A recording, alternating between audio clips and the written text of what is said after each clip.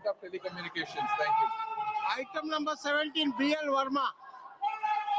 आदरणीय अध्यक्ष महोदय, मैं आज की संशोधित कार्यसूची में क्रम संख्या 17 पर मेरे नाम के सामने सूचीबद्ध उपभोक्ता मामले विभाग से संबंधित अनुदान मांगों 2024-25 और 2025-26 पर संसदीय स्थायी समिति की क्रमशः 5वीं और 7वीं रिपोर्ट में नई सिफारिशों के कार्यान्वयन की स्थिति के संबंध में वक्तव्य सभा पटल पर रखता हूँ। Item number 18, Ranveer Singh. Sir, with your kind permission, I raise to lay on the table a statement regarding status of implementation of the recommendations, observations contained in the 5th report of the Department related Parliamentary Standing Committee on Agriculture, Animal and Food Processing Industries on demand for grants 2024-25 pertaining to the Ministry of Food Processing Industries.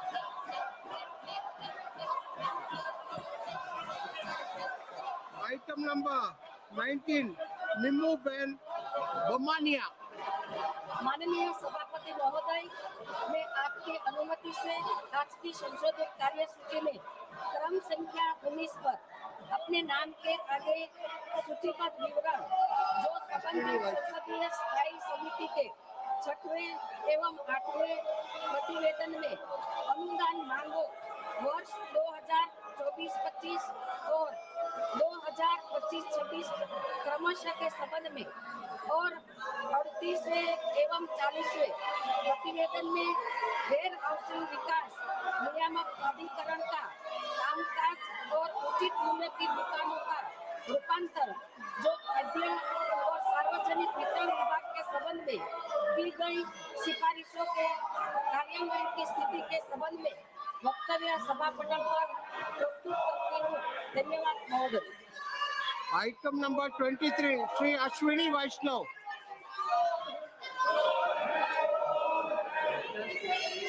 Honorable Speaker Sir, I rise to move that the promotion and regulation of online gaming bill 2025 be taken into consideration. Sri Manish Tiwari ji.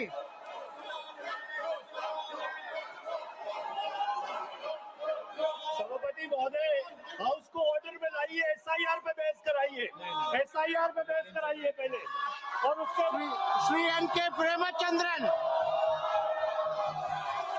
Shri NK. Premachandran. Sir, the house is not in order. The question is that the leave may be granted to introduce the bill. Those in favor may say aye. Those against may say no. I think the ayes have it. Ayes have it. The permission is granted and the minister may now introduce the bill. Honorable Speaker Sir, I rise to introduce the promotion and regulation of online gaming bill 2025 to be taken into consideration. Honorable member who have been permitted to raise the matters under Rule 377 today may personally hand over the approved text to the matter at the table immediately. Shri Kiran Raju ji. Sir, जब से ये हमारा monsoon session शुरू हुआ इस तरह का नारा ये लगाते रहते हैं और 3 दिन से कैप्टन सुभांशु शुक्ला को सम्मानित करने के लिए चर्चा के लिए बिजनेस में लिस्ट तय किया गया है। ये बहुत दुख की बात है। हमारा देश का नायक जिन्होंने अंतरिक्ष में यात्रा करके भारत का झंडा को लहरा के आया, उनको सम्मानित करने का भी मौका नहीं दिया है विपक्ष के लोगों ने। ये बहुत ही शर्मनाक बात है। आप लोग बाहर में जा करके आप देखिए कितना खराब लगता है आपका ये हरकतें, दुनिया हंसता है। अब स्कूल के बच्चे भी बोलने लग गए हैं कि मेंबर्स ऑफ पार्लियामेंट ऐसा बिहेव करता है क्या? आप सोचिए, शांति दिमाग से सोचिए।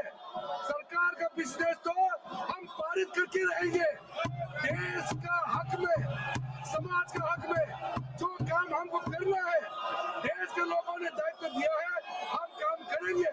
लेकिन करने से नुकसान होता है तो आप लोगों का ही होता है। ये सदन सबका है, मेंबर्स ऑफ पार्लियामेंट का है। इसमें सबसे ज्यादा नुकसान नए मेंबर्स ऑफ पार्लियामेंट विपक्ष के साथियों को होता है। आप लोग सोचते हैं कि हंगामा करने से कुछ फायदा होगा। जो ज्यादा हंगामा करेगा जनता उसको पूरा नकार देगा। आप लोग कोई सहानुभूति प्राप्त करने वाला नहीं है। इसलिए मैं आग्रह करता हूँ आप लोग चर्चा में भाग लीजिए, बिल्स के डिस्कशन में भाग लीजिए। कैप्टन सुभाष शुक्ला को सम्मानित देने में साथ दीजिए। आपके माध्यम से मैं फिर अनुरोध करना चाहता हूँ सर। लोग देख रहे हैं। Members, I request all you all to go and sit in your respective chairs. House is adjourned to meet again at 2 p.m. today.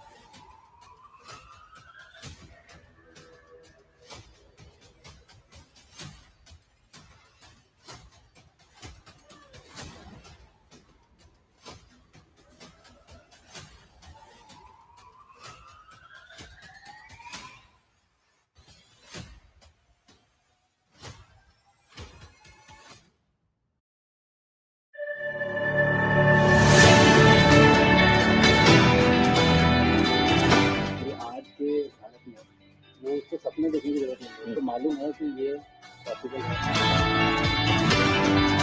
मैंने जब आपको होमवर्क कहा था तो उसका क्या प्रोग्रेस हुआ है?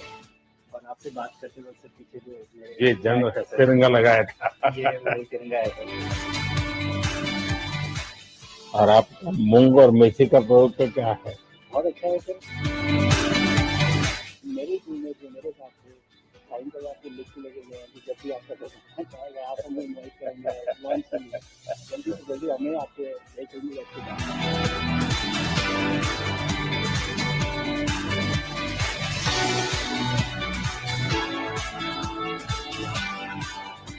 आप लोग जब इतनी बड़ी यात्रा करके वापस पहुंचते हैं जी सर। काफी कुछ चेंज फील होता होगा। जस्ट मैं समझना चाहता हूँ वो किस प्रकार से अनुभव करते हैं आप लोग। सर जब ऊपर भी जाते हैं तो वहाँ का जो वातावरण है, एनवायरनमेंट है, वो अलग है, ग्रेविटी नहीं है। आप जाते हैं उसमें तो सिटिंग अरेंजमेंट वैसा ही रहता है जो, ऐसे ही रहता है। और पूरे 23-24 घंटे उसमें निकालना पड़ता है। हाँ सर, लेकिन एक बार जब आप अंतरिक्ष में पहुंच जाते हैं तो आप सीट खोल के, अपना हार्नेस खोल के, आप उसी कैप्सूल में आप मूव अराउंड, आप जा सकते हैं, इधर उधर चीजें कर सकते हैं। कितनी जगह है उसमें? बहुत तो नहीं है सर, लेकिन थोड़ी बहुत है। मतलब आपका फाइटर जेट का कॉकपिट है उससे तो ज्यादा अच्छा है। उससे तो ज्यादा अच्छा है। बट पहुंचने के बाद सर काफी कुछ चेंजेस होते हैं, जैसे पूरा आपका हार्ट स्लो हो जाता है, तो वो कुछ बदलाव होते हैं, और वो फिर लेकिन 4-5 दिन में बॉडी आपकी यूज टू हो जाती है, वहाँ आप नॉर्मल हो जाते हैं। और फिर जब वापस आते हैं तो फिर वही दोबारा से वही सारे चेंजेस, आप मतलब चल नहीं सकते वापस आते हैं, तो चाहे आप कितने भी स्वस्थ हो। मुझे बुरा नहीं लग रहा था, मैं ठीक था, लेकिन फिर भी जब पहला कदम रखा तो मैं मतलब गिर रहा था, तो लोगों ने पकड़ रखा था मुझे। फिर दूसरा तीसरा, हालांकि मालूम है कि चलना है, लेकिन वो ब्रेन जो है वो, उसको टाइम लगता है सर वापस समझने में कि अच्छा अब ये नया एनवायरनमेंट है, नया वातावरण है। यानी सिर्फ बॉडी का ट्रेनिंग नहीं है, माइंड का ट्रेनिंग ज्यादा है। माइंड का ट्रेनिंग है सर, बॉडी में ताकत है, मांसपेशियों में ताकत है, लेकिन वो ब्रेन की रीवायरिंग होनी है, उसको दोबारा से ये समझना है कि ये नया एनवायरनमेंट है, अब इसमें आपको चलने के लिए इतनी ताकत लगेगी या इतना एफर्ट लगेगा, वो वापस से समझते हैं। सबसे ज्यादा समय से वहाँ कौन था, कितने समय का? इस समय सबसे ज्यादा समय लोग एक टाइम पे करीब 8 महीने तक लोग रह रहे हैं। इसी मिशन से शुरू हुआ है कि 8 महीने तक रहेंगे। अभी वहाँ जो लोग मिले आपको, उनमें से कुछ लोग हैं जो कि दिसंबर में वापस आए। और आपका मूंग और मेथी का प्रयोग का क्या है? बहुत अच्छा है सर। मैं इस बात से बहुत सरप्राइज था कि लोगों को इसके बारे में पता नहीं था, इन चीज़ों के बारे में। फूड बहुत बड़ा चैलेंज है सर एक स्पेस स्टेशन पे। जगह कम है, कार्गो महंगा है, आप कम से कम जगह में ज़्यादा से ज़्यादा कैलोरी और न्यूट्रिशन आपको पैक करने की हमेशा कोशिश रहती है, और हर तरह से प्रयोग चल रहे हैं सर। और इनको उगाना बहुत सिंपल है, बहुत ज़्यादा रिसोर्स नहीं चाहिए स्पेस स्टेशन में। छोटा सा एक आप डिश में थोड़ा सा पानी डाल के उनको छोड़ दीजिए, और वो बहुत अच्छे से 8 दिन बाद वो स्प्राउट होना शुरू हो गए थे स्टेशन में ही मुझे दिखने को मिले। तो हमारी जो ये टिपिकल जो हमारे कंट्री की जो ये जो सीक्रेट्स हैं, मैं बोलूँगा सर, जैसे ही हमें ये मौका मिला कि हम माइक्रोग्रेविटी रिसर्च में पहुंच पाए, ये वहाँ पहुंच गए।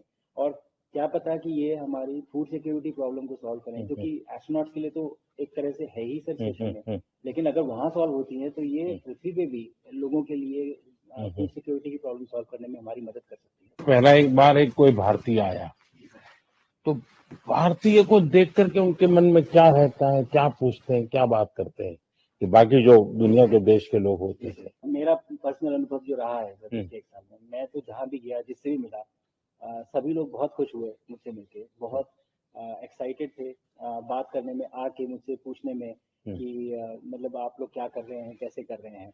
और सबसे बड़ी बात ये थी कि सबको इसके बारे में मालूम था कि भारत स्पेस के क्षेत्र में क्या कर रहा है, सबको इस बारे में जानकारी थी। और सब मुझसे ज्यादा तो कई लोग थे जो गगनयान के बारे में इतना एक्साइटेड थे, जो आके मुझसे पूछ रहे थे कि आपका मिशन कब जा रहा है। एंड मेरे ही क्रूमेट जो मेरे साथ थे, मुझसे साइन करवा के लिख के लेके गए हैं कि जब भी आपका गगनयान जाएगा आप हमें इनवाइट करेंगे और लॉन्च के लिए, और उसके बाद जल्दी से जल्दी हमें आपके व्हीकल में बैठ के जाना है। तो मुझे लगता है सर कि बहुत ज्यादा उत्साह है। ये सारी आपको टेक जीनियस के रूप में बुलाती थी, क्या कारण था? नहीं सर, वो लोग मुझे लगता है बहुत काइंड है और जो इस तरह से बोलते हैं, बट मेरी जो ट्रेनिंग रही है सर, जो एयरफोर्स में ट्रेनिंग रही है, और उसके बाद हम लोग ने टेस्ट पायलट की ट्रेनिंग की सर। तो मैं एयरफोर्स में जब गया था तो मुझे लगा था कि पढ़ाई नहीं करनी पड़ेगी, बट मुझे उसके बाद बहुत पढ़ाई करनी पड़ेगी, मुझे पता नहीं था। और टेस्ट पायलट करने के बाद तो एक ये काइंड ऑफ एक इंजीनियरिंग का एक डिसिप्लिन बन जाता है। इसरो में ट्रेनिंग की, हमारे साइंटिस्ट ने हमको पढ़ाया तो 3-4 साल, तो मुझे लगता है कि हम लोग काफी अच्छे से तैयार थे सर इस मिशन के लिए जब पहुंचे। मैंने जो आपको होमवर्क कहा था तो उसका क्या प्रोग्रेस हुआ है? बहुत बहुत अच्छा प्रोग्रेस हुआ है सर, और लोग काफी हंसे थे मेरे साथ। उस मीटिंग के बाद उन्होंने मुझे चिढ़ाया भी था कि आपके प्रधानमंत्री ने आपको होमवर्क दिया। दिया तो है, और बहुत जरूरी है सर। ऑब्वियस हमें इस बात का आभास, मैं गया ही इसलिए था। मिशन तो एक सक्सेसफुल हुआ है सर, हम लोग वापस आ गए हैं, लेकिन ये मिशन अंत नहीं है, मिशन तो शुरुआत है। तो अरे तो मैंने उसी दिन भी कहा आपने उस दिन बोला था कि हमारा पहला कदम है ये, पहला कदम है। तो इस पहले कदम का मेन जो उद्देश्य था वो यही था कि हम कितना कुछ इससे सीख के हम वापस ला सकते हैं। लेकिन सबसे बड़ा काम होगा हमारे सामने, एक बहुत बड़ा एस्ट्रोनॉट का पूल होना चाहिए हमारे पास। हमारे सामने 40-50 लोग रेडी इस प्रकार का। अब तक तो शायद बहुत कम बच्चों के मन में होता होगा, हाँ यार ये कुछ अच्छा है, लेकिन अब आपके आने के बाद शायद वो विश्वास भी बहुत बढ़ेगा, आकर्षण भी बढ़ेगा। जब मैं छोटा था, राकेश शर्मा सर पहली बार गए थे 1982 में, और एस्ट्रोनॉट बनने का सपना कभी मेरे मन में नहीं आया, क्योंकि हमारे पास कोई प्रोग्राम नहीं था। बट मैं जब इस बार गया सर स्टेशन में, तो 3 बार मैंने बच्चों से बात की। एक बार लाइव इवेंट था सर, और 2 बार वीडियो के थ्रू उनसे बात की। और तीनों इवेंट में सर एक बच्चा था हर इवेंट में जिसने पूछा कि सर मैं कैसे एस्ट्रोनॉट बन सकता हूँ। तो मुझे लगता है कि ये अपने आप में हमारे देश के लिए बहुत बड़ी सफलता है कि आज के भारत में वो उसको सपने देखने की जरूरत नहीं है, उसको मालूम है कि ये पॉसिबल है, हमारे पास ऑप्शन है और हम बन सकते हैं। और आपने जैसा कहा सर कि ये जिम्मेदारी है मेरी, मुझे लगता है मुझे बहुत मौका मिला कि मैं अपने देश का रिप्रेजेंट कर पाया हूँ, और अब ये मेरी जिम्मेदारी है कि अब मैं ज़्यादा से ज़्यादा लोगों को यहाँ तक पहुँचाऊँ। अब स्पेस स्टेशन और गगनयान जो हमारे बड़े मिशन है, उसमें आपका एक्सपीरियंस बहुत काम आएगा। मुझे लगता है सर कहीं ना कहीं हमारे लिए एक बहुत बड़ा मौका है, स्पेशली सर क्योंकि इस तरह का कमिटमेंट हमारी गवर्नमेंट आपके द्वारा जो है इस स्पेस प्रोग्राम को sustain budget every year in spite of failures, जैसे कि चंद्रयान 2 सर सक्सेसफुल नहीं हुआ, उसके बाद भी हमने कहा कि नहीं हम आगे बढ़ेंगे, चंद्रयान 3 सक्सेसफुल हुआ। ऐसे ही फेलियर होने के बाद भी अगर इतना सपोर्ट मिल रहा है और ये पूरी दुनिया देख रही है, तो कहीं ना कहीं सर हमारी इसमें क्षमता भी है और इसमें पोजीशन भी है, हम यहाँ पे एक लीडरशिप रोल एक्वायर कर सकते हैं सर। और बहुत बड़ा एक टूल होगा अगर एक ऐसा स्पेस स्टेशन जो लेड बाय भारत, बट बाकी लोग आके उसका हिस्सा बने। मैंने सुनी सर आपने जो आत्मनिर्भरता इन स्पेस मैन्युफैक्चरिंग वाली आपने बात की, तो ये सारी चीजें एक ही तरह से जुड़ी हुई है। जो विजन आपने जो अभी दिया है हमें, ये गगनयान का और बैस का और फिर मून लैंडिंग का, बहुत बड़ा एक बहुत बड़ा ड्रीम है। हम अगर आत्मनिर्भर बन के करेंगे तो अच्छा करेंगे। बिल्कुल सर। मैंने काफ़ी सारी चीज़ें सर स्पेस के फोटोग्राफ वगैरह कोशिश की भारत की लेने की। ये भारत यहाँ से शुरू से ये ट्रायंगल, ये बैंगलोर है सर, ये हैदराबाद क्रॉस हो रहा है, और ये जो फ्लैश आप देख रहे हैं सर, ये सारी बिजली चमक रही है सर, ये जो पहाड़ों में भरा है सर, और ये क्रॉस होती है जो डार्क एरिया आता है सर, ये हिमालय आ जाता है, और ये ऊपर की तरफ जो जा रहे हैं सर, ये तारे हैं सारे, और ये क्रॉस करते ही ये पीछे से सूरज आ रहा है sir.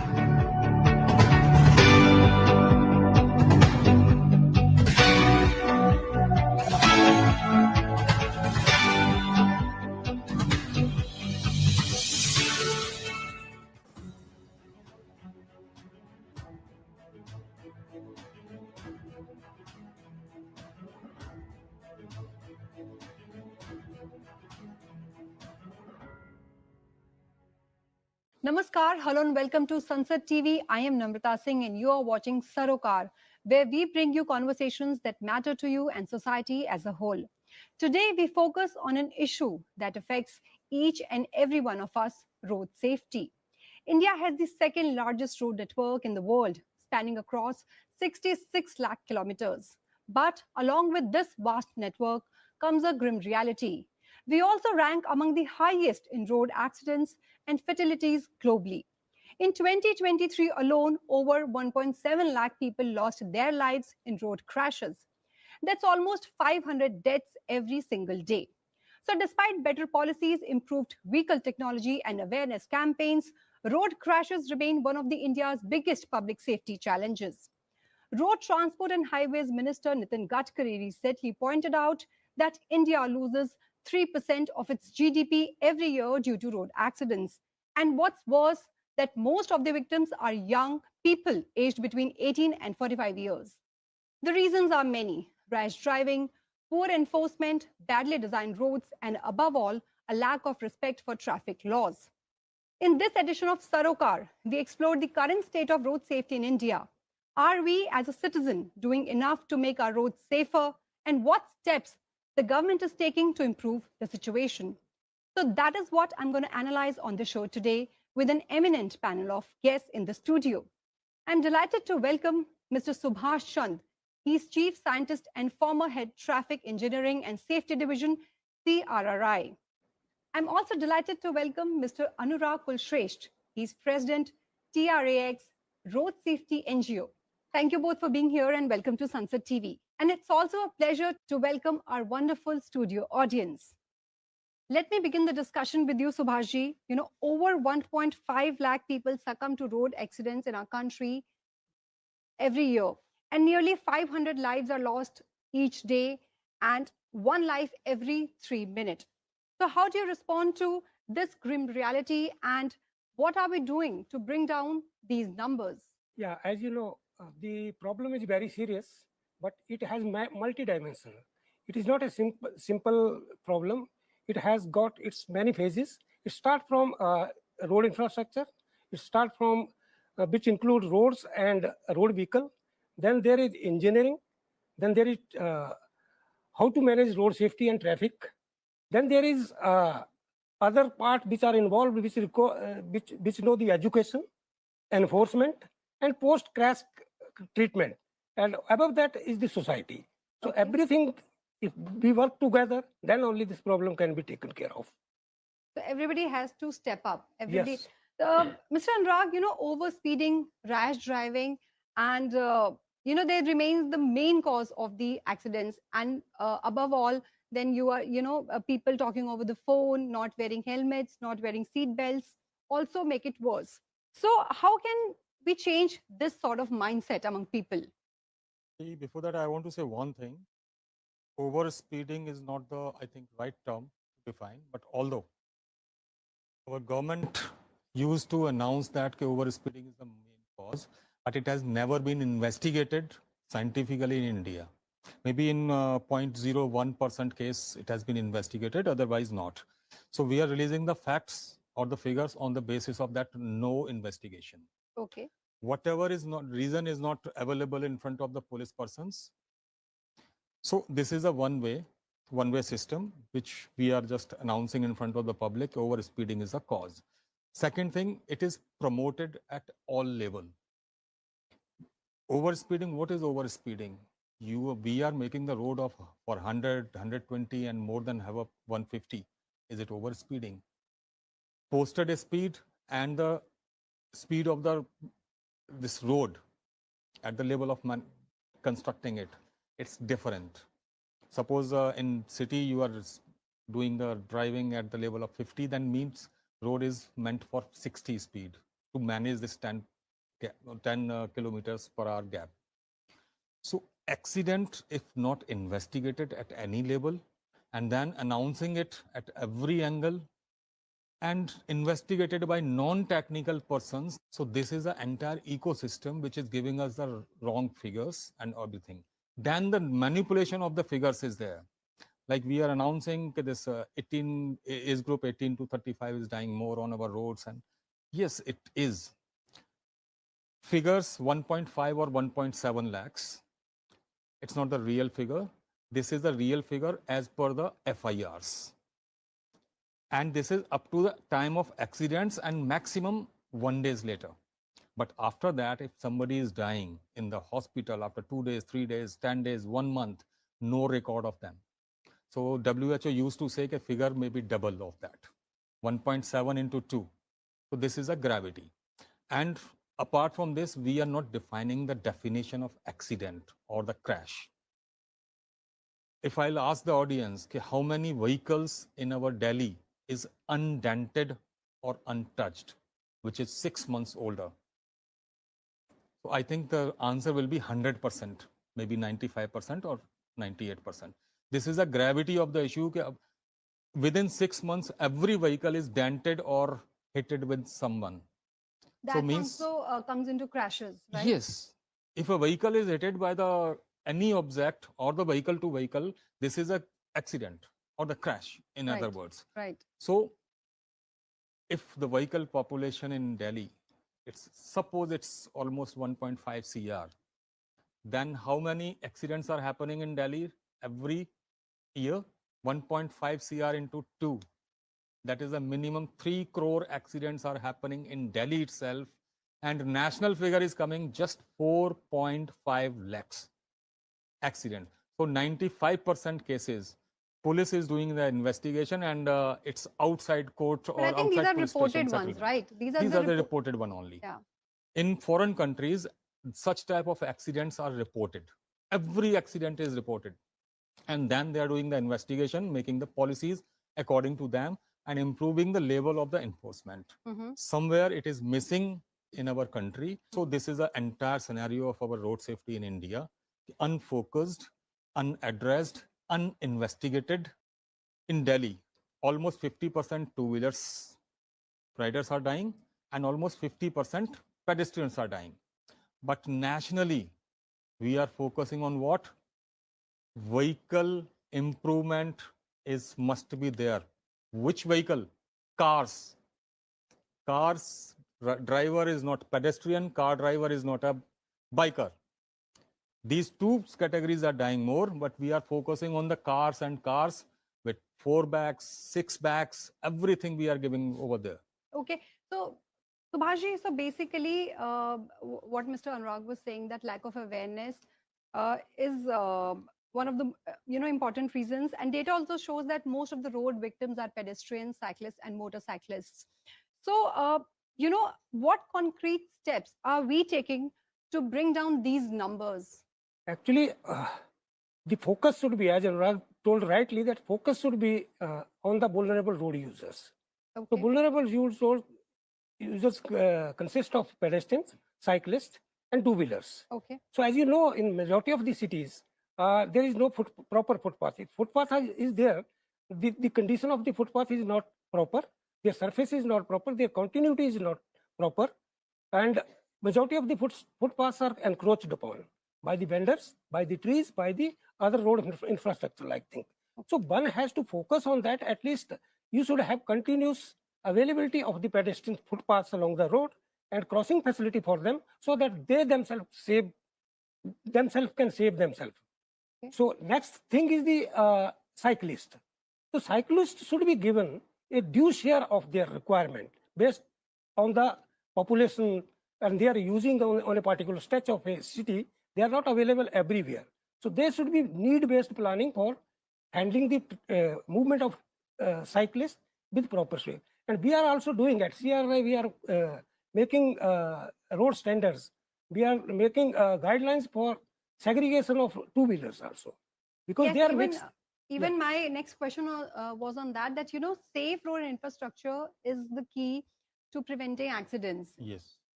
So, but problems like poor design roads, then potholes, then lack of maintenance remains the key challenge today as well. So, what are we doing to improve the road infrastructure? You see, as far as the road infrastructure is there, we are far ahead, and we are making our road of the world standard. But there are some maintenance issues, definitely. It has to be looked into at ground. The road should be proper in that shape and do not require much of investment to keep them maintained. So we are poor in maintaining the road. Okay. But as far as the design is concerned, we are up to the standards. So, but what is the reason for poor maintenance of the roads? Reason may be neglect, or maybe lack of resources, lack of funds available with it, and our focus for building new roads and neglecting the already made road. So that may be another reason. But definitely, but pothole, to repair the pothole, even CRI has come up with the technology. You can use modern techniques to fill up all these potholes. Okay. And with the mechanized system, you can rectify them within no time. So that is there. So we are there. There should be a will to actually do it. So the technology, once transferred to the site and to the agencies, definitely we will improve further for them. Okay. Yeah. And Rajya, the government has repeatedly stressed on the need for behavioral change among the citizens. So why is traffic sense so poor in India? I mean, you know, from loud honking to breaking rules, ignoring lanes, ignoring traffic lights. So, what steps are we taking to bring the real change? Actually, frankly, road user behavior cannot be changed directly. It can be changed only by improving the infrastructure and then the management, that is the enforcement. I'm just giving you one report about this, if you're having the time. Sure, sure. Recently, one channel has given the details about the aggressiveness in India. So means we are having the aggressiveness up to almost as an average 70% people are abusing. And then in Delhi, pedestrians are dying more and two-wheelers are dying more. It's 5% increment in the figures in terms of fatality. The number of accidents are reduced, okay, but deaths are increased. So they are happy with that figure.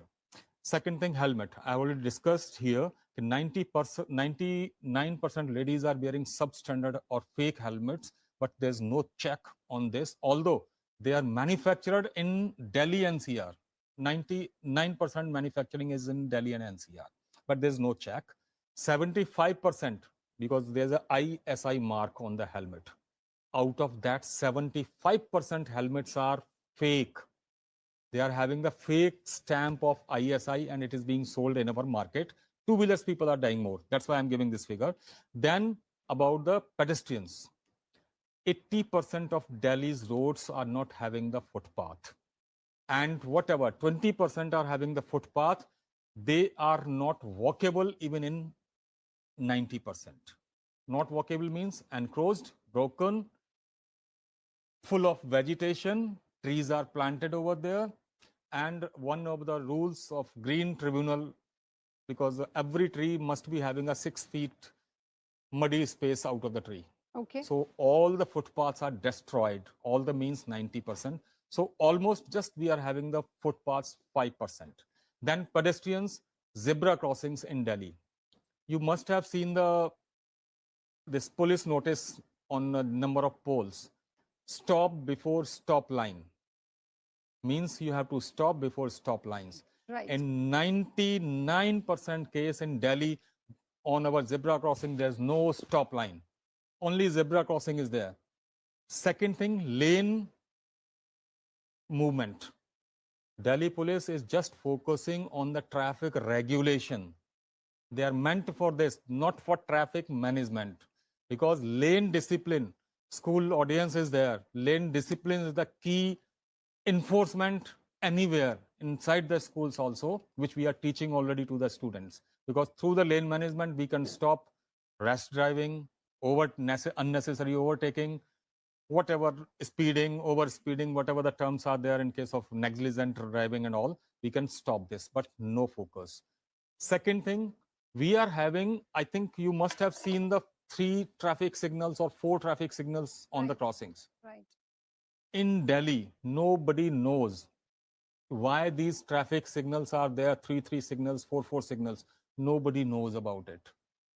That was a lane designated traffic signals, means left signal for left movement, straight signal for straight movement, and right signal for the right turn.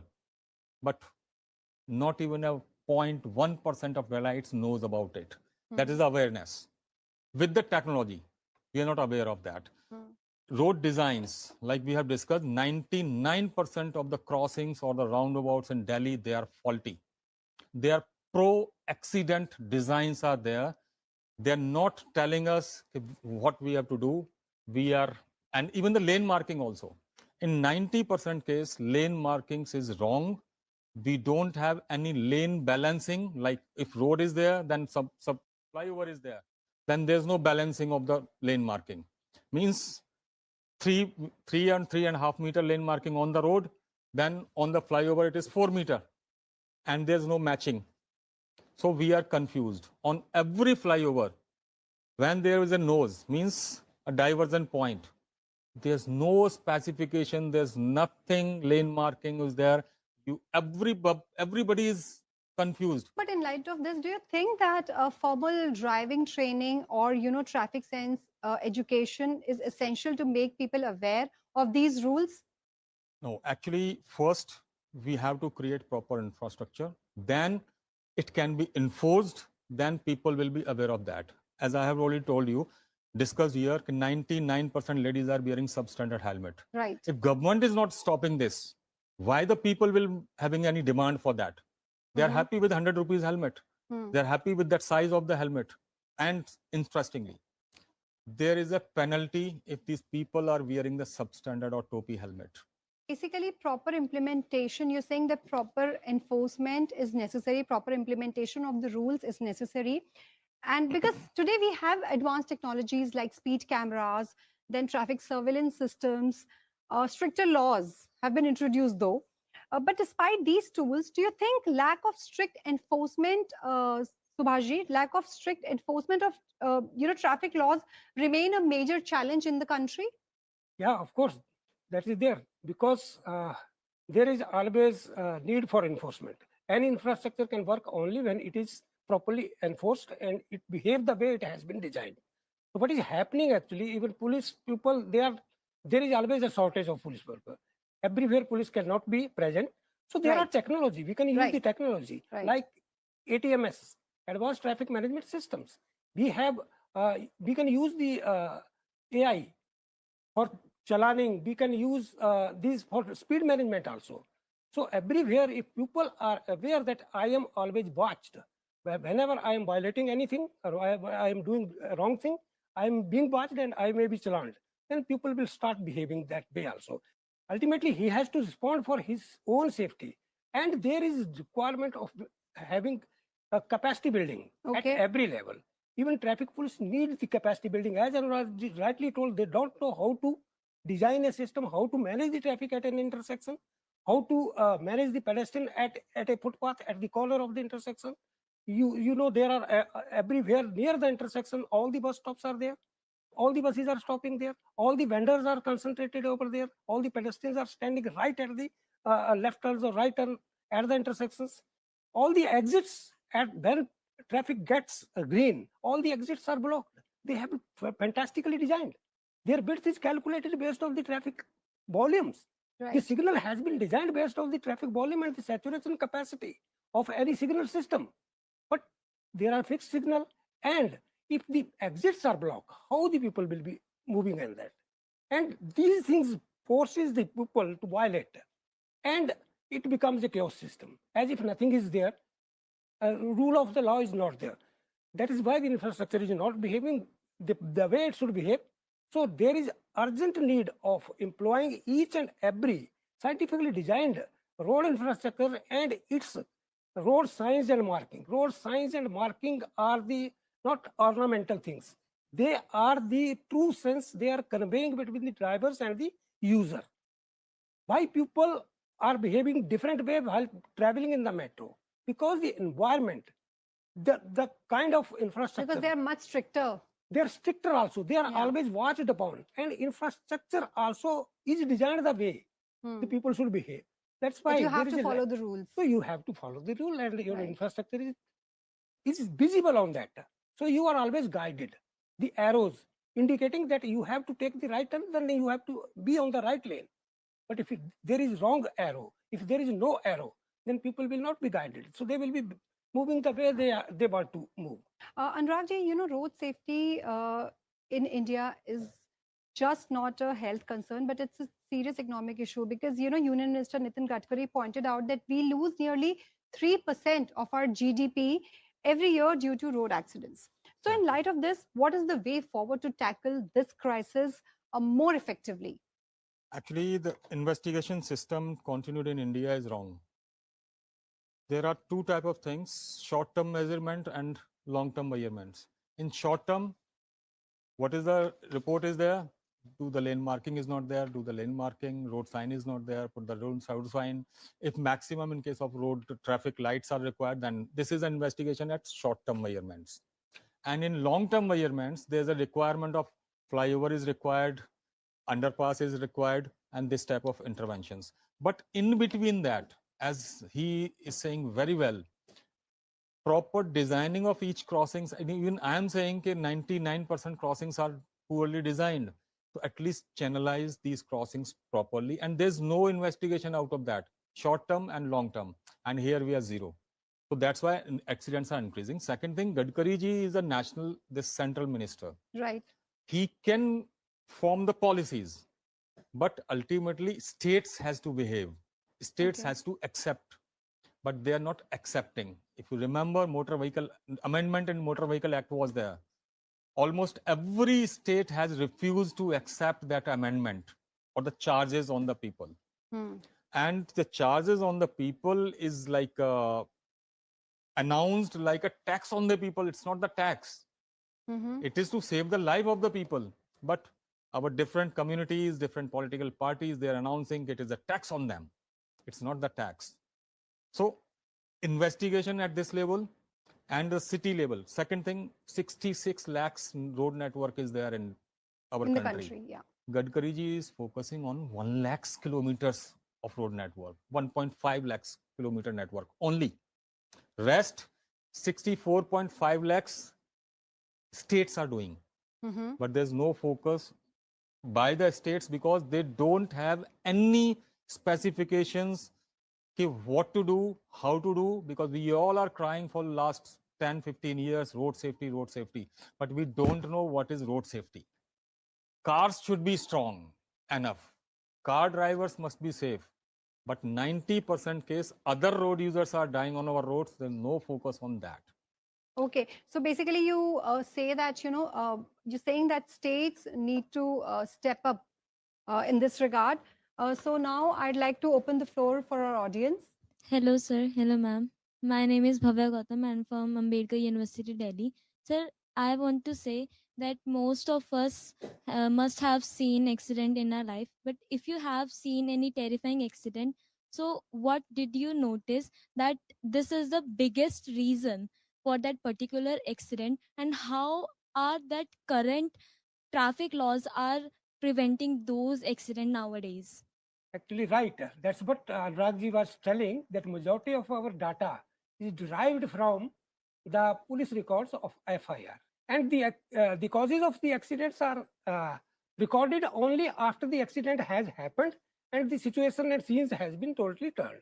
So here, according to the law, they make the every time the major fault is overspeeding, rash driving, and that too the fault is of the heavy vehicle. So that the person, those who are lying as a poor person, they can get some compensation because their fault, it is not their fault. Maybe pedestrian is at fault. He might be drunk and he is passing on the road. Or might be cyclist is drunk and he's driving on that. Even then, if he is hit by the car, the reason will be recorded as the car was speeding up. So there is always a lack of data. As your question was saying, definitely there is provision. The accident investigation is taken care of. There are agencies, even CRI also do, and the other agencies also do. That is called accident investigation. So each accident, we cannot take every accident. Serious accident is investigated thoroughly from engineering angle, from other angles, people behavior angle, from motor vehicles fault angle and all that. So exact reason is known. But as data is very limited and major accidents are known, and even people, those who are technically qualified, they can extract what has been wrong with that. Next question. Hi everyone, I am Shweta and I am a teacher at Rainbow English Senior Secondary School. I truly agree with sir, first of all, that infrastructure and lot many other things can be held responsible for these road safety issues. But my main concern is I have two sons and both of them, like one is 17-year-old and he is driving an EV vehicle, that EV scooter, which we have only given in the name of eco-friendly. But he is also not wearing a helmet despite us being telling him. But I actually want to know that why are we introducing such vehicles in which he can give me the answer that ki mama, it's not required. These EV vehicles do not require the helmet or license for that. So why are we having such vehicles, even though apart from cars, these e-rickshaws, these are also quite reckless driver. How do we make we make aware them about these road safety issues? Actually, well said by you, because this is a problem of like Namrata has already discussed like this. It's an issue of every family. You're not alone. I am also on the same boat. and everybody is on the same boat. Number one, misconception: if a person is driving a e-bike on the road where the high level vehicles, other vehicles are moving with different speed, and our person without license is safe on that. I don't know. This is a mistake and of our policymakers. They are taking it like no license is required for this. Everybody is required the helmet on our roads, even the cyclist also. There was a road safety bill before that government. Congress has come out with a road safety bill, which was kept pending just because of the objections from the other parties. So that Gadkari ji has announced, okay, there will be a motor vehicle amendment only, because all political party was opposing that. In that particular scenario, in that particular bill, there was a provision to make compulsory helmet for the cyclist also, but it was kept pending. Second thing, we are governed on our roads through Motor Vehicle Act, which is saying everything about the vehicles, not other road users, cyclists, pedestrians, no focus in that bill. So we have to have number of policies related to this. Till the moment we are not having the policy, we all will be confused. Second thing, because there's no public demand, public is happy whatever is going on. If pothole is there, they are happy. Few media person, social media people, they are raising the voice. Otherwise, everybody is happy. With the opened mail hole, they are passing regularly, but no objection. So we are the people, or the type of society we have. There's no observation, there's no vigilance. We are not vigilant for that, and reactant, forget it. We are, so first thing for anything, be observant, be vigilant, and be reactant also. So basically, be the change you want to see. Exactly. Next question. I am Karuna from Ambedkar University. I want to ask you, as you told us earlier, that 90% of the accidents are of pedestrians and two-wheelers. So why there is more focus than required on the safety of the car drivers and the cars? I think you must focus on the demand of the people, because we are demandless. So yes, our sector, the government sector, is more focusing on cars and cars and cars. If you have the problem, raise your voice. If you don't have the footpath in front of your college or in front of your school, have you write something to someone to provide us at least footpath in front of our school? We are happy with the management inside the boundary. Every school is doing every type of management which must be on the road by the police. But schools are happy within the boundaries, but they are not doing anything on the road. Students are their property inside the school. Students are the property outside the school also. Because if something is mishappening over there, then ultimately school will be blamed. That student from this school is getting hurt in front of this. Okay. My name is Jia Sharma and I'm from Dr. B.R. Ambedkar University. So my question is, in India today, like what are the most common causes of road accidents in India? And how do you ensure that the authorities are addressing them? Major causes of accidents, actually, there are three causes. One is environment, that consists of road infrastructure and the surrounding built up infrastructure. Second part of that is the vehicle, because vehicle has to be part of that accident, then only accident will happen. So there are accidents due to faulty vehicle, fault in the vehicle, or driver's fault resulting due to threat. And the third one, the cause is the social. That means people behavior. So in majority of the cases, the people are at fault, and they don't behave the way they should behave. So the accident happens. So we have to take care of all of them. If we just leave one of them, we are not going to be safe.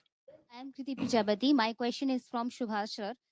Sir, during the COVID-19 pandemic, in the peak time, we lost millions of people in a year. And today also we see that in a year we lose many people, millions of people in the road accidents. And at that time when we are losing the people in a pandemic, then we took the pandemic as a major concern. But why we are not taking the road accidents and people who are dying on the roads as a major concern? And today also we see, despite many government awareness campaigns, people still break the traffic rules. And so how should we make the people also aware that traffic rules are not just meant for the exemption from the government fines, but they should follow the rules for their own safety also? Right. You are right. You have given your answer also, because the answer lies in that everybody has to be responsible. Rightly, when it was a pandemic, we took the challenge as a pandemic. So society should force the government. It is not a simple daily accidents happening. It is a kind of pandemic. And even WHO has declared it as a pandemic. So it has to be taken in that spirit, and every corner, every citizen, every government, and every NGO has to come up forward with the action plan so that it is visible, and you have to be part of that. Then only it can happen. For that, you have to go for capacity building.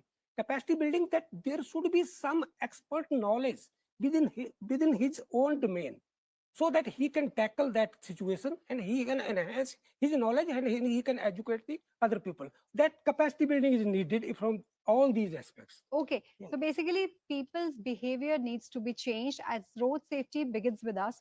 And the government can, build better roads and enforce laws. But if we continue to break the rules, nothing will change. Every time someone chooses to drive aggressively or carelessly, they not only put their own life at risk, but also endanger the lives of others on the road. So let's choose to drive responsibly, value every life, and be the change we want to see on our roads. So thank you to our guests and our wonderful audience, and to you, our viewers, for being part of this important conversation. So stay tuned and keep watching Sunset TV.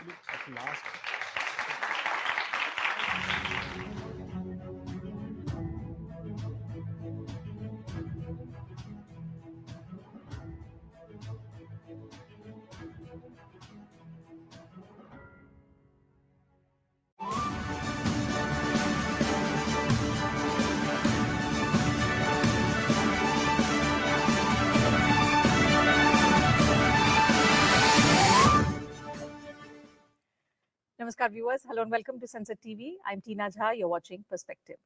On the show today, we turn our focus to the ongoing visit of Chinese Foreign Minister Mr. Wang Yi to India, a visit being closely watched not just in New Delhi and Beijing, but around the world. On Monday, Mr. Wang Yi met External Affairs Minister Dr. S. Jaishankar, who underlined that India-China relations must rest on the three pillars of mutual respect, mutual sensitivity, and mutual interest. He stressed that moving forward from a difficult phase will require a candid and constructive approach from both sides. At the 24th round of special representative level talks on Tuesday, National Security Advisor Ajit Doval also pointed to an upward trend in bilateral engagements, noting that borders have remained quiet, peace and tranquility have prevailed, and interactions between the two countries are becoming more substantial. And for his part, the Chinese foreign minister acknowledged that recent setbacks were not in the interests of either nation. He emphasized that the October 2024 meeting between President Xi Jinping and Prime Minister Narendra Modi in Kazan had provided a new direction to bilateral ties and fresh impetus to efforts at resolving the boundary question. So what does this moment mean for the future of India-China relations? Can this visit of Mr. Wang Yi to India truly mark a new phase of cooperation between the two Asian giants? And what should we expect from Prime Minister Modi's upcoming visit to China for the SCO summit? We'll discuss these aspects and much more with an illustrious panel. So let me begin by introducing the guest to you. With me in the studio is Mr. Ghulam Ali. He's a member of parliament. He represents the BJP in the RajyaSabha. Glad to have you with us on broadcast, Mr. Ali. Next to him is Professor Shrikant Kondrapalli, where he's Professor, Center for East Asian Studies, School of International Studies, Jawaharlal Nehru University. Professor, glad to have you with us on the broadcast as well. Welcome to Sunset TV. Joining us virtually is Mr. D.P. Srivastav, former Ambassador and Distinguished Fellow, Vivekananda International Foundation. Ambassador, welcome to the program. Let me begin the conversation with the guests in the studio, beginning with you, Mr. Ali. How do you look at the ongoing visit of Mr. Wang Yi in context of the improving India-China relations?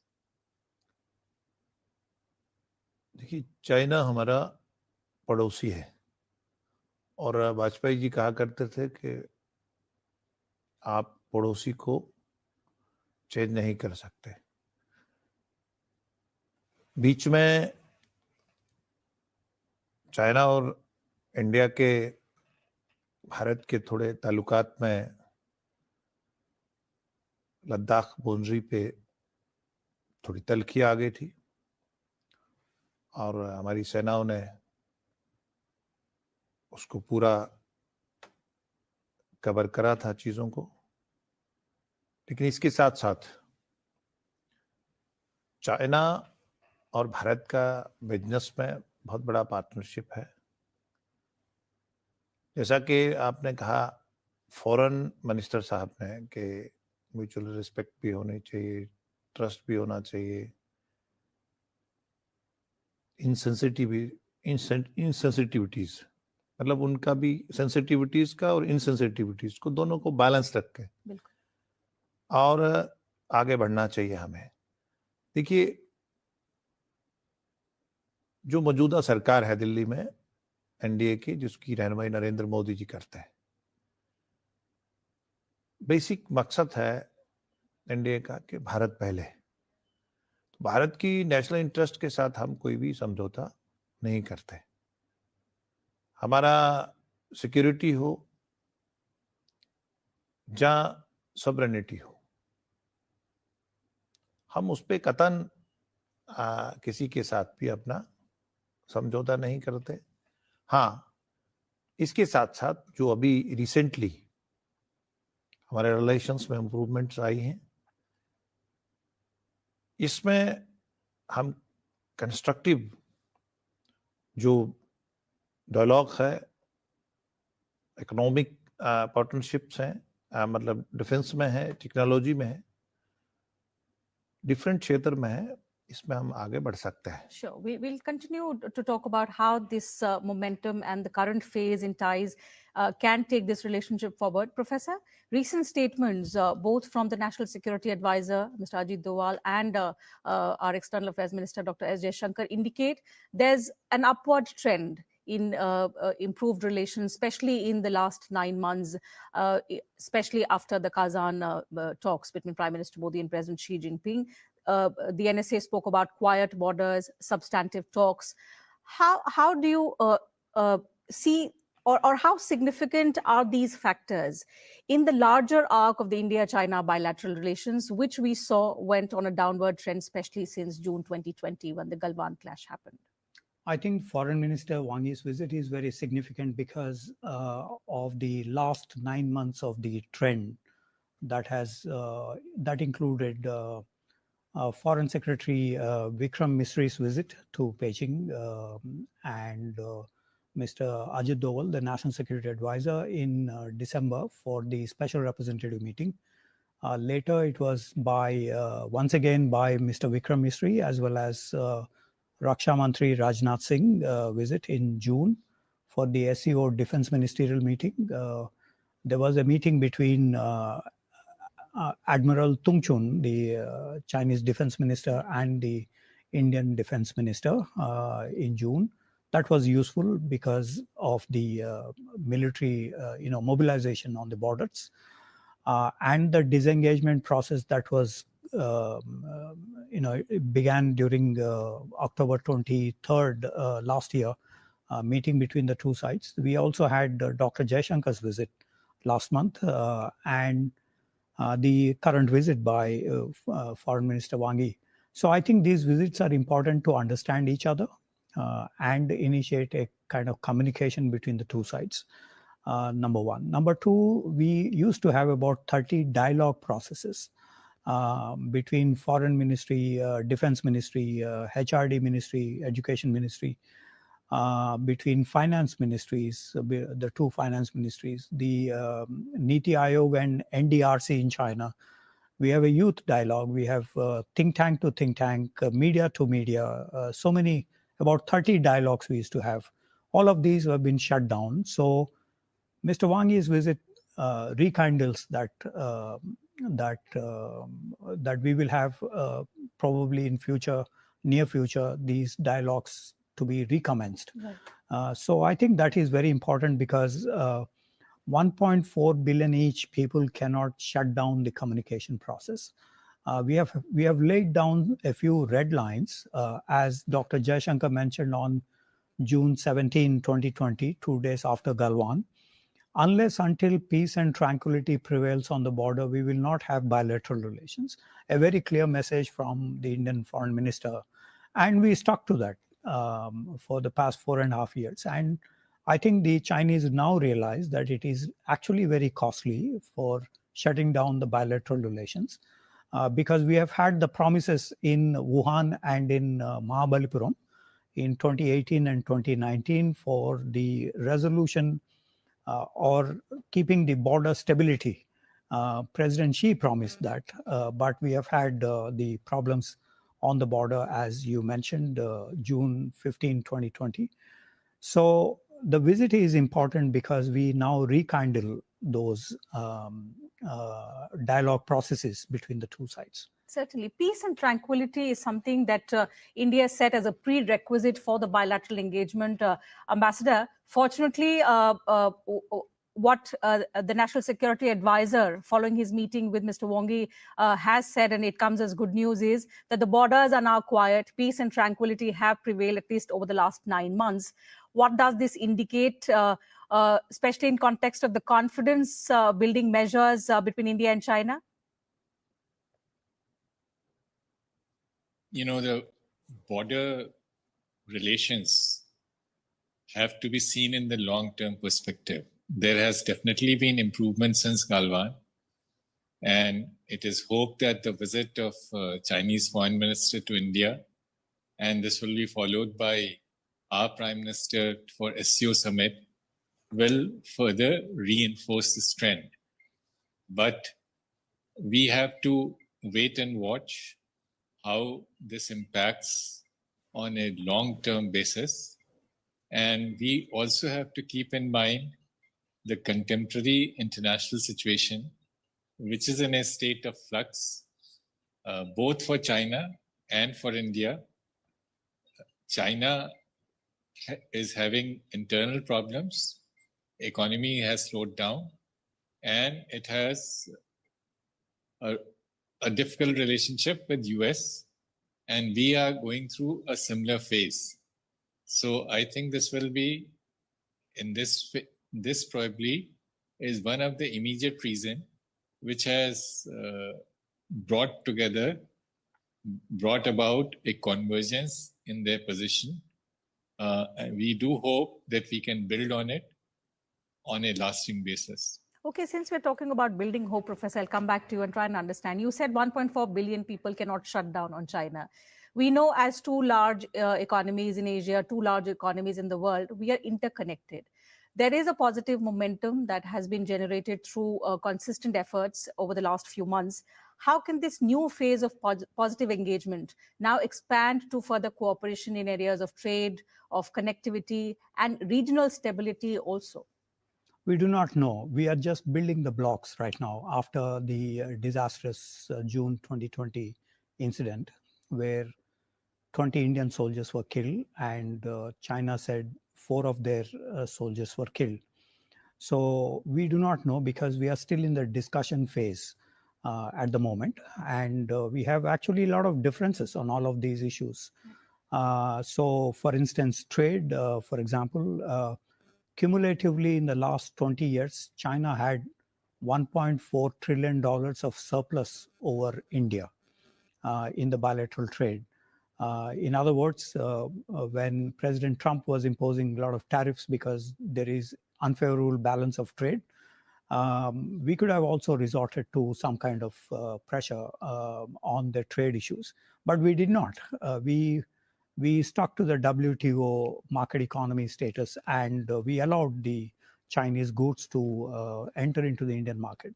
China did not show any one of those favors to India. For example, none of our software companies have functioned in China. They were not able to sell their products, and none of our pharmaceutical companies could be allowed into the China market, even though we produce a lot of generic drugs. And there are 180 million liver patients in China. When they come to India, they pick up individually much of these medicines. So there is a problem in terms of the market economy status for China, yet we allowed them to function in the Indian market. So these need to be resolved, market status, because Foreign Minister Wang Yi himself mentioned about no trade protectionism. So they need to open up based on this. Secondly, while peace and tranquility overall prevails on the border, we have not had de-escalation and de-induction so far. As we are talking now, there is at least 70,000 Chinese troops on the border in the Ladakh sector alone, the Aksai Chin Ladakh sector alone. So that poses concern because we do not know what is for tomorrow. What is the situation for tomorrow? So fingers crossed on those issues. Let's hope that the positive momentum generates some fruitful results in context of improved India-China relations. But as a member of Parliament, which are the areas that you would see both neighbors perhaps building their relationship or sort of resetting their ties back into trade, technology, regional security? Which are the areas where India should focus more particularly on with China? देखिए बहुत खूबसूरत कहा आपने कि हमारा pre conditions हैं, जैसे आपने कहा कि डोवाल साहब ने कि स्टेबिलिटी और ट्रैंक्विलिटी के लिए हमें प्री कंडीशंस हैं, क्योंकि चाइना के पास नौजवान जो हैं, यूथ, इंडिया के पास यूथ है, ह्यूमन रिसोर्स है। चाइना के पास इतना नौजवान जो है वो कम पड़ गया है। उससे क्या है कि अगर वो एंगेज रखेगा हमारे साथ बॉर्डर पे अपना आर्मी को, जहाँ हम वहाँ एंगेज रहेंगे, तो हम जो अदर सेक्टर्स हैं जैसे इंफ्रास्ट्रक्चर्स हैं, जहाँ अदर चीज़ें हैं, उस पे हम डिफेंस पे हैं, जहाँ बाकी उस पे हम ब्रीथ नहीं ले पाएंगे। तो चाइना भी समझता है और इंडिया और चाइना के लिए ये ज़रूरी है कि वो, और बड़ी मेजर पॉपुलेशन वाले देश हैं, कि वो इस तरफ बढ़े और ये अच्छा स्टेप है। इसके साथ साथ हम इंटरनेशनल प्लेटफॉर्म्स भी हम शेयर करते हैं, जैसे आपका एससीओ है, जहाँ ब्रिक्स है, जहाँ ये हमारे एजेस हैं अदर बड़ी इकोनॉमीज के सामने। लेकिन जिस तरह हम फॉर्मा है, जहाँ आपने पूछा कि किन सेक्टर्स में हम बढ़ सकते हैं, सेमीकंडक्टर्स है, जहाँ रिन्यूएबल एनर्जी है, इसमें हम जो इस वक्त की ज़रूरत है, और क्लीन एनर्जी है, इस तरफ हम आगे बढ़ सकते हैं, और जिसमें इंडिया काफ़ी आगे बढ़ा है। जैसे हम एक पावर निकल के आए हैं कि अमेरिका ने जैसे हम पे टैरिफ सिंगल फिर डबल प्रेशर डालने की कोशिश करी।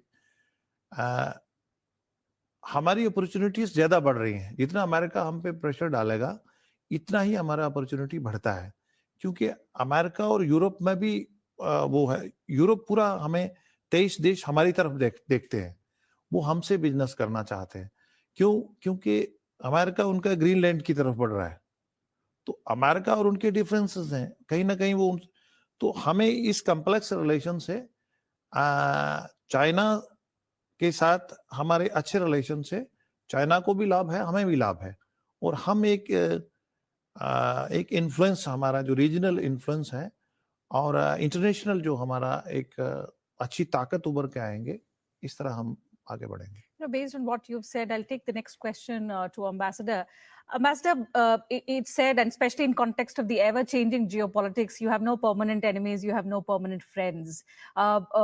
I seek your apology well in advance, because in no way I want to give the credit of our diplomats who worked so hard on bringing us to this stage of a thaw with China. But the buzz and the talk about the US President Donald Trump having played a significant role in bringing India and China together is making the headline. It's being said that the tariff war unleashed by President Donald Trump has brought India and China together. From a diplomatic lens, sir, Did you see both countries, both neighbors, both Asian giants looking at it as an opportunity to perhaps get back and extend cooperation in numerous ways, which can ultimately benefit people of both sides? Let me begin by saying that we should not let China-India relations be a subset of our relations with third countries.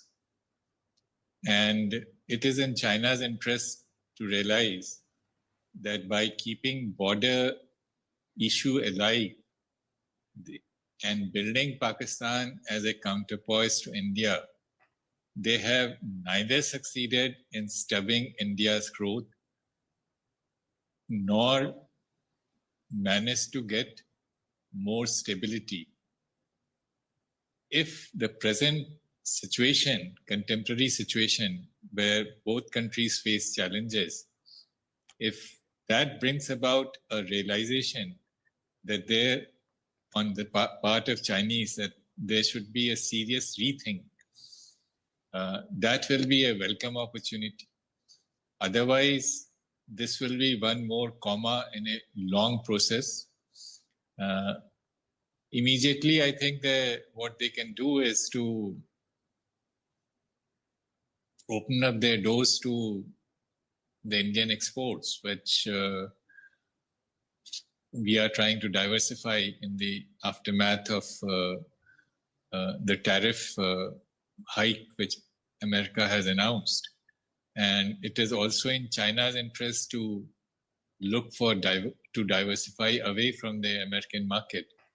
So there are some opportunities, and let's at least start with that. The larger background which I have mentioned will probably take a little more time.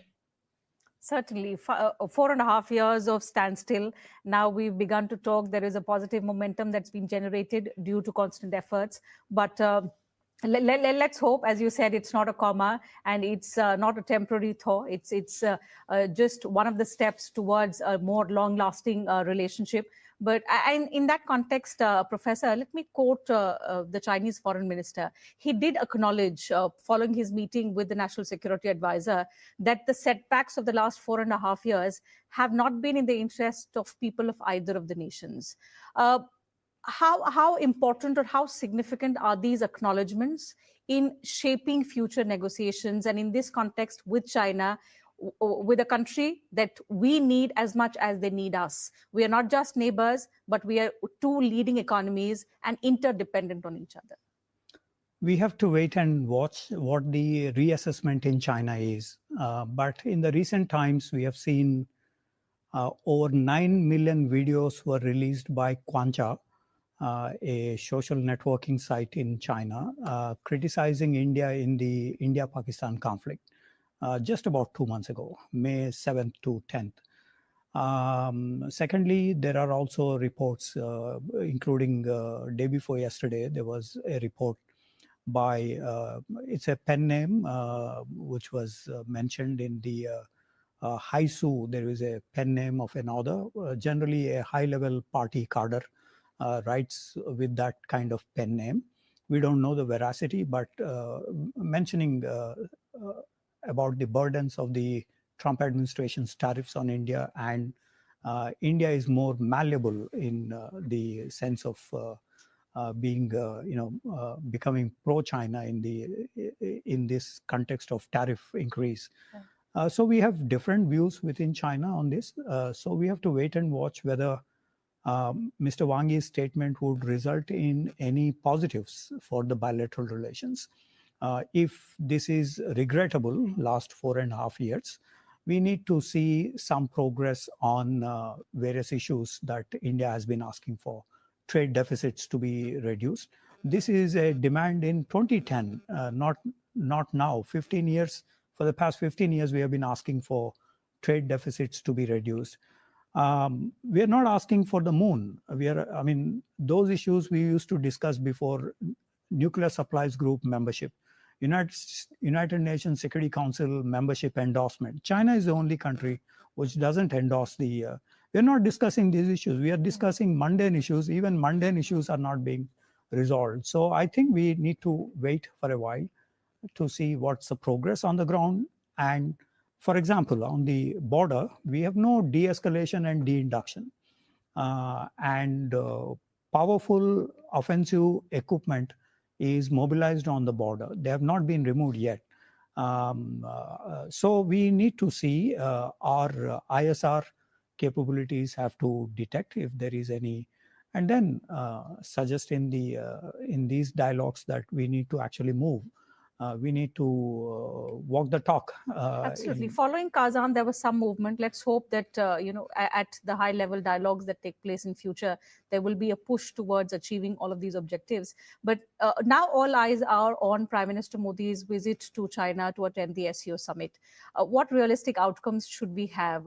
Or can India leverage the positive energy that's being generated in the improved relationships at platforms like the SCO? Even if it's a multilateral forum, can India make its point about lots of things, not just improving bilateral relations with China, but perhaps making China agree to a lot of things that India wants, and particularly in context of terrorism, cross-border terrorism emanating from Pakistan? I think the SCO meeting will be significant because generally we have 4 items on the SCO agenda. Energy security, which is a burning topic given the tariffs that have been imposed on India. Secondly, counterterrorism, which has been raised. Raksha Mantri raised this issue 2 months ago. The bilateral economic and cultural, economic issues between the SCO states. Finally, multipolarity, which we are wedded to that idea of a just world order. And so multipolarity will also be raised. So the Prime Minister's visit, I think, to Tianjin would be significant to renew those strategic communication between the two leaders. But we have not had any news so far about a third informal summit after the Wuhan and Mahabalipuram meetings. So that indicates that there is still, this is a work in progress. Ambassador, looking ahead, and especially in context of the upcoming SCO summit, of course, we would like to hear your thoughts on the expectations on what could be on the agenda. What would you particularly consider a realistic and meaningful outcome from the upcoming visit of the Prime Minister to China, not just in context of India's overall engagement with the neighboring country, but also in the larger interest of regional security, regional stability? SCO does not have any impact on the security in our region. What impacts the security of our region is Chinese support to Pakistan and the Chinese presence on our northern borders. These are outside the SCO framework. Now, there are 2 interesting questions. Let me just highlight them. Wang Yi, the foreign minister, is headed to Pakistan tomorrow for a strategic dialogue with that country. How do Chinese look at Pakistan's flirtation with US? General Asif Munir has been, strutting about or boasting about this tremendous change in their relationship, and Pakistan has nominated President Trump for a Nobel Prize. This must be giving Chinese something to think about, their relationship with the country they have bankrolled for such a long time, turning out to be such an unreliable partner. The second issue which the Chinese have to worry about is how are Russia-US relations are going to turn out if the Ukraine war issue is resolved. The Chinese leverage over Russia will be much less, and they will need friends like India. And the third issue is, how does China's equation with US works out? President Trump has extended the truce in the tariff war. And interestingly, while US has targeted India for buying Russian oil, it has given China a reprieve, even though China, if you look at last 3 years perspective since Ukraine war broke out, has been a bigger purchaser of Russian oil. And even more interesting, America has left out Europe, which, spent more money buying Russian LNG last year than aid to Ukraine. So these are interesting times, and these are questions, larger questions, which are outside the SCO framework, but will have an impact on the trajectory followed by these three countries, which will meet in SCO. I think in the short run, we do not expect a great deal.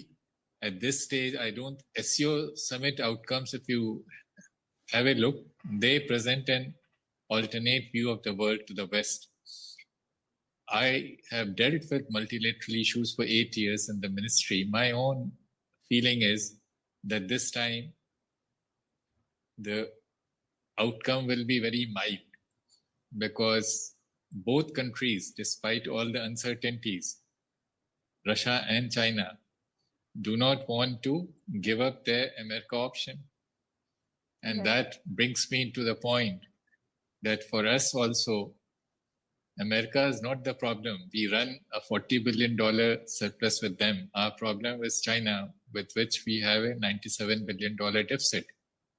And I hope our Chinese friends understand that, they cannot expect that they turn to India when they are in difficulty, and then they turn their back on us and go back to their, their protege in the neighborhood. These answers to these questions will be clearer after a couple of days after Wang Yi's visit to Pakistan. I think that's what Dr. Jaishankar meant when he emphasized on mutual interest. Perhaps it's time that China also looks at the fact that it needs India as much as India needs China. What the outcomes of the SCO summit will be, we'll have to wait and watch until the 1st of September. But for now, we'll have to wind up the conversation. The important takeaway is that the Chinese foreign minister is in India. It's a significant visit. He's had meetings with Prime Minister Modi, with the External Affairs Minister, with the National Security Advisor. There is a positive momentum that's been generated over the last few months in the India-China relationship. And we hope that it's just the beginning of the long-lasting relationship for India and China, the two Asian giants. With that, we'll have to wrap up the conversation. Thank you once again, Ambassador, Professor, and Mr. Ali, for joining us on this edition of Perspective, sharing your thoughts, your views with us and our viewers. And to you viewers, thank you very much for your time as well.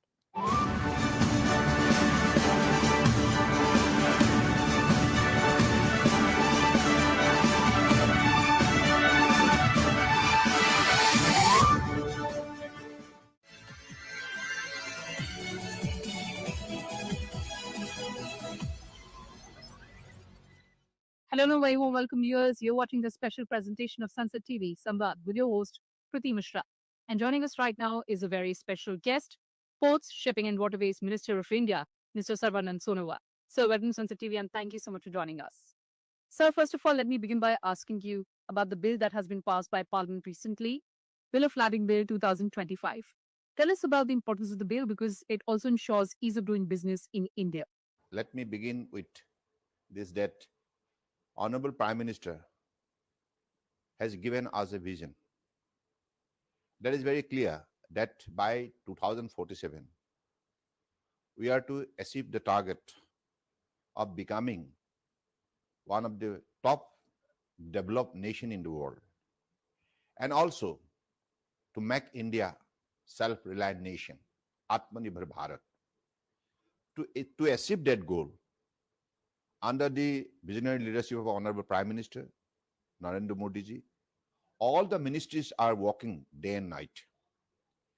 And as he started with this principle that reforms perform and transform.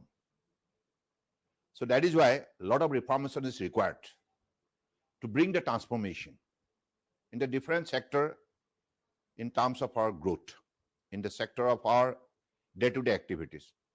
So that is why Ministry of Port, Shipping, Waterways, since 2014, Honorable Prime Minister has taken up the leadership, and he has set a target for this ministry.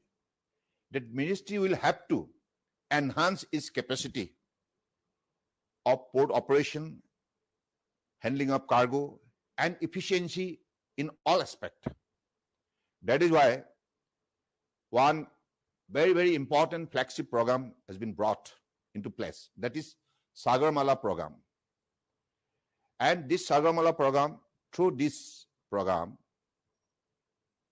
the agenda has been set very clear that we are to make all the port modernized, mechanized, digitized, and creating an environment of ease of doing business. Then port-led connectivity enhancement, railway connectivity, road connectivity, all other concerned ministry connected with exim trade, they are to be integrated, and an ecosystem should be developed so that this handling of cargo efficiency can be enhanced. Then come port-led industrialization. Close to the port, we are to create industries, and that industry will manufacture the goods meant for global market. It should be located close to the port so that, the transportation become easy and logistic costs can be minimized. Then come coastal community development. Right from Gujarat to West Bengal, there is more than 7,500 kilometer length of coastal area. We have different state and also union territories. For the development of coastal community, we are to undertake different scheme like creating fishing harbor and giving fishing vessels, and also creating the institutional mechanism for maritime skill development so that we could create employment opportunity and also entrepreneurship. So this is one of the vertical of Sagarmala program. And then come coastal shipping and inland waterways. In both the sector, we'll have to give importance for coastal shipping as well as inland water transport. So because of this particular initiative, in the last 10 years' time, lot of development have taken place. Now, in all the verticals, even World Bank Logistic Performance Reports Index speak the volumes of our growth, how we could able to double the cargo handling capacity from 2014 to 2025. So this is the power we could able to generate because of the Honorable Prime Minister's vision and his dynamic leadership, and because of his initiative, policy program, and also quality governance, good governance. So I believe this is the way this ministry has been performing and creating exemplary success story. And you have all the figures available with you, right from cargo handling to the turnaround time, and so also positioning from 44 to 28, how our ports have been placed among the top 100 ports in the world. So that's the way in all the verticals our growth story has started, and ultimately created confidence among the traders, among the stakeholders. And also, due to the incorporations of latest technology into our place, particularly port quality operation for our sustainable growth. And these are the landmark achievements and happening because of Honorable Prime Minister's vision. We must admit it very frankly. And earlier, what was the condition of this? You know that. So during the UPA regime, this was totally neglected kind of sector. It has never been brought to the limelight, and it was never been realized by those government that this ministry is the largest transporter of the country. and we have to handle more than 90% by volume and 70% by value. That is the EXIM cargo. We have got Himalayan responsibility to generate our kind of efforts so that country's economic growth can be met speedier and also with kind of a scale of our world-class activities. So this is how this ministry is performing. And Bill of Lading of 1856, it was enacted by the British regime for their own interest. So Honorable Prime Minister has given very clear direction to all the ministry that whatever legislations were enacted during the British regime, it should be replaced and repealed. We should bring our fresh law into our domain, so that our legal wisdom, legal knowledge can be well incorporated to demonstrate our power of legislative reforms. That is why this bill has been repealed, and this has made the country out of colonial mindset and bringing this legislation. We are making the entire kind of efforts of this particular set of law simple and for better understanding. Simplifications and better understanding is the key to this reform, because this reform is going to empower our stakeholders, whether it is shipper, carrier, consignee, endorsee, and the transfer of right of suits and liabilities has been very clearly given to the kind of consignee and also the endorsee. So this is the significance of this particular reforms, and ultimately this will help for effective governance, effective implementation of this particular set of law.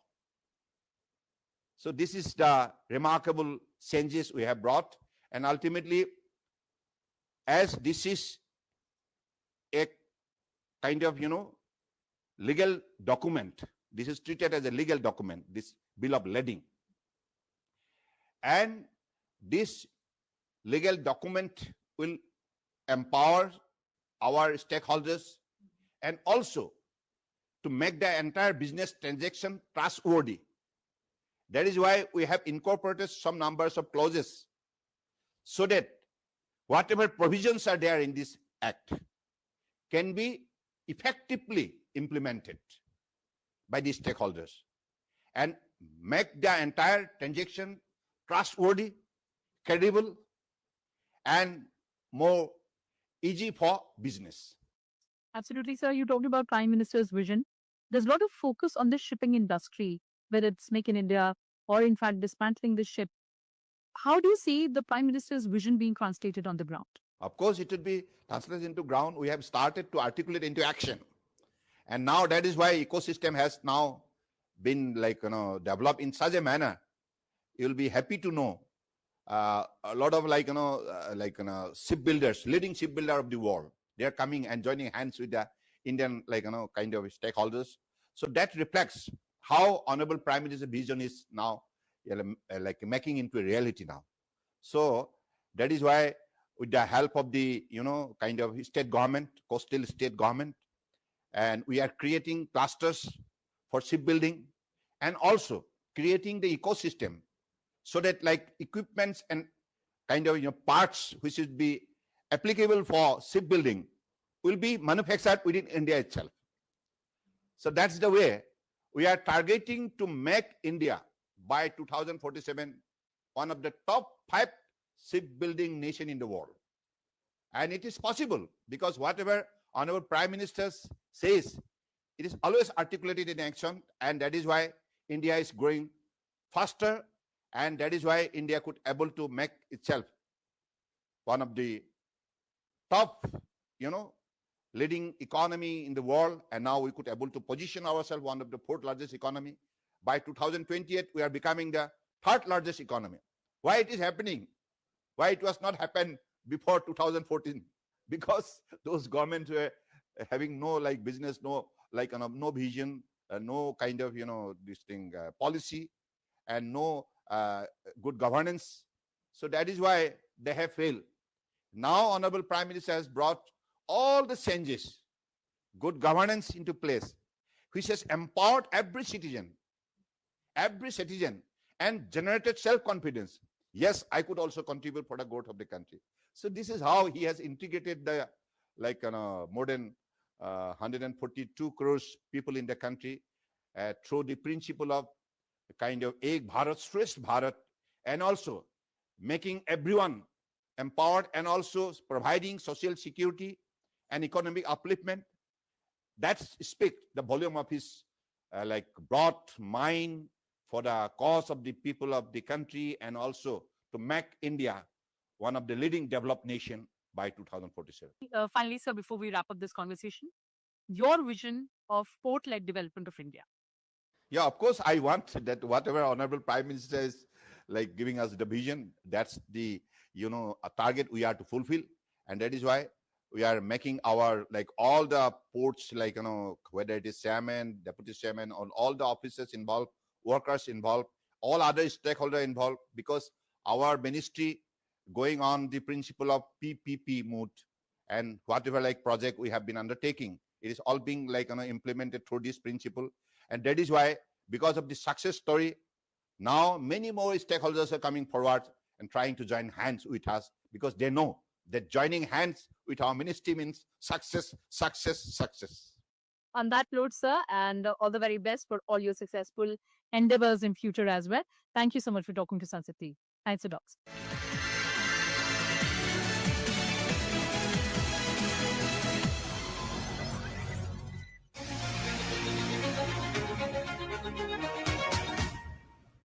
Hello and welcome, viewers. You're watching In Depth with your host, Kriti Mishra. Parliament of India has passed the Coastal Shipping Bill of 2025. The bill will unlock the full potential of the country's vast and strategic coastline and will help in achieving the goal of country's coastal cargo traffic to 230 million metric tons by 2030. The proposed legislation will also minimize regulations and maximize facilitation of growth opportunities in coastal trade. Here's everything you need to know about this proposed legislation. Come along.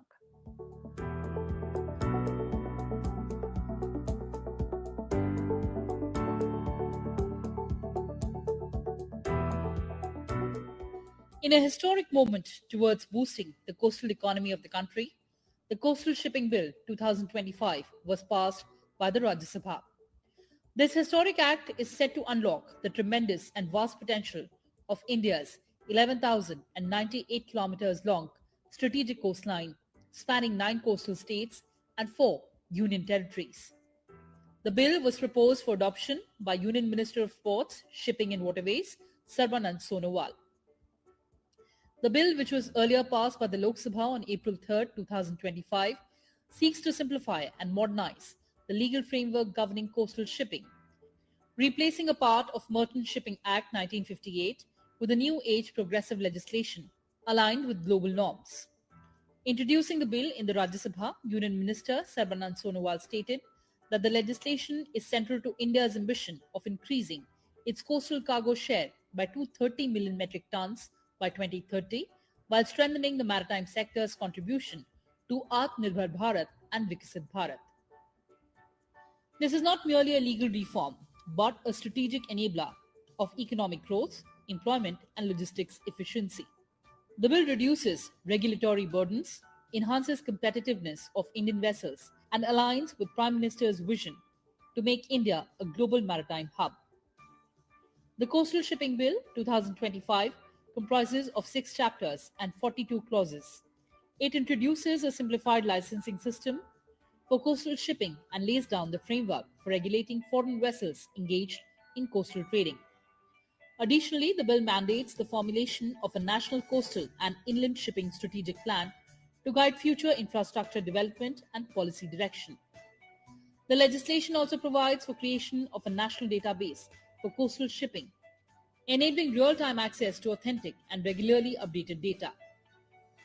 This database will keep potential investors informed about the government's development plans and policy priorities in the sector, promoting transparency and confidence. Once implemented, the bill is expected to significantly enhance supply chain security by increasing Indian ships' participation in domestic cargo movement. The government is working on a mission mode towards building an Atmanirbhar Bharat. In the same spirit, this bill aims to reduce India's dependence on foreign vessels, thereby preventing the outflow of foreign exchange. In doing so, it will catalyze local economic development, generate employment opportunities across coastal regions, and strengthen ease of doing business for Indian shipping operators. With the passage of the Coastal Shipping Bill 2025, India takes a decisive step towards building a seamless, efficient, and globally competitive coastal and inland shipping ecosystem. This landmark reform will unlock the immense potential of our coastline, enhance supply chain resilience, and drive economic growth in line with our national vision of Viksit Bharat. Which is particularly unlock the full potential of India's vast and strategic coastline, which stretches over 11,098 kilometers across 9 coastal states and 4 union territories.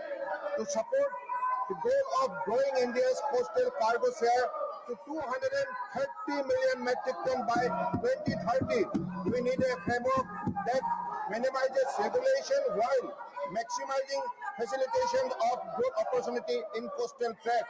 The Coastal Shipping Bill 2025 is designed to make coastal trade easier, more competitive, and better integrated with India's overall transport vision.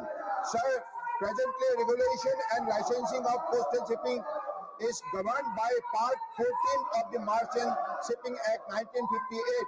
The current bill provides a holistic, forward-looking, and progressive legal framework suited to today's commercial realities in line with the globally prevalent cabotage practices. This bill is a part of the larger vision of our Honorable Prime Minister Narendra Modi ji to undertake a series of legal reforms which in the past 11 years have led to increased growth and developmental of maritime and shipping sector. Honorable Sir, this bill contains 6 chapters and 42 clauses that mainly consist of provisions of licensing and regulations of foreign vessels in coastal trade, formulations of national coastal and inland shipping strategic plan, creation of a national database for coastal shipping. This bill will reduce the compliance burden for Indian ships in line with the mission of ease of doing business. It betters numbers of Indian ships handle cargo. It will ensure supply chain security for the country. This is very significant. Supply chain security for the country prevent escapement of countries' foreign access by reduced dependence on foreign ships and enable creation of global local economy with versatile employment opportunity. Easy accessibility to authentic and periodically updated data through the national database on coastal shipping along with information of the strategic plan for the development of infrastructure on coastal and inland routes will keep potential investor better informed about the development plan and policy priority of the government in the sector. Sir, with this, I want to request you, sir, this bill is very significant bills, very important, very reformative like kind of initiative, and I believe the members of the House will definitely help this bill to pass. The question is that the Coastal Shipping Bill 2025 as passed by Lok Sabha be taken into consideration. Those in favor will please say aye. Those against will say no. I think the ayes have it. The ayes have it.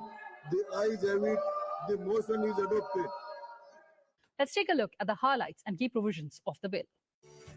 Services to be also covered under coasting trade.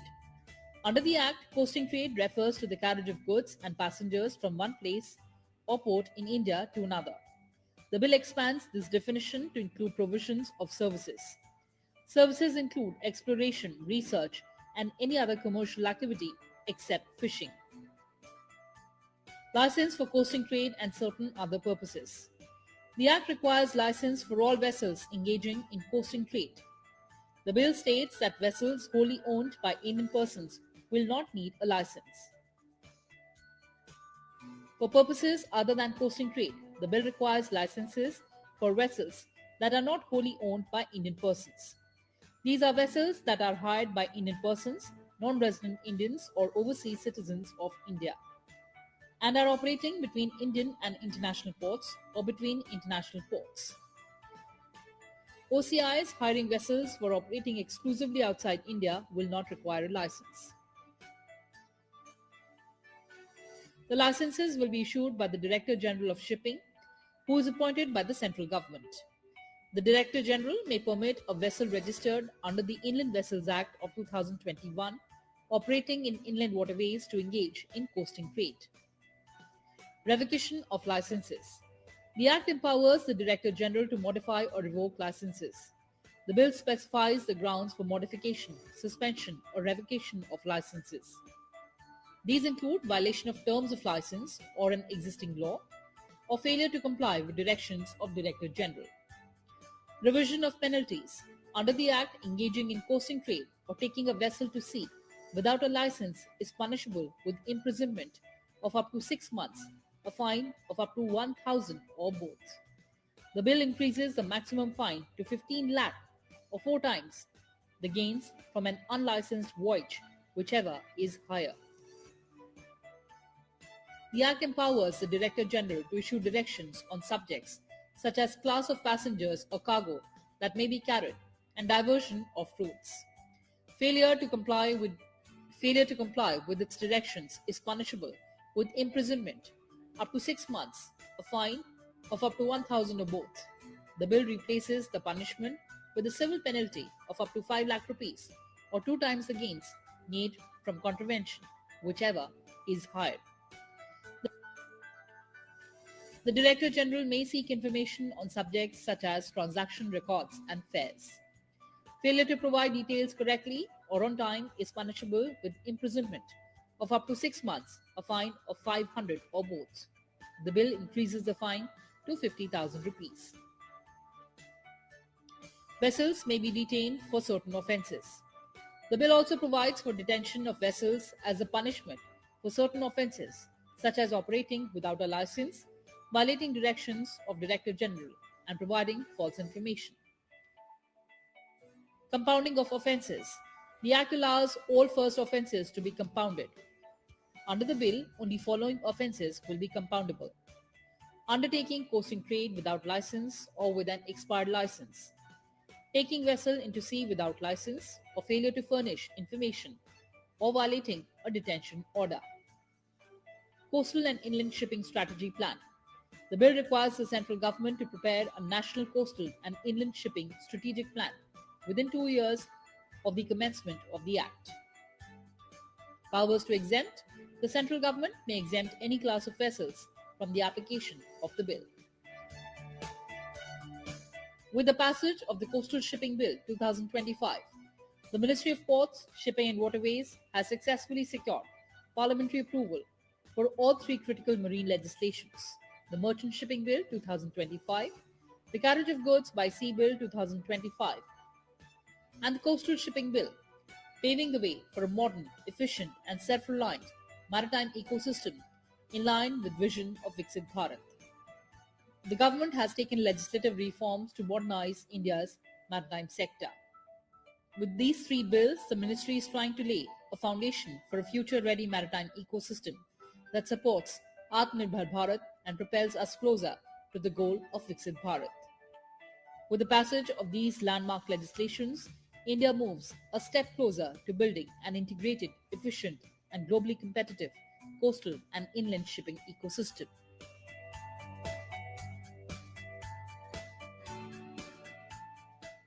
Well, viewers, that's all we had for you in this edition. Thanks for watching and stay tuned to Sunset TV. Goodbye for now from my side.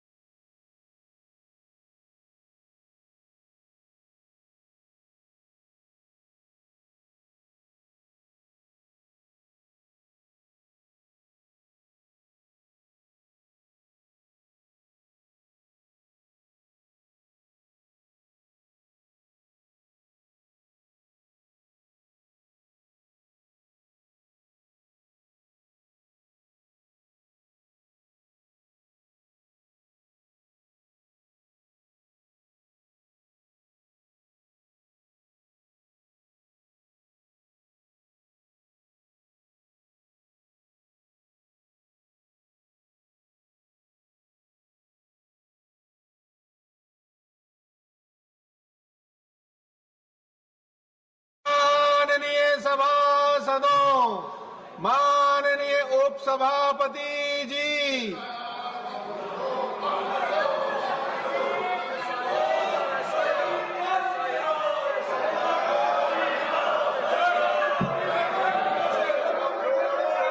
Honorable members,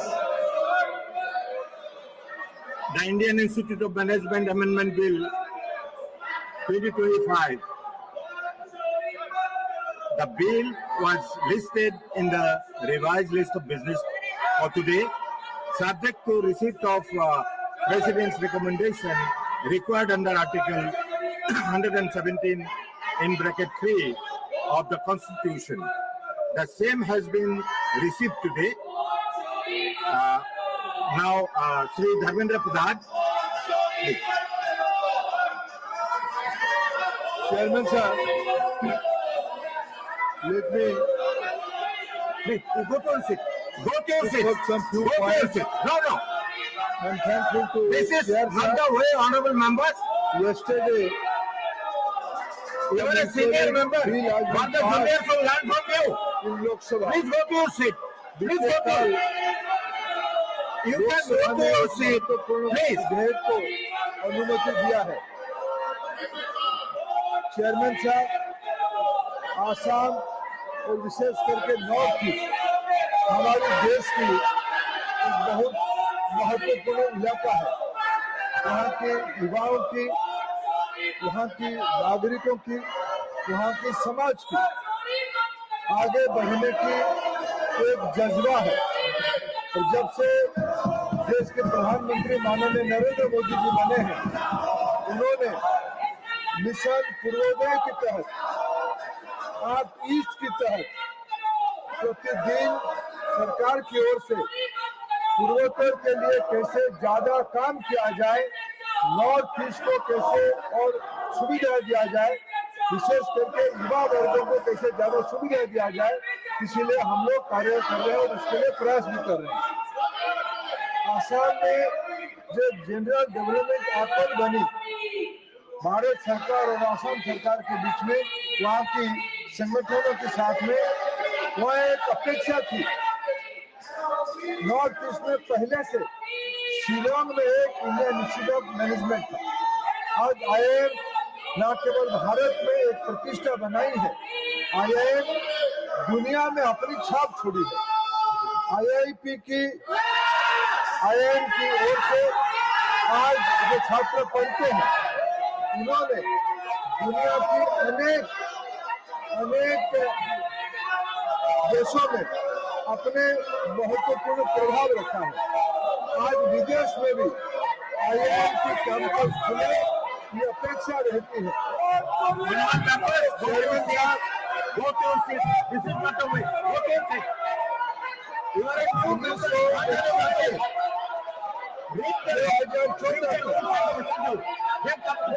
कालखंड में देश में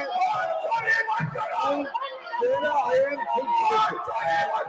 जब माननीय प्रधानमंत्री नरेंद्र मोदी दायित्व लिए, पिछले 11 साल में और 9 नया IIM खुला गया है।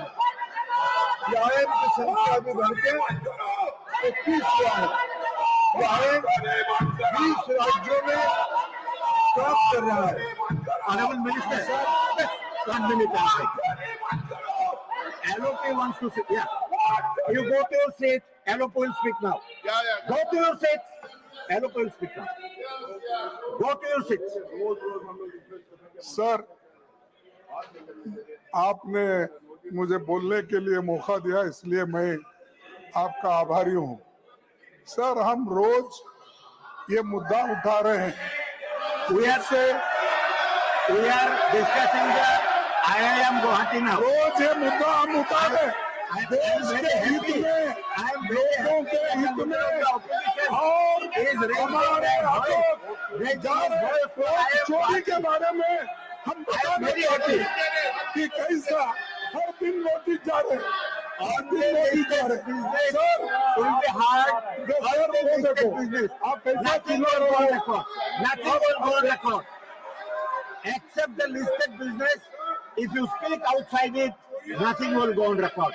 And I'm very happy that you are speaking on the IIM Guwahati bill, which is, we are very happy because you know Northeastern region, you are the leader of the opposition. You know Assam, you know Guwahati.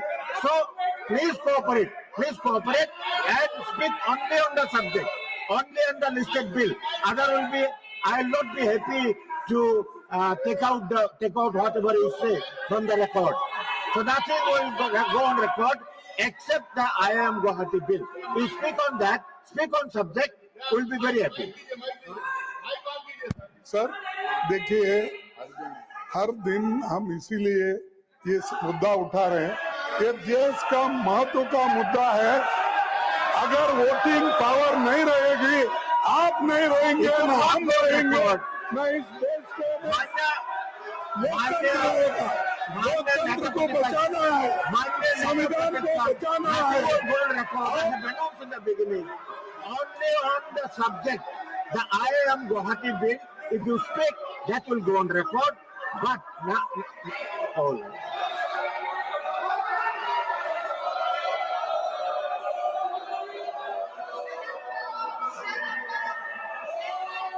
Yes, Mr. Minister.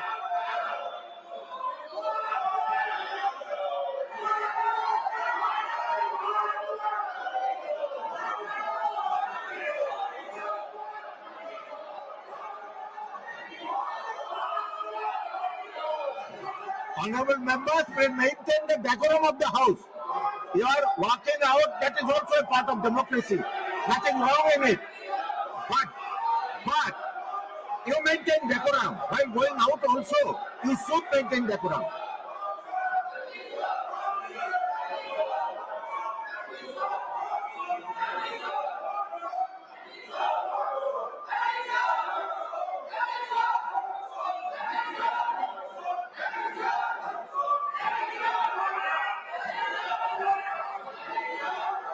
Please maintain the decorum of the house. You are walking out. Mr. Derek, your party is walking out, isn't it? Your party is walking out, isn't it? So please maintain decorum. Please maintain decorum. Minister, you can continue. साथ थोड़ा house के order में आ जाए। बहुत महत्वपूर्ण विषय में चर्चा हो रही है।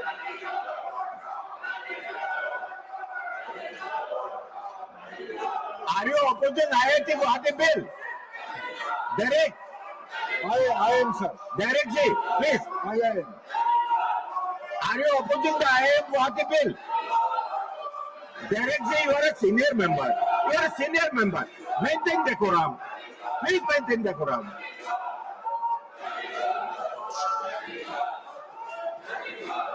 चेयरमैन साहब, जैसे अभी आपकी अनुमति से मैं वर्णन कर रहा था, जैसे मैं आपकी अनुमति से ये वर्णन कर रहा था, आज भारत दुनिया की एक उभरते हुई अर्थनीति, चौथे बड़े अर्थनीति बन चुका है। दुनिया भर के सारे विशेषज्ञ इस बात को उल्लेख कर रहे हैं कि थोड़े ही दिनों में भारत दुनिया की तीसरी बड़ी इकोनॉमी बनने वाला है। मित्रों, आज भारत, चेयरमैन साहब, ये स्थिति ऐसे ही नहीं आई है। पिछले दिनों में भारत की नौजवानों की विशेष दक्षता के कारण ये स्थिति उपलब्ध हुई है। उसमें हमारी देश की IIM की एक प्रमुख भूमिका रही है। चेयरमैन साहब, अभी हाउस ऑर्डर में आया है, मैं इसको इस संबंध में थोड़ा आपकी अनुमति लेके एक बात कहना चाहता हूँ, भी थोड़ा शिक्षा विभाग से जुड़ी हुई है। सारे जो प्रतिपक्ष के लोग देश की बड़ी हानि कर रहे हैं, बड़ी अहित काम कर रहे हैं, संसद चलने नहीं देते हैं, गरीबों के पैसे से टैक्स से ये संसद चलती है, ये कार्रवाई होती है। सारे किस विषय को छुपाना चाहते, किस विषय में चर्चा करनी चाहते? चलिए, इस मुद्दे को ये चर्चा करना चाहते, इन्होंने इन दिनों में एक तथ्य को कोट किया। एक स्वयंसेवी संगठन है, थिंक टैंक है, CSDS, उन्होंने महाराष्ट्र चुनाव की एक डाटा उद्देश्य के साथ जो अखबारों में मैं पढ़ के समझ पा रहा हूं, with a malified intention that agency has posted few data by an important person of the institution, कोई एक महानुभाव है, उन्होंने जानबूझ के भ्रम देश में फैले, जिसको ये विपक्ष विशेष करके कांग्रेस पार्टी वाले उस विषय को आगे बढ़ाए। आप सब्जेक्ट में मैं आता हूं सर, देश की हानि हो रहा है सर। सर ये विषय इसलिए मैं उल्लेख कर रहा हूं कि मैं देश के शिक्षा विभाग के दायित्व में हूं। अभी मैं आज अखबार में पढ़ा, शिक्षा विभाग की एक इंस्टीट्यूशन CI सामाजिक अनुसंधान संस्थान CISSR की ओर से उनको कुछ आर्थिक अनुदान दिया गया है। सर भारत सरकार की पैसा लेके भारत की कॉन्स्टिट्यूशनल सिस्टम को चुनौती देना ये उचित बात नहीं है, अच्छी बात नहीं है। CISSR उसके ऊपर संज्ञान लिया है। आज अखबारों में मैंने पढ़ा उनको उचित कार्रवाई करेंगे ऐसा उन्होंने आश्वस्त किया है। उस संस्था के मुखिया ने भी सार्वजनिक रूप में माफी भी मांगा है कि मैं गलती से जिसको लेके ये पूरा संसद के कार्य को बाधित करते हैं और हो हल्ला करते हैं, ये तथ्य गलत है, इसे उस संस्था के मुखिया ने कह चुका है। उसके बाद मैं अभी भी आपके माध्यम से विपक्ष को अपील करता हूं, आप जैसे कहा गुवाहाटी हमारे पूर्वोत्तर की केंद्र बिंदु है, हमारी एक प्रकार से सांस्कृतिक केंद्र है। भारत की जहां ओहम राजा ने एक व्यवस्था बनाई थी, वहां की लोगों को सुविधा उपलब्ध करने के लिए सदियों पहले वीरता की, पराक्रमता की, विकास की वहां पराकाष्ठा हुई थी। मां कामाक्षा देवी की साक्षात उन्होंने विजय किया है। आज देश भर के लोग गुवाहाटी श्रद्धा के साथ जाते हैं मां कामाक्षा के दर्शन करने के लिए। असम की नैसर्गिक संपन्नता को आनंदित होने के लिए पर्यटन की दृष्टि से, व्यवसाय की दृष्टि से, कला की दृष्टि से, संस्कृति की दृष्टि से वहां की नौजवानों की, चेयरमैन सर आप भी उस आसाम प्रांत से आते हैं और आसाम की स्टूडेंट यूथ मूवमेंट की आप भी प्रोडक्ट हो। सर सदियों से आसाम जिस प्रकार से विकसित होनी चाहिए भारत की एक प्रमुख हिस्सा होने का नहीं हो पाई थी। अंग्रेजों ने उसको पहले लूटा, बाद में जिन्होंने दिल्ली में बैठा उन्होंने आसाम को, पूर्वोत्तर को अनदेखा किया। जब से देश में एनडीए की राज आई, पहले श्री अटल बिहारी वाजपेयी जी देश के प्रधानमंत्री थे और पिछले 11 साल से देश की लोकप्रिय जननेता माननीय नरेंद्र मोदी जी देश की सेवा करने की दायित्व मिला है। और पूर्वोत्तर भारत, विशेष करके मैं आसाम की जनता को धन्यवाद दूंगा, उन्होंने बार बार नरेंद्र मोदी जी की शासन प्रणाली को आशीर्वाद किया है, समर्थन किया है, इसलिए उनके कारण आज हम लोग यहाँ सेवा कर पा रहे हैं। आसाम की जिम्मेवारी लेनी पड़ेगी अध्यक्ष चेयरमैन साहब। आसाम की आकांक्षा है, आसाम की सरकार, वहां की लोकप्रिय मुख्यमंत्री श्री हेमंत बिश्व शर्मा और यहाँ हमारे अभी तक बैठे थे आसाम के और एक बड़े नेता पूर्व मुख्यमंत्री आदरणीय सर्बानंद सोनोवाल जी, ये बार बार एक विषय को उल्लेख करते थे कि आसाम में नौजवानों को और मौका दिया जाना चाहिए। प्रधानमंत्री जी ने उस बातों को स्वीकृति देते हुए, उस बातों को स्वीकार करते हुए कैबिनेट में निर्णय करवाया कि गुवाहाटी में देश की 22वां IIM को स्थापित किया जाएगा। भारत सरकार उसमें 550 करोड़ रुपया खर्चा करके राज्य सरकार के सहयोग से इसी साल से, बीते काल लोकसभा ने उनको इस बिल को पारित किया है। आज आपकी मार्गदर्शन में इस सदन उस बिल को पारित करेगा, फिर ये कानून की रूप ले लेगा, इसकी रूल्स एंड रेगुलेशन बन जाएंगे। हम इस सदन के माध्यम से देशवासियों को, विशेष करके आसाम वासियों को आश्वस्त करना चाहते हैं कि इसी एकेडमिक ईयर में IIM गुवाहाटी में स्टूडेंट की एडमिशन होगी, प्राध्यापकों की नियुक्ति होगी और पढ़ाई भी शुरू किया जाएगा। फिर तो देश जब आगे बढ़ रहा है, देश आज विकसित भारत की लक्ष्य को लेके जा रहा है, देश दुनिया की आर्थिक महाशक्ति होने के काम पे लगा है। और IIM जो आज देश में, चेयरमैन साहब मैं कुछ विषय कहूंगा तो फिर आप कहोगे इसी विषय पे बोलो। सर ये सारा विषय आपको पूरा बोलूंगा ना, अभी डिस्कशन के बाद आपको मौका मिलेगा। अच्छा ठीक है, मैं अभी और बोलेंगे सर, ये तो इंट्रोडक्टरी स्पीच है। सर देश तो की माहौल इन्होंने इतना कम रखिए सर, देश के माहौल को इतना खराब करके ये कुछ दिनों से ये प्रतिपक्ष को लोग रखे हैं, देश में असली मुद्दे को चर्चा होने नहीं देते। आपने सही कहा, क्या कांग्रेस पार्टी बताए वो आसाम में गुवाहाटी में IIM को सपोर्ट कर रही कि नहीं कर रही? सर हम अनेक ओकेजन आई है इस देश में जब हमने सर्वसम्मत होकर देश के विकास के लिए इकट्ठा हुए हैं। आज विपक्ष की इस नकारात्मक मुद्दे से आसाम वासियों को बहुत आहत आया होगा, बहुत बुरा लगा होगा। सब IIM की प्रतिष्ठा वहां की बहुत दिनों की अपेक्षा थी। इन दिनों में हमने अनेकों इंस्टीट्यूशन, इस बीच में IIT गुवाहाटी की रूप बन चुकी है। सेंट्रल यूनिवर्सिटी आसाम में अच्छा काम कर रहा है। NIT सिलचर अच्छा काम कर रहा है। सर एक बचा था IIM बनाना।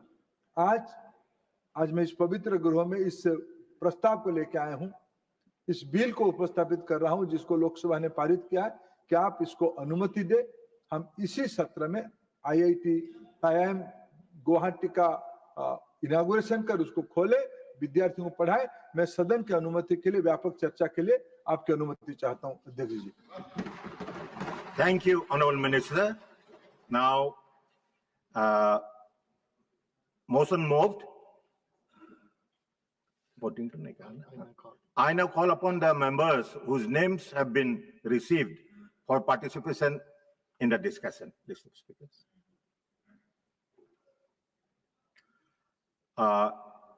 Srimati Geeta alias Sandra Prabha. बहुत बहुत धन्यवाद उप सभापति महोदय कि आपने इतने महत्वपूर्ण विषय पर मुझे सदन में बोलने का अवसर प्रदान किया।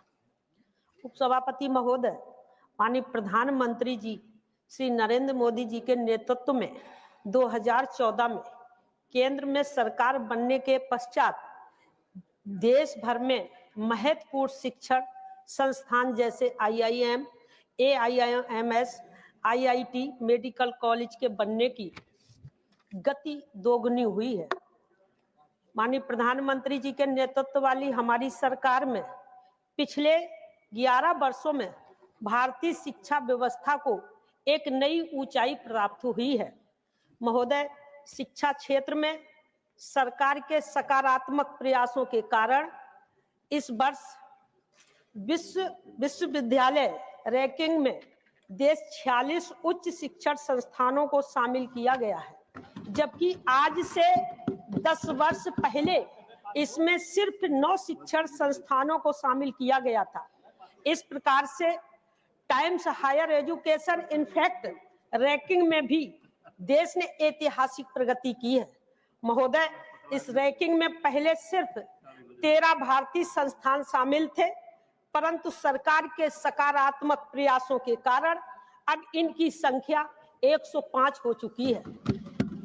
आधिकारिक आंकड़ों के आधार पर यदि देश में खुले शिक्षण संस्थानों को प्रतिदिन के औसत की तुलना की जाए तो देश में हर दिन 2 नए कॉलेज, 1 नई ITI की स्थापना हुई है।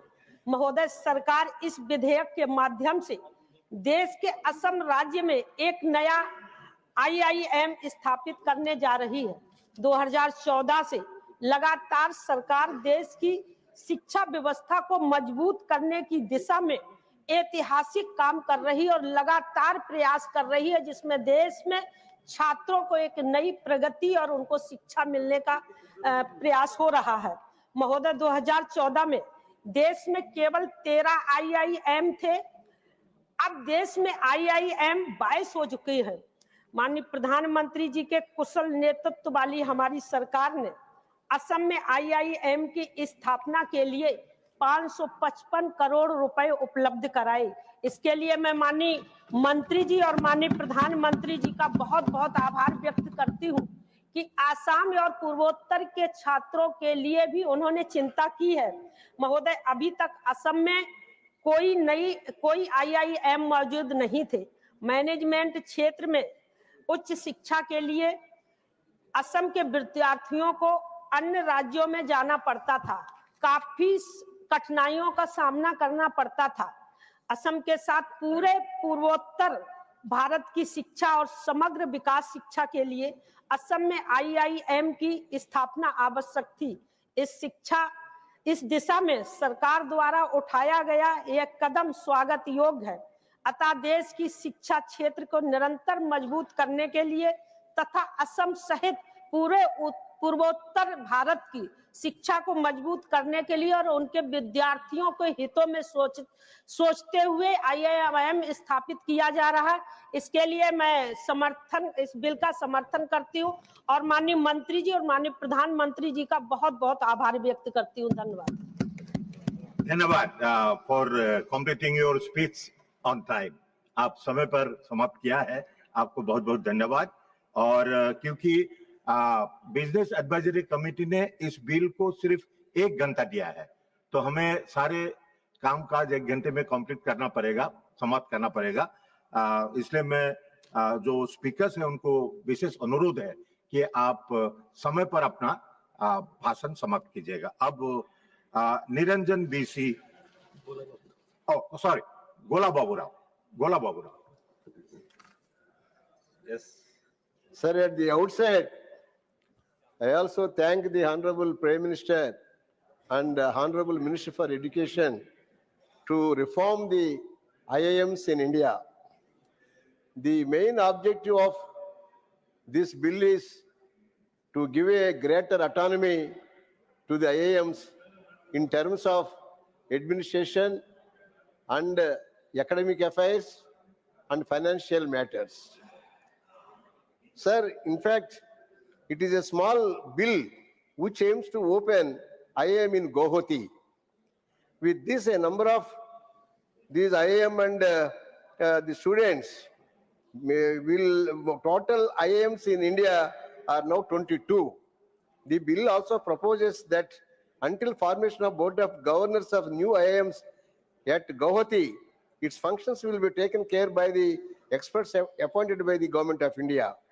In pursuance of the AP Reorganization Act 2014, one IIM was also established in my nodal district, Visakhapatnam. Sir, Honorable PM as Modi ji had inaugurated the permanent campus of IIM in Visakhapatnam on 20th February 2024.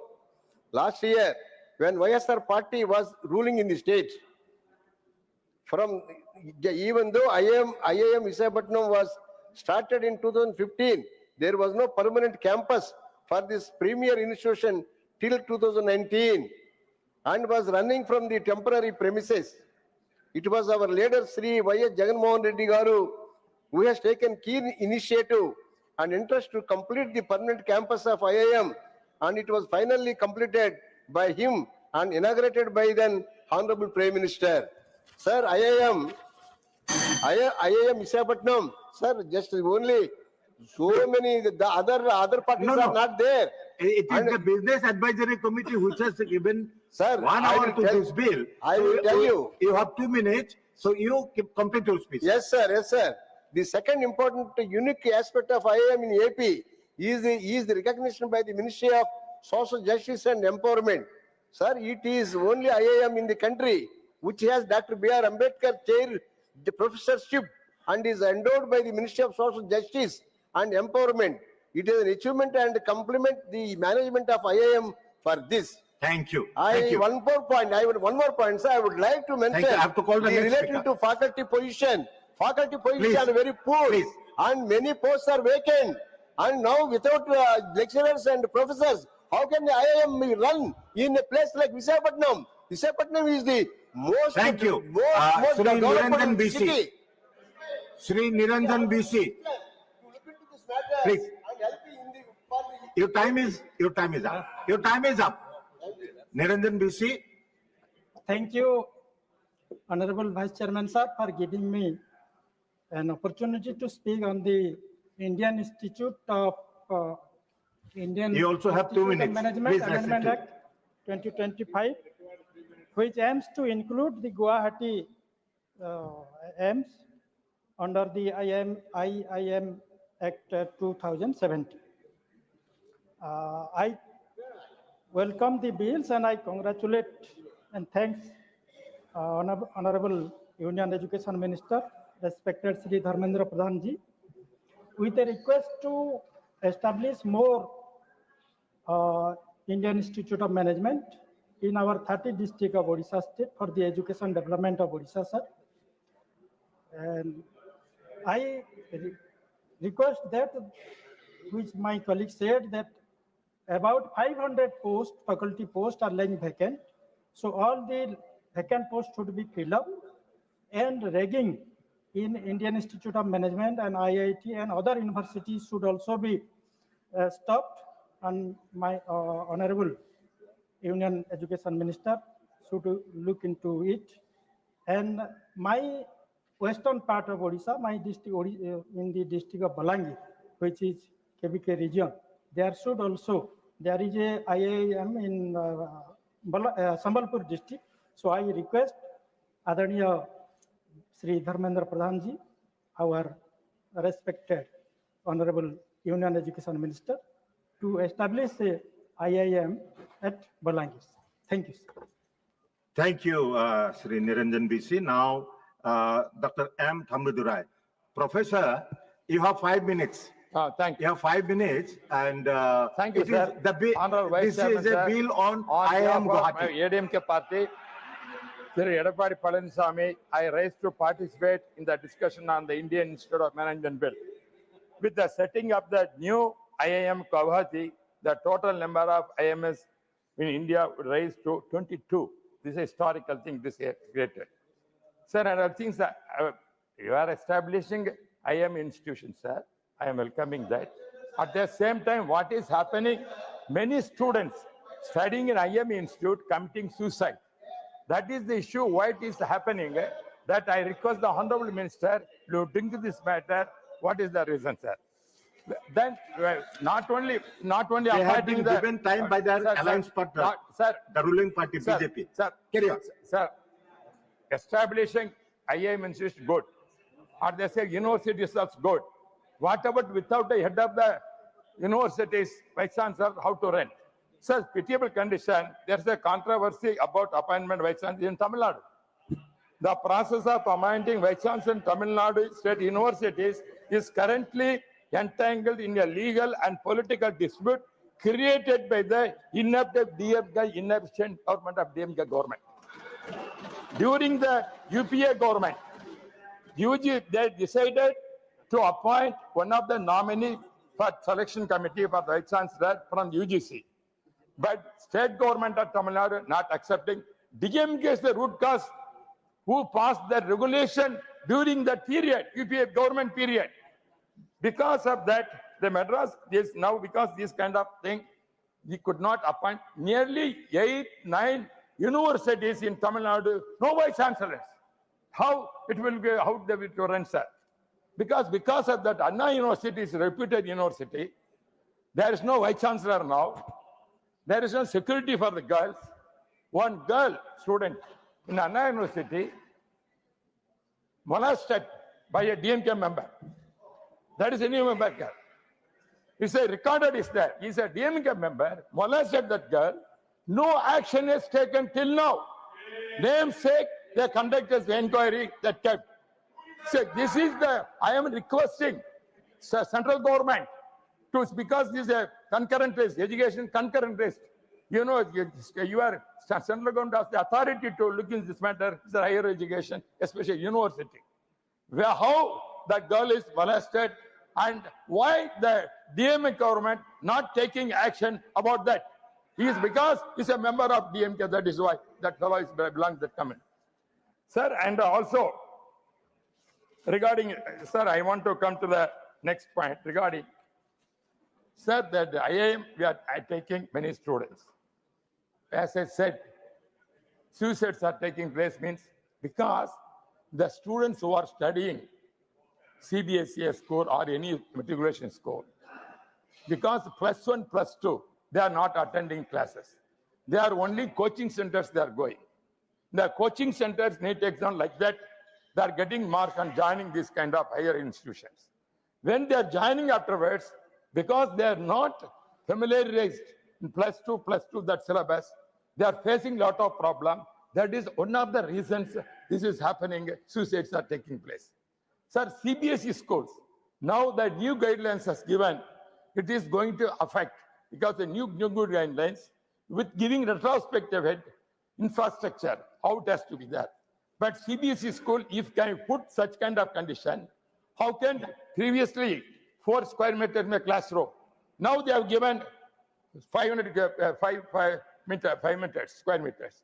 But this is given by retrospective effect, 8 years. How now the existing institution CBSE school can fulfill the new conditions? They are demolishing the classes. They cannot done, sir. Therefore, I am requesting government to consider this. Mainly, sir, I am very, very concerned about in Tamil Nadu, no vice chancellors, that DM government, inefficient government, they want their own people to appoint. They are fighting with the governor, and they are not following any rules. And you have less than a minute now. You have less than a minute now. Say one word about IIM Guwahati also. So I am supporting. I already said, Gawad, you are coming, sir. Your state. I am very happy that ex-chairman sitting there. Thank you. Thank you very much. Thank you. To establish IIM in Guwahati.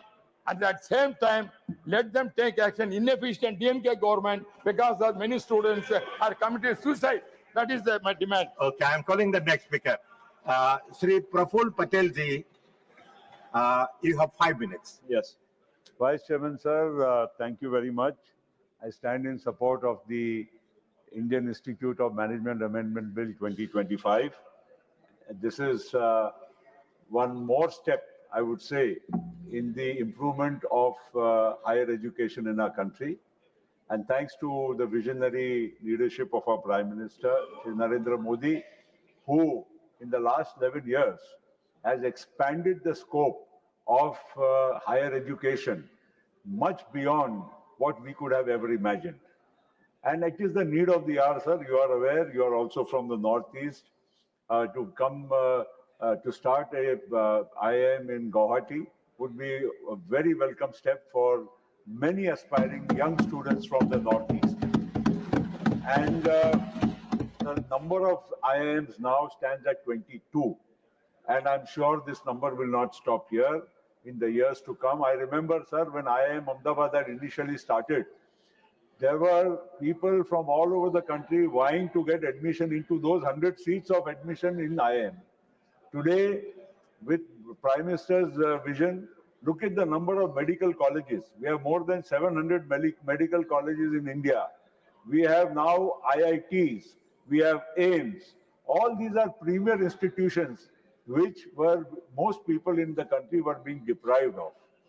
I remember AIIMS in Delhi, when people used to come here from all over the country, poor people not having a place to stay, where to go, whom to approach, and you know, getting an admission into AIIMS for treatment was almost like impossible. These are the days, and now look at the transformation which is taking place across all sectors. Even AIIMS is a center of excellence for higher education. So would be an IIT, so would be an IIM.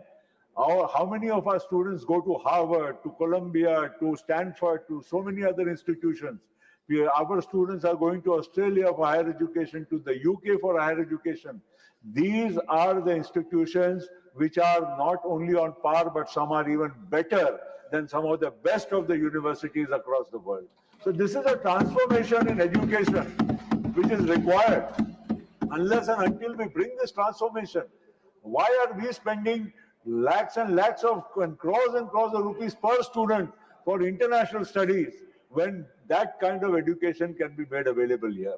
And that is why the entire exercise of the Prime Minister and the HRD ministry under Dharmendra Pradhanji is to transform the landscape of India. And I feel, sir, that IIMs, though they may be 22 in number, but as centers of excellence, institutes of excellence, they should be upgraded constantly, because that is where you will be really competing with the best in the world. There should be a day when students from all over the world want to come to our IIMs and IITs to get their degrees so that they can stand higher in the world. That should be the vision with which the Prime Minister is moving.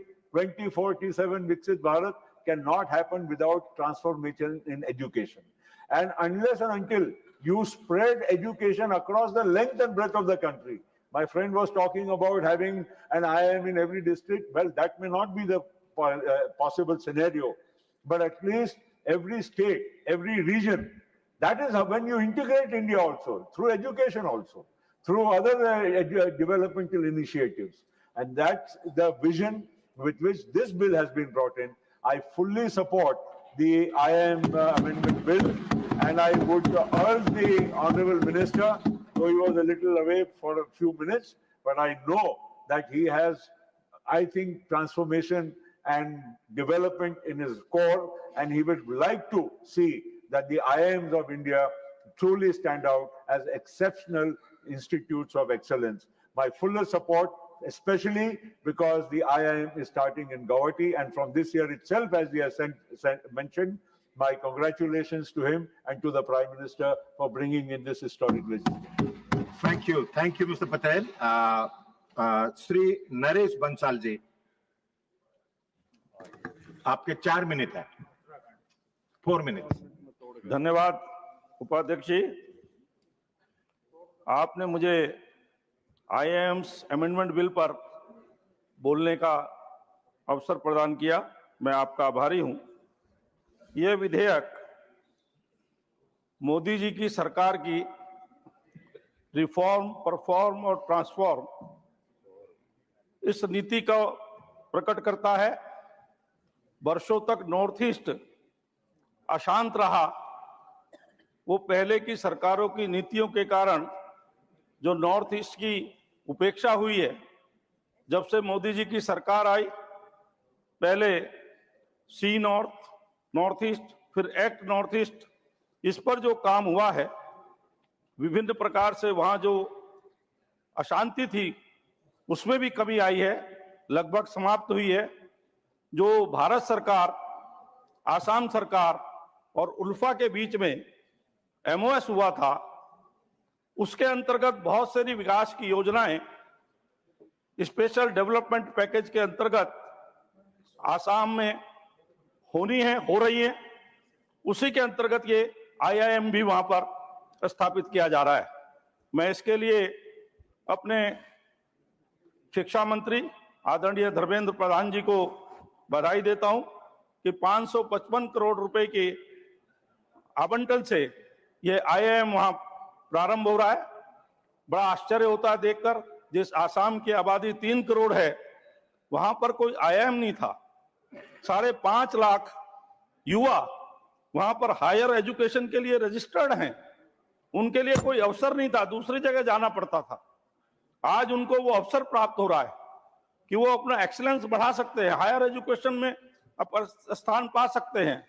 जहां 2014 से पहले केवल 2 IIM merit list में आते थे, global ranking में आते थे, वहां आज 7-7 IIM ग्लोबल रैंकिंग में आ रहे हैं। फाइनेंशियल टाइम्स की जो ग्लोबल रैंकिंग है, जो सबसे विश्वसनीय मानी जाती, उसने 7 हमारे IIM को ग्लोबल रैंकिंग में लिया है। तो यह हर्ष का विषय है। और जिस प्रकार से 2014 से पहले केवल 3,500 छात्र IIM में शिक्षा प्राप्त करते थे, आज 9,800 से ज्यादा छात्र उसमें शिक्षा प्राप्त कर रहे हैं। लगभग 3 गुना ये संख्या है। इससे और इसमें वृद्धि होगी और युवकों को उसमें अपना अवसर प्रदान होगा। माननीय उपाध्यक्ष जी, इसी प्रकार से एजुकेशन ही नहीं, सब क्षेत्रों में, अभी हमारे वक्ताओं ने कहा भी है कि किस प्रकार से मेडिकल कॉलेज डबल हुए, हवाई अड्डे डबल हुए, वंदे भारत ट्रेनें गई, यूनिवर्सिटीज खुली। तो इसी प्रकार से करते हुए जहां केवल 13 IIM थे, आज 22 IIM हो रहे हैं। और जो प्राइवेट उसमें IBS में, इंडियन बिजनेस स्कूल में छात्रों को जो 1 साल के कोर्स के लिए 34 लाख से 42 लाख रुपए तक खर्च करना पड़ता था, IIM खुलने के बाद 2 वर्ष का जो MBA कोर्स है, उसमें केवल 14 लाख से 26 लाख रुपए के बीच में गरीब छात्रों को शिक्षा प्राप्त हो सकेगी। सरकार इसमें प्रत्येक छात्र पर जो 150 रुपए खर्च होता है, उसमें से 125 रुपया सरकार वहन करती है और इंस्टीट्यूट केवल 25 रुपए वहन करता है। इस प्रकार सरकार के द्वारा पूर्ण अवसर नॉर्थ ईस्ट के, आसाम के और उसके आसपास के छात्रों को मिलेगा हायर एजुकेशन के लिए। अब उनको विदेश नहीं जाना पड़ेगा। मैं इस अमेंडमेंट बिल का समर्थन करते हुए माननीय शिक्षा मंत्री जी को बहुत बहुत बधाई देता हूं कि उन्होंने एक बहुत अच्छा काम ये किया है। बहुत बहुत धन्यवाद। धन्यवाद। Now Shri Dr. V. Shivdasan, not present. Shri Mokariya Rambhaji. ये डिस्टर्ब कर रहे हैं सब, आवाज आती है तो पता नहीं चलता क्या बोलते हो। राजा साहब है ना, पीछे पीछे परेशान करते हैं। सर ये धर्मेंद्र प्रधान साहब ने अच्छा मुखर्जी को मैं इसका डिस्टर्ब ना कीजिए, उनका भाषण जी? रखने दीजिए आप, क्योंकि आपके पास 4 मिनट। 4 मिनट, 1-2 मिनट बढ़ा देना प्लीज। सर आपने मेरे को बोलने का अवसर दिया, मैं आपका भी सदिल से आभार व्यक्त करता हूं और अपने सीनियर सब है मेरे वडील, उसका भी वंदन करता हूं। ये जो बिल लेके आए हैं प्रधान जी, बहुत अच्छा बिल है और मोदी सरकार में करीबन 11 साल से एजुकेशन, एयरपोर्ट, रेलवे सब में जो सुधार, जो डेवलपमेंट रहा है, तो शिक्षण सबसे अपने देश के डेवलपमेंट के लिए उसका एक अच्छा पासा है कि वो सबसे ज्यादा एजुकेशन के लिए काफी लोगों ने पहले पत्थर हड़ताल करवाया था। हमारे मित्रों लोगों ने, मोदी साहब ने सबको कंप्यूटर दिया, सबको पुस्तकें दी, नया नया कोर्स दिया, सस्ता कोर्स दिया और बाहर के लोग भी यहाँ पढ़ने आ गए। जैसे पहले तक्षशिला में था, इससे ज्यादा अभी यहाँ सब लोग आने लगे। तो डेवलपमेंट देश का भी हो रहा है।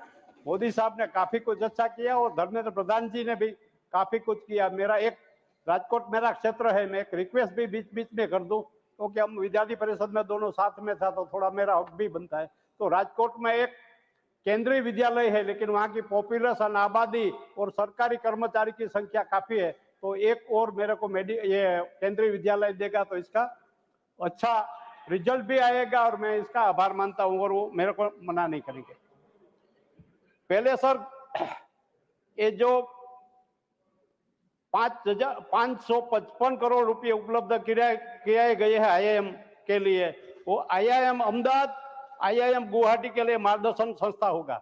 जैसे गुजरात मार्गदर्शन पूरे देश में दुनिया में करते हैं, वैसा ही हमारे IIM अहमदाबाद गुवाहाटी के लिए मार्गदर्शक बनेगा।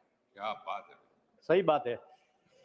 IIM गुवाहाटी में प्रमुख MBA प्रोग्राम के लिए प्रति वर्ष 60 छात्रों का प्रवेश प्रति शैक्षणिक वर्ष 2026-27 में शुरू होगा और 2025 में कॉमन एडमिशन टेस्ट में बैठने वाले छात्रों के IIM गुवाहाटी चुनने का विकल्प भी मिलेगा। और ये नरेंद्र मोदी जी की अध्यक्षता में केंद्रीय मंत्रिमंडल ने संसद के आगामी मॉनसून सत्र में भारतीय प्रबंधन संस्था संशोधक विधेयक 2025 करने को मंजूरी दे दी है। ये विधेयक ने असम राज्य के कामरूप जिले में भरामिता में भारतीय प्रबंधन संस्थान गुवाहाटी के नाम के एक नया भारतीय प्रबंधन संस्थान स्थापित करने और भारतीय प्रबंधन संस्थान अधिनियम 2017 के अनुसूची में IIM गुवाहाटी को शामिल करने का प्रावधान है। दूसरा सर, ये तो सब बोलेंगे, ये देश को संस्थान को पहले 5 वर्षों के लिए संचालित करने के लिए भारत सरकार ने 2555 करोड़ रुपए की राशि आवंटन की गई है। वो सबसे बड़ी बात है कि शिक्षा के पीछे केंद्र सरकार और हमारी गुजरात सरकार भी काफी कुछ धनराशि आवंटन करते हैं और देश के भविष्य के लिए, ये विद्यार्थी के लिए काफी अच्छी खुशी की बात है। IIM गुवाहाटी में प्रमुख MBA कार्यक्रम शैक्षणिक वर्ष 2026-27 में शुरू होगा। पहले बैच में 60 छात्र होंगे और 5 वर्षों में धीरे धीरे बढ़कर 600 हो जाएंगे। ये 600 स्टार बनेंगे देश के लिए, वो भी बहुत बड़ी बात है, विकास के लिए जरूरी है। IIM अहमदाबाद के मार्गदर्शन में IIM गुवाहाटी की स्थापना भारत और विशेष रूप से पूर्वोत्तर क्षेत्रों के छात्रों के लिए उच्च गुणवत्ता वाली प्रबंधन शिक्षा और उससे संबंधित बहुविषयक शिक्षा के लिए एक अतिरिक्त अवसर खोलेगी। यह विकासशील भारत 2047 के दृष्टिकोण के अनुरूप पूरे क्षेत्र में निवेश आकर्षित करने, प्रतिभाओं को विकसित करने और उद्यमता एवं आर्थिक विकास की समग्र संस्कृति को बेहतर बनाने की मदद करेगा।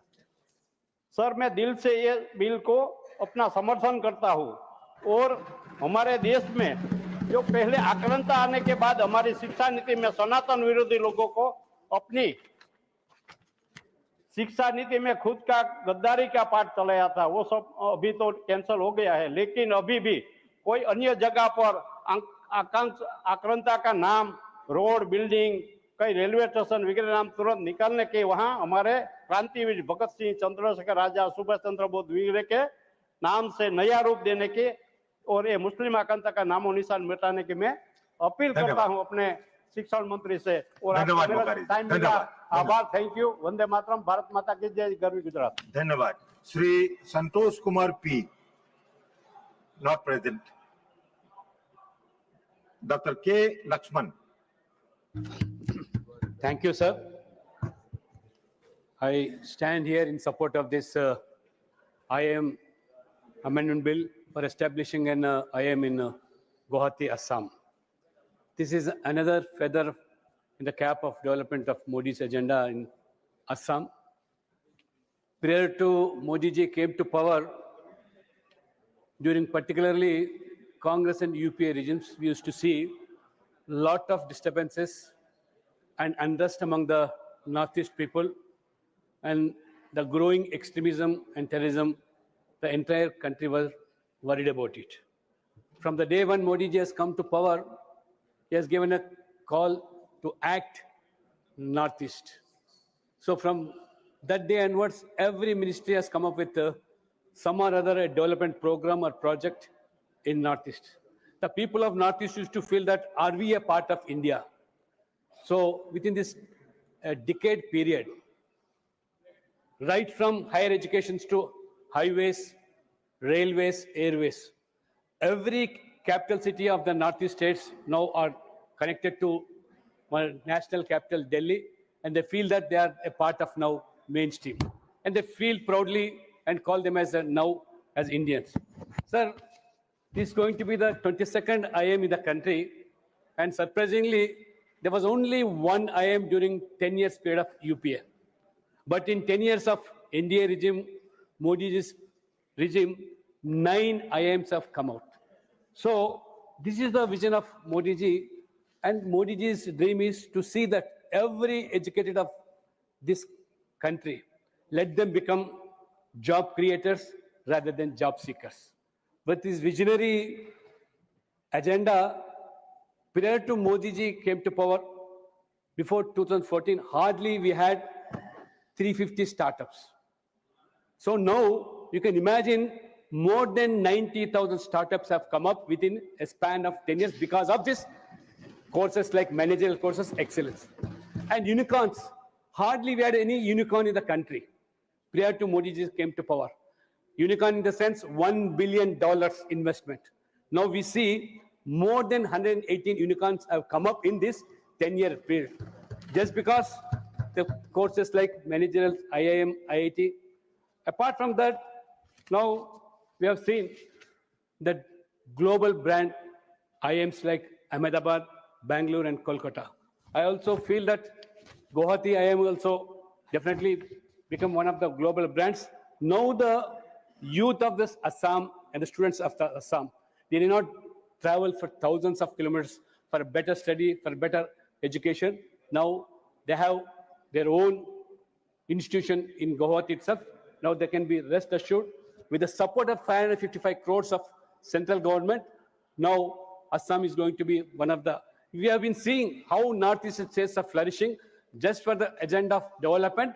Repeatedly, not less than 6 states of Northeastern states have come to power out of 8 states, irrespective of their caste and religion. People are supporting that development agenda. Finally, sir, I hail from Telangana and Hyderabad. My sincere and humble request to the minister concerned. After the formation of this new state, Telangana, we have now the demand in Hyderabad, let IIM be established. I request through you, sir, the Honorable Minister, to look into it and consult for this. Thank you very much, sir. Thank you, Dr. Lakshman. The next speaker is Ravi Chandra Vadiraju. Thank you, sir. The Indian Institute Telugu. of Management Amendment Bill 2025 ఈ బిల్లును ప్రవేశపెట్టినందుకు ధర్మేంద్ర ప్రధాన్ గారికి, అస్సాంలో గౌహతిలో IIM sanction చేయడానికి 550 కోట్ల ద్వారా పెట్టడానికి మేము సంపూర్ణంగా మా బీఆర్ఎస్ పార్టీ కేసీఆర్ గారి నుంచి సమర్థిస్తున్నాం ఈ బిల్లును. ఎందుకంటే కేసీఆర్ గారు తెలంగాణ రాష్ట్రాన్ని సాధించి 33 జిల్లాలు చేయడమే కాకుండా 33 మెడికల్ కాలేజీలు, అనేక నర్సింగ్ కాలేజీలు, గురుకులాలు పెంచడం అంటే చదువు పట్ల, విద్య పట్ల ఉన్నటువంటి మా వైఖరి మీ బిల్లులు సపోర్ట్ చేయడానికి దోహదపడుతుంది ఖచ్చితంగా. ఇంకా ఒకటి చెప్పాలంటే ప్రత్యేకంగా ఐటీ శాఖ మంత్రి కేటీఆర్ గారు, మున్సిపల్ అండ్ ఐటీ శాఖ మంత్రి చేసిన సేవ, ఆయన నాయకత్వంలో హైదరాబాద్ను ఒక అంతర్జాతీయ ఐటీ హబ్గా ఎదిగింది. టీ హబ్, వి హబ్, ఇమేజ్ టవర్స్ మరియు స్టార్టప్ ఎకోసిస్టమ్స్ అన్ని ఈ విజయానికి, వారి దూరదృష్టికి ఫలితమే. ఐటీ రంగంలో తెలంగాణ రాష్ట్రం 2023-24లో 2.7 లక్షల కోట్లు ఎగుమతి చేసింది. దాదాపు 10 లక్షల మందికి ఐటీ రంగం నుంచి ఉద్యోగాలు ఇవ్వడానికి కారణం గౌరవ కేటీఆర్ గారు, కేసీఆర్ గారు అనేక అభివృద్ధి కార్యక్రమాలు చేయడం వల్లనే. ఇది దేశంలో 2వ అతిపెద్ద సాఫ్ట్వేర్ ఎగుమతి కేంద్రంగా కూడా హైదరాబాద్ చూడడం జరుగుతుంది. లైఫ్ సైన్సెస్ రంగంలో హైదరాబాద్లో ప్రపంచంలో వ్యాక్సిన్ రాజధాని అని కూడా గౌరవిస్తుంది. ఇక్కడ ప్రతి సంవత్సరం 11 బిలియన్ల డోసులు ఉత్పత్తి అవుతాయి. ఇది భారతదేశ వ్యాక్సిన్ రంగంలో 65% వ్యాక్సిన్ తయారయ్యేది హైదరాబాద్ కేంద్రంగానే గుర్తించాలి. ఇన్ఫ్రాస్ట్రక్చర్ మరియు పరిశ్రమలు అభివృద్ధిలో ఫార్మా క్లస్టర్లకు జినోమ్ వ్యాలీ, ఐటీ రంగానికి హైటెక్ సిటీ, స్టార్టప్ కు టీ హబ్ వంటి కేంద్రాలు హైదరాబాద్లో గ్లోబల్ మ్యాప్ పై నిలిపాయి కూడా. ఈ బలమైన పునాది ఉన్నప్పటికీ హైదరాబాద్ తర్వాత గ్లోబల్ స్థాయి సాధించాలంటే కూడా ఇక్కడ ఐఎం అస్సాంతో పాటు హైదరాబాద్లో కూడా ఒక ఐఎం ఇవ్వడం తప్పనిసరి అవసరం అని చెప్పి భావిస్తూ గౌరవ మంత్రి గారికి మరియు ప్రధానమంత్రి గారికి కూడా రిక్వెస్ట్ చేస్తున్నాం. హైదరాబాద్ కూడా ఒక ఐఐటి కేంద్రం ఇవ్వాలి, ఐఎం ఇవ్వాలని చెప్పేసి కోరడం జరుగుతుంది. జాతీయ దృష్టి 5 ట్రిలియన్ ఆర్థిక వ్యవస్థతో ముందుకెళ్లాలంటే కూడా ఖచ్చితంగా కూడా ఇట్లాంటి అన్ని ఇవ్వాలి. కొన్ని గ్లోబల్ సిటీలు అభివృద్ధి చేసుకోవడానికి ప్రధాన కేంద్రాలు కూడా నిలపాలి. IT, pharma, life sciences, innovations రంగాల్లో ముందున్నటువంటి హైదరాబాద్ కు ఐఐఎం కూడా ఇస్తే బాగుంటుందని చెప్పేసి మనస్ఫూర్తిగా కోరుకుంటూ, Hyderabad is a good city, మంచి వాతావరణం ఉన్న సిటీ, బయోటిక్, ఏరోస్పేస్, మ్యానుఫ్యాక్చరింగ్ అన్ని రంగాలు ఉన్నాయి కాబట్టి ఇది కూడా వస్తే బాగుంటుంది. కొన్ని లక్షల మంది పిల్లలు పాస్ అయి కూడా ఇది ఒక మేనేజ్మెంట్ ఐఏఎం ఇస్తే బాగుంటుందని చెప్పేసి బలంగా కోరుకుంటూ ఇది శాంక్షన్ చేయాలని ప్రధానమంత్రి గారిని, విద్యాశాఖ మంత్రి గారిని రిక్వెస్ట్ చేస్తున్నాం మీ ద్వారా. Thank you sir, we are supporting this bill. Thank you. Sri Ramji. धन्यवाद मान्यवर कि आपने मुझे आईएम अमेंडमेंट बिल 2025 बोलने का अवसर दिया, और साथ ही मैं आभार व्यक्त करता हूं अपनी पार्टी के मुखिया आदरणीय बहन कुमारी मायावती जी का. मान्यवर, निश्चित तौर पर यह सराहनीय कदम है. आसाम के गुवाहाटी में आईएम स्थापित हो रहा है. मान्यवर, बिना उच्च शिक्षा और शोध के देश विकसित भारत का लक्ष्य नहीं प्राप्त कर सकता है. यहां तक कि बाबा साहब डॉक्टर अम्बेडकर ने इस बात को गंभीरता समझा और उन्होंने उपदेश दिया, शिक्षित बनो. और साथ ही मुंबई जैसी जगह पर सिद्धार्थ कॉमर्स कॉलेज खोलने का भी काम किया. इसी क्रम में हमारी पार्टी की मुखिया आदरणीय बहन कुमारी मायावती जब उत्तर प्रदेश की मुख्यमंत्री बनी तब तमाम विश्वविद्यालय खोले, तमाम डिग्री कॉलेज खोले, तमाम मेडिकल कॉलेज खोले, साथ ही तमाम आईटीआई, हजारों आईटीआई कॉलेज खोले, बीएड कॉलेज खोलने का काम किया. 5000 से अधिक प्राइमरी स्कूल खोलने का काम किया गया. साथ ही आज जो काम रुका उत्तर प्रदेश में, लेकिन मैं माननीय मंत्री जी से एक रिक्वेस्ट भी करना चाहता हूं, यहाँ बैठे हुए हैं. SC ST PhD का स्कॉलर पहले यूजीसी से आता था तो उन्हें टाइम पे मिल रहा था, रेगुलर मिल रहा था, लेकिन जब से social justice and empowerment ministry के हाथों में गया है तब से SC ST के स्टूडेंट्स को PhD का स्कॉलर रेगुलर नहीं मिल पा रहा है. कई महीने, कई साल उनको वेट करना पड़ता है. जब शोध करने वाले छात्र स्कॉलरशिप को लेकर परेशान रहेंगे तो शोध कैसे कर सकते हैं? बिना शोध के हम आगे नहीं बढ़ सकते, हम जानते हैं. बिना शिक्षा के आगे नहीं बढ़ सकते, हम अच्छी तरह से जानते हैं. और साथ ही इसी क्रम में माननीय मंत्री जी से रिक्वेस्ट भी करूंगा कि गुवाहाटी के इस आईएम में नॉर्थ ईस्ट की भागीदारी भी तय कर दी जाए. कम से कम नॉर्थ ईस्ट के स्टूडेंट को 50% के रिजर्वेशन इस आईएम में मिलना चाहिए, ताकि इस वहां के भी छात्र आगे निकल करके देश के इस विकसित भारत के सपने को पूरा कर सकें. धन्यवाद. जय भीम, जय भारत. धन्यवाद Shri Ram ji. Shri Karnat पुरकास्ता, you have 2 minutes, तो you have संक्षिप्त कीजिएगा. Karnat पुरकास्ता not present.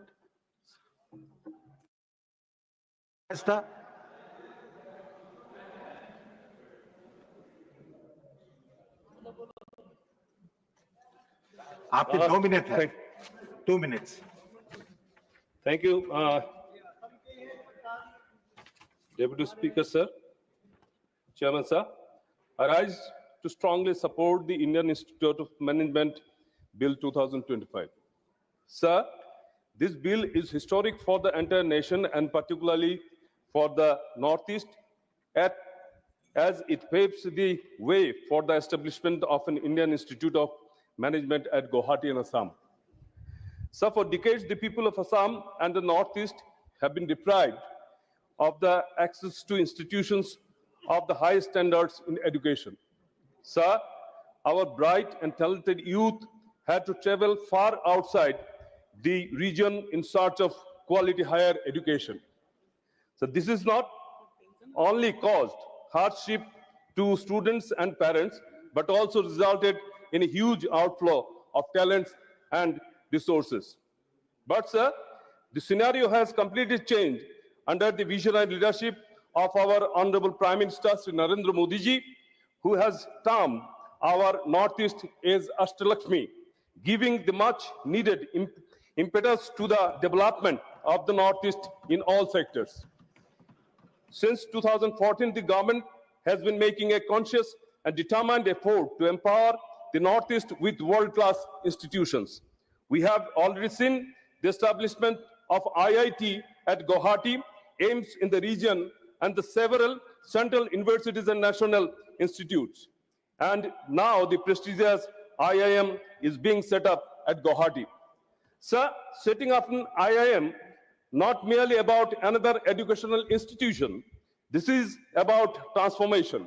The IIM at Guwahati will open vast opportunities for the youth of the Northeast in the fields of management, entrepreneurship, and innovation. It will also help in building a strong ecosystem for business, industry, and startups in the region. Honorable HRD Minister Dr. Dharmendra Pradhanji and our Honorable Chief Minister Dr. Himanta Biswa Sharmaji deserves our appreciation for taking this initiative forward. With this, the Northeast is no longer on the periphery of India's education map. Instead of, it is becoming a hub for excellence. Sir, I would like to conclude by saying that with IIT, AIMS, and now IIM, the vision of our Honorable Prime Minister Narendra Modi ji, making the Northeast a powerhouse of knowledge and progress is being fulfilled. The people of Assam and the entire Northeast are grateful to this gift, and the students are especially happy as they now have access to world-class education right at their doorstep. Lastly, sir, if Assam rises, Northeast rises. If Northeast rises, India rises. I strongly support this bill, sir. Thank you, sir. Dhanyavad. Sri Birendra Prasad Baishaji, 2 minutes. Sri Baishaji will speak in Assamia. I speak in English, sir. Okay, sir. Thank you, Honorable Chairman, sir. Allow me to speak in a historic moment of three-coast people of Assam. Sir, I raise here to speak on behalf of my party, Assam Gana Parishad, on behalf of my party president, Atul Bora, and on behalf of three-coast people of Assam, sir. Sir, aim of the Indian Institute of Management Amendment, aim is to establish a campus, IIM campus, Indian Institute of Management will be at Guwahati, sir.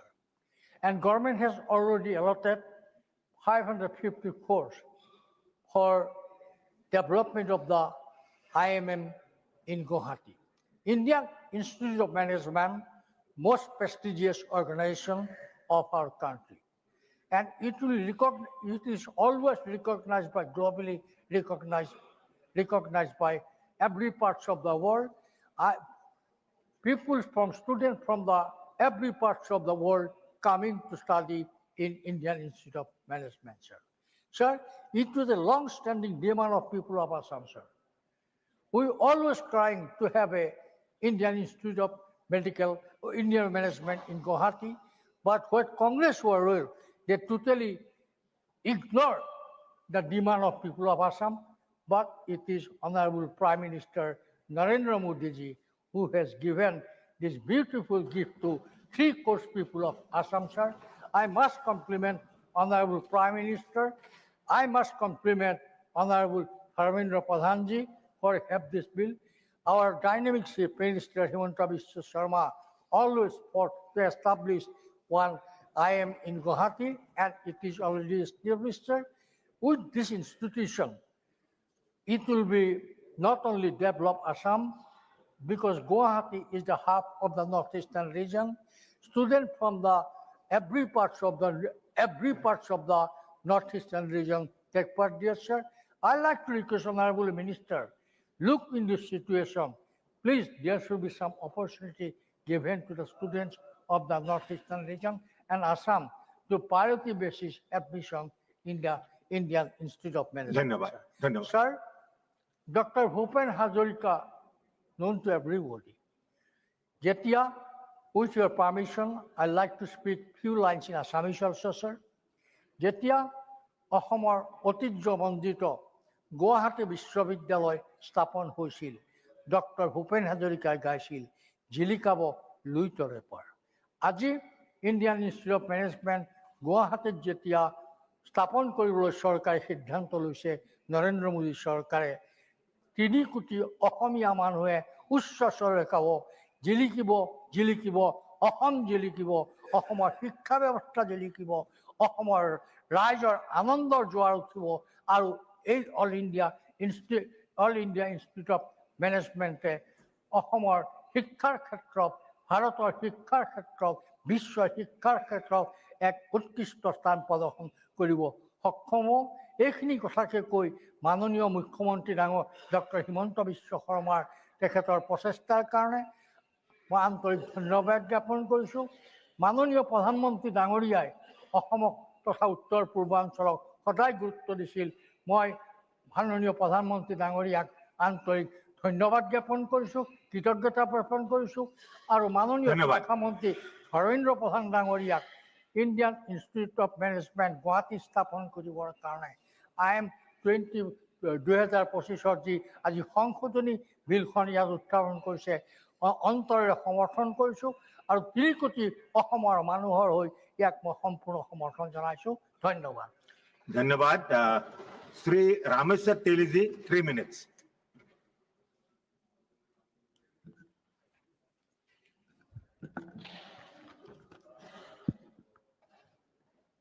उपसभापति महोदय मैं अपनी मातृभाषा Assamese में बोलना चाहता हूं कि मैं धन्यवाद देना चाहता हूं भारत के प्रधानमंत्री नरेंद्र मोदी जी को मैं धन्यवाद देना चाहता हूं भारत सरकार के शिक्षा मंत्री धर्मेंद्र प्रधान जी अब मैं धन्यवाद देना चाहता हूं असम के मुख्यमंत्री डॉक्टर हिमंत बिस्वा शर्मा जी को কংগ্ৰেছৰ মনমোহন সিং ডাঙৰীয়া ভাৰতৰ প্ৰধানমন্ত্ৰী হৈছিল অসমৰ পৰা তেওঁ প্ৰতিনিধিত্ব কৰিছিল কিন্তু কেতিয়াও ভবা নাছিল যে নৰ্থ ইষ্ট বা অসমৰ উন্নয়নৰ কথা আজি কংগ্ৰেছে ডাঙৰ ডাঙৰ কথা কয় কিন্তু নৰেন্দ্ৰ মোদী ডাঙৰীয়াই নৰ্থ ইষ্টৰ উন্নয়নৰ কাৰণে কিছুমান এনেকা পদক্ষেপ লৈছে আমি ধন্যবাদ দিবই লাগিব ভাৰতৰ প্ৰধানমন্ত্ৰী নৰেন্দ্ৰ মোদী ডাঙৰীয়াক আজি এই IIM প্ৰতিষ্ঠা হ'ব গুৱাহাটীৰ কামৰূপ জিলাত আৰু এইটো 22 নম্বৰ IIM হ'ব আৰু ইয়াত 555 কোটি টকা খৰচ কৰা হ'ব তো মই পুনৰ ধন্যবাদ জনাইছোঁ ভাৰতৰ প্ৰধানমন্ত্ৰী নৰেন্দ্ৰ মোদী ডাঙৰীয়াক মই ধন্যবাদ জনাইছোঁ ভাৰতৰ শিক্ষামন্ত্ৰী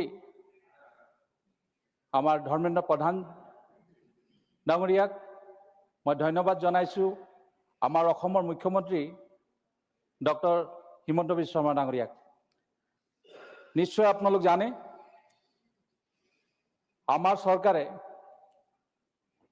গুৱাহাটীত এইমছ নিচিনা হস্পিটেলো ইতিমধ্যে স্থাপন কৰিছে এনেধৰণৰ পদক্ষেপ ইতিমধ্যে চৰকাৰ দ্বাৰা লোৱা হৈছে। সেইকাৰণে মই চৰকাৰক ধন্যবাদ জনাই মোৰ চমু বক্তব্য সামৰণি মাৰিছোঁ। Thank you, Mr. Teliji. Now, Sri Dharmendra Pradhan to reply to the discussion.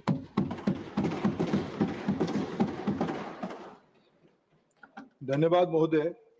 अभी आपकी अनुमति से इस सभागार में 13 मान्यवर सदस्यों ने IIM गुवाहाटी की कैंपस को, गुवाहाटी की अंदर एक नई IIM की जन्म लेने को समर्थन किया। उन्होंने इसके प्रति इसके ऊपर जो मंशा है, माननीय प्रधानमंत्री नरेंद्र मोदी जी ने जो पूर्वोत्तर की विकास के लिए प्रतिबद्धता दिखाई, उसको समर्थन दिया, उनको अप्रिशिएट किया। इसलिए मैं सभी को सबसे पहले धन्यवाद देता हूं। कई मान्यवर सदस्यों ने अनेक अच्छे सुझाव भी दिए। इसको कैसे ग्लोबल स्टैंडर्ड की इंस्टीट्यूशन बनाया जाए, जो वैकेंट पोस्ट है अन्य IIM में उसको कैसे भरा जाए और उसको कैसे अच्छा किया जाए, उसके बारे में बहुत पॉजिटिव एंड कॉन्क्रीट सजेशन दिया है। ये निश्चित रूप में सभी सजेशंस को मैं अच्छे से उसको कैसे क्रियान्वयन किया जाएगा उसकी मैं दायित्व भी लेता हूँ। चेयरमैन साहब, 1961 से हमारे देश में IIM की काम चल रही है। IIM एक इंस्टीट्यूशन के रूप में काम कर रहा है। अगर मैं 2061 से 61 to 2014 इसी 53 इयर्स में 13 IIM खोला गया था। 13 within the span of 53 years, government of those years could create 13 IIM only. Due to priority of Prime Minister Narendra Modi, especially giving focus to youth and youth aspiration. और हमारी जो प्रतिबद्धता है भारत की नौजवान आत्मनिर्भर बने, ये एक अनायास हम लोगों के लिए एक स्लोगन नहीं है, एक पॉलिसी नहीं है, हम लोगों का ये एक फिलोसफी।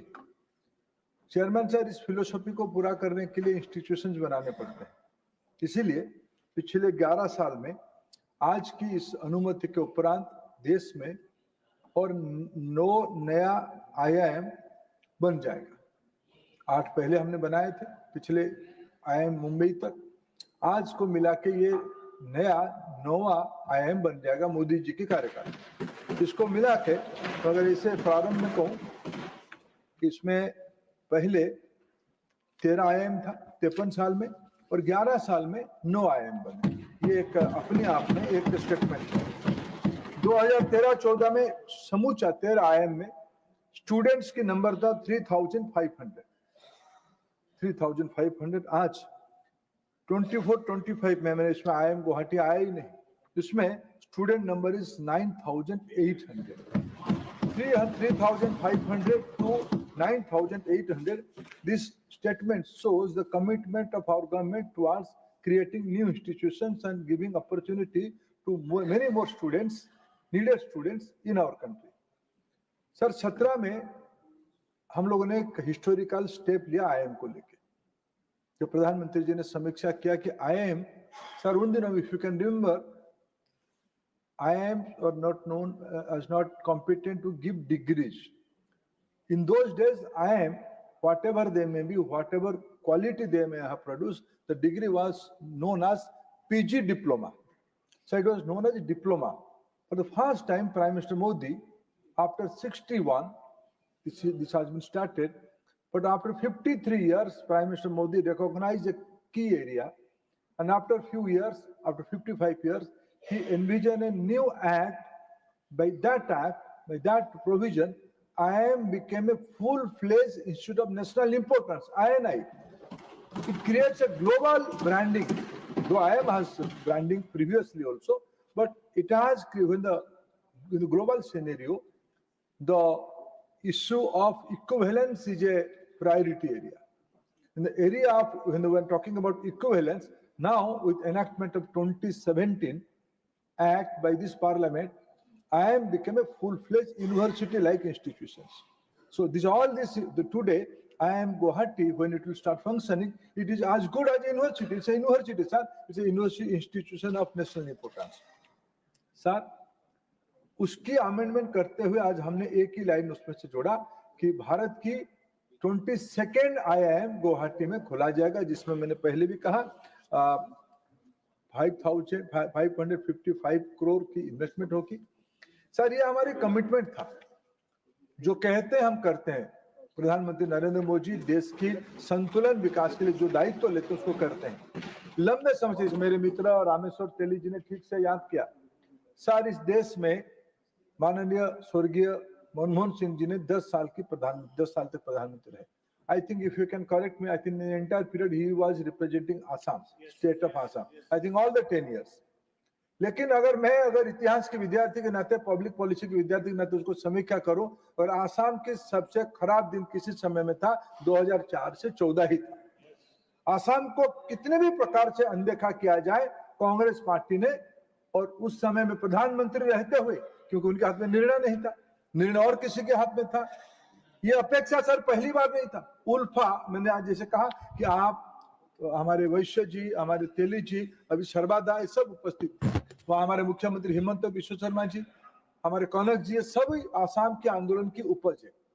उस समय से ये मांग आते रहे कि आसाम में नेशनल इंस्टीट्यूशन खोले जाए। मैं आभार प्रकट करता हूं प्रधानमंत्री जी को, उन्होंने उस आकांक्षा को, उस अपेक्षा को उन्होंने पूरा किया। और आईएम के आज के अगर मैं दो परिचय दूंगा, आईएम के बारे में मेरे को इस हाउस में इंफॉर्मेशन देने की कोई आवश्यकता नहीं, सब मेरे से ज्यादा भी जानते हैं, अच्छा जानते हैं। सर इस बार जब यूएई की नेतृत्व भारत के प्रधानमंत्री जी को मिले, सर उनकी दो मांग थी। अब हमारे देश में सर आज यूएई एक डेवलप्ड इकोनॉमी है, उनकी कारोबार के कारण दुबई है, अबू धाबी है, शारजा है, कई प्रकार की इकोनॉमिक मॉडल उनके पास है। सर उस इकोनॉमिक मॉडल में माननीय प्रधानमंत्री जी को यूएई की नेतृत्व दो चीज मांगा, हमें एक भारत की आईआईटी दीजिए, हमें भारत की एक आईआईएम दीजिए। मैं आज आपको सुखद सूचित करना चाहता हूं, नेशनल एजुकेशन पॉलिसी में जब हम इंडियन एजुकेशन को ग्लोबलाइजेशन की बात कहते हैं, हम विदेश की यूनिवर्सिटी को भारत में खोलने का अनुमति दे रहे हैं पहली बार। आज सर 15 यूनिवर्सिटी भारत में खोलने की तैयारी कर रहे हैं, कुछ खुल भी गए हैं। और ऐसे ही भारत की इंस्टीट्यूशन आईआईटी और आईआईएम, सर पिछले 2 साल से भारत की 2 आईआईटी विदेश में खुले हैं, उसमें से एक अबू धाबी में, एक उसमें अफ्रीका में। मैं अगले महीने भारत की ओर से आईआईएम अहमदाबाद, जो प्रेस्टिजियस इंस्टीट्यूशन है, सर आईआईएम अहमदाबाद की परिचय क्या है? IIM Ahmedabad factory for producing unicorn, Bharat में 2014 में बिल्कुल गिनती में स्टार्टअप होते थे, आज इसकी संख्या 1,50,000 से ऊपर जा चुका है। उनमें से अनेक यूनिकॉर्न बन चुके हैं, वो सारे ज्यादातर लोग आईआईएम अहमदाबाद से जुड़े हुए हैं। ये आज इस प्रकार के आईआईएम हम लोग वहां खुलने वाले हैं। हमने, जैसे मैंने कहा कि हम लोगों ने कोई भी चीज को, आज आसाम की क्या परिचय हो रही है, नॉर्थ ईस्ट की क्या परिचय हो रही है। सर आज आसाम में longest rail cum road Bogibeel bridge आज आसाम में है। विश्व के सबसे 2 बड़े इंपोर्टेंट टनल, मेरे मित्र देश की इस संसद की जिनके नेतृत्व हम काम करते, पार्लियामेंट्री अफेयर्स मिनिस्टर और मेरे मित्र अरुणाचल की जननेता श्री किरण रिजिजू जी को मैं बधाई देता हूं। उनके राज्य में शीला टनल बन चुके हैं और इसी कार्यकाल में बन चुका है। सर त्रिपुरा में मैत्री सेतु त्रिपुरा और बांग्लादेश को लिंक करते हुए बन चुके इन्हीं कार्यकाल में, पिछले 10 साल में। प्रधानमंत्री नरेंद्र मोदी के कार्यकाल में नॉर्थ ईस्ट में 10 नए एयरपोर्ट बन चुके हैं। सर अभी भारत सरकार ने 4 सेमीकंडक्टर कारखाना को खोलने के लिए अनुमति दिया। सर कारखाना खोलने की अनुमति क्या देना पड़ता है? भारत सरकार उस इन्वेस्टमेंट की 50% इन्वेस्टमेंट भारत की ट्रेजरी के पैसे उन राज्यों को देता है। सर 10 साल तो मनमोहन सिंह जी प्रधानमंत्री थे देश की, सर वो तो चिंता नहीं किए। प्रधानमंत्री नरेंद्र मोदी जी ने आसाम में जब सर गुजरात, महाराष्ट्र, तमिलनाडु जैसे प्रांत में सेमीकंडक्टर खुल रहे थे, उस समय में नरेंद्र मोदी जी की पहल से आसाम में सेमीकंडक्टर की कारखाना खुला, 27,000 करोड़ रुपया इन्वेस्टमेंट कर। सर आज ऑर्गेनिक फार्मिंग में सिक्किम देश की अव्वल नंबर राज्य बन चुका है। मेघालय में फूड प्रोसेसिंग की अपनी नई दुनिया बना रही है। सर प्रधानमंत्री जी ने कहा है कि अष्टलक्ष्मी 7 सिस्टर्स प्लस सिक्किम, ये 8 राज्य हमारी भारत की स्वाभिमान की, भारत की विकास की, भारत की संवेदनशीलता की, भारत की भाईचारा के प्रतीक है। उसको हमारी सरकार में 8 ईस्ट पॉलिसी के तहत पहला अधिकार, कभी सारे इस देश में नेतृत्व कहता था संसाधनों की पहला अधिकार कोई वर्ग की है।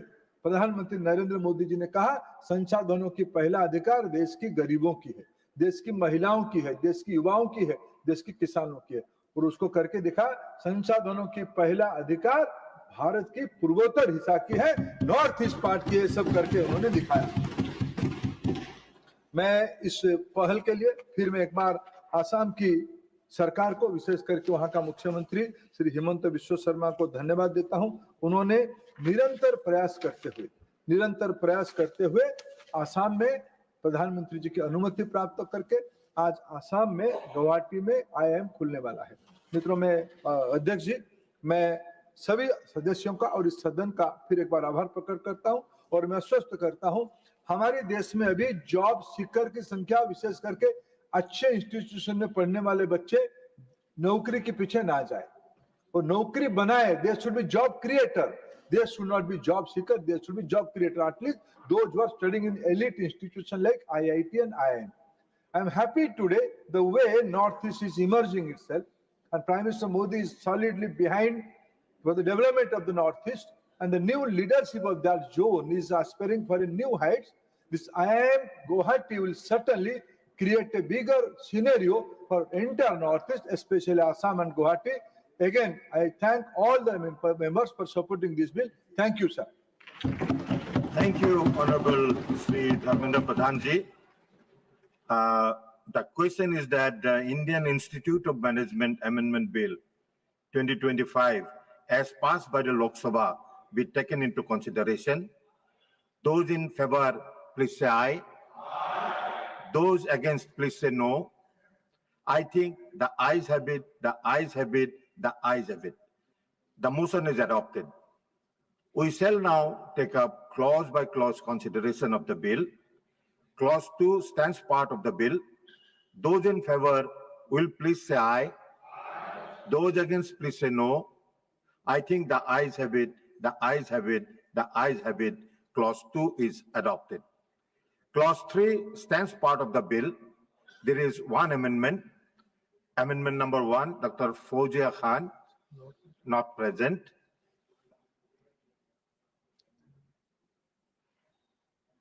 I shall now put clause 3 to vote. Those in favor will please say aye. Those against, please say no. I think the ayes have it, the ayes have it, the ayes have it. Clause 3 is adopted. Clause 4 stands part of the bill. Those in favor will please say aye. Those against, please say no. I think the ayes have it, the ayes have it, the ayes have it. Clause 4 is adopted. Clause 1, the enacting formula and the title stands part of the bill. Those in favor will please say aye. Those against, please say no. I think the ayes have it, the ayes have it, the ayes have it. Clause 1, enacting formula and the title are adopted. Now, Sri Dharmendra Pradhan, Honorable Minister, to move that the bill be passed. Chairman महोदय, मैं आपके माध्यम से सदन को इस bill को पारित करने के लिए अनुरोध करता हूं। Motion moved that the bill be passed. The question is that the bill be passed. Those in favor will please say aye. Those against, please say no. I think the ayes have it, the ayes have it, the ayes have it. The bill is passed.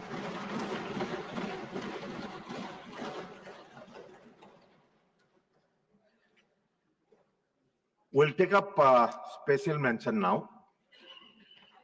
Dr. Kavita Patidar. धन्यवाद माननीय उपसभापति महोदय।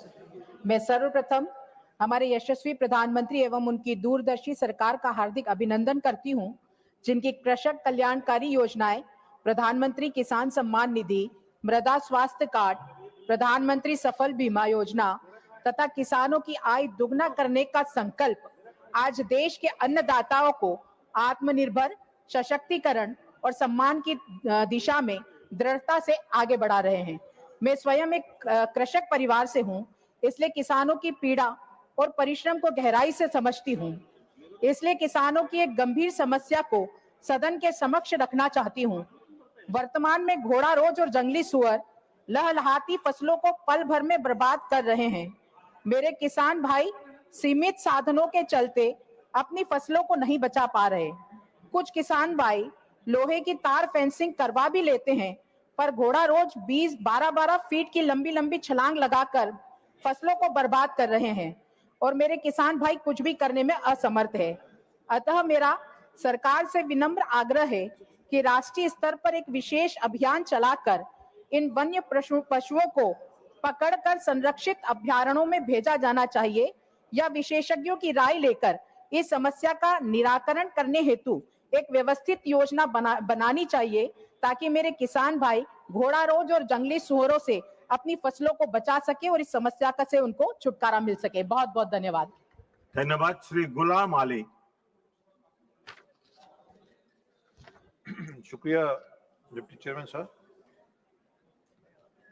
Demand to combat drugs menace through community participation.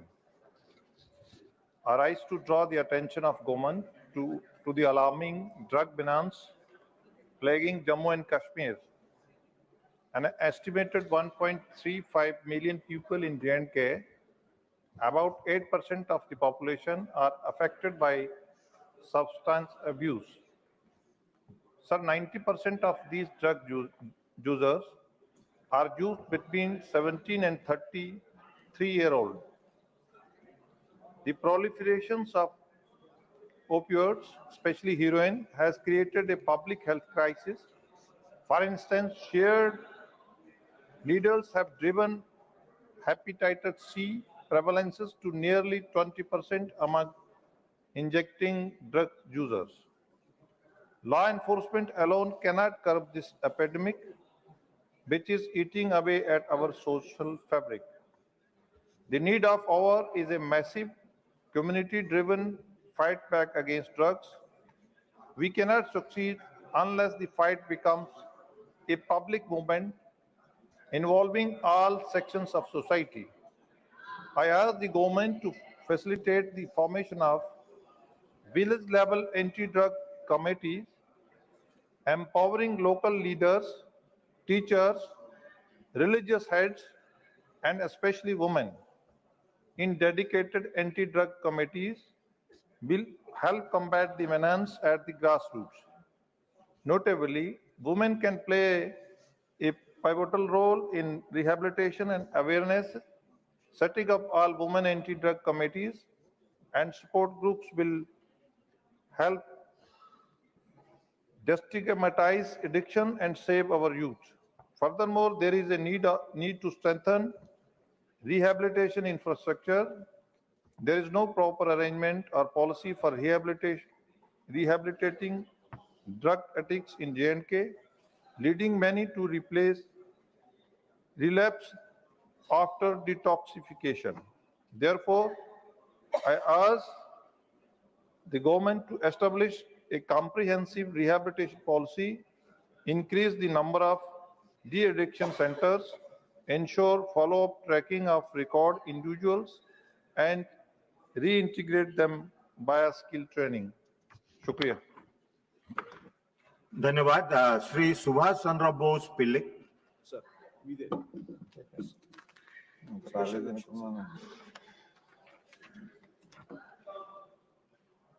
Deputy Chairman, sir, thank you very much, sir. The aquaculture in the state of Andhra Pradesh is facing big crisis due to terrorist attack by United States President Donald Trump. For a year, every time the price of Wanami shrimp increases in the international market, as there has been some kind of trouble. Prices fall has become a regular occurrence Even though there are no problems, local buyers are reducing prices and hurting the aqua farmers. The latest Trump announcement has once again reduced Vanami prices, which has opened the door to new concern among farmers. Vanami shrimp cultivation is taking place in the coastal region of Andhra Pradesh in lakhs of acres. It has become a habit for buyers to reduce the prices of shrimp by making it look like scandal, even if there is an international incident. Vanami shrimp fetched a good price in March this year. A large number of shrimp was coming in the market. The price was reduced by 220 rupees per count. When Trump announced the tariff in the first week of April, they blocked it, reduced the prices drastically. The price fell to rupees 60 per count. Later, the US announced that would be postpone the imposition of tariff for 3 months, but it is not worthy. The price was increased by only 15 per count. More than 70% Vanami, tiger shrimp and other shrimp exported from coastal Andhra are being exported to the United States. In this past, the anti-dumping box was 4.5% and the CVD tax was 5%, making total rupees 9.5%. The Trump government is implementing an additional 25% tax on this. Total tax burden is 34.9%. In addition to that, penal tax is another 25%. That is, total tax burden is 59.4% instead of 9.5%. Instead of 9.5%, this tax burden is 59.4%. And the farmers will not hesitate to take a temporary break from cultivation, sir. I urge the central government on behalf of YSR Congress Party to take immediate step to sort out the issue at the earliest possible. Thank you, sir. Thank you, Dr. Bhim Singh.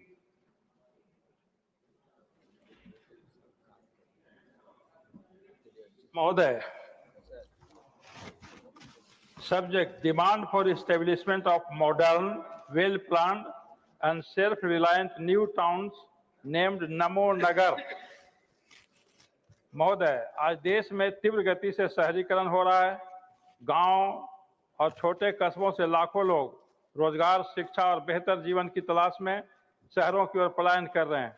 इसके परिणाम स्वरूप बड़े शहरों पर जनसंख्या का अत्यधिक दबाव पड़ रहा है, जिससे वहां की मूलभूत सुविधाएं जैसे जल आपूर्ति, स्वास्थ्य, यातायात, स्वच्छता एवं आवास पर प्रतिकूल प्रभाव पड़ रहा है।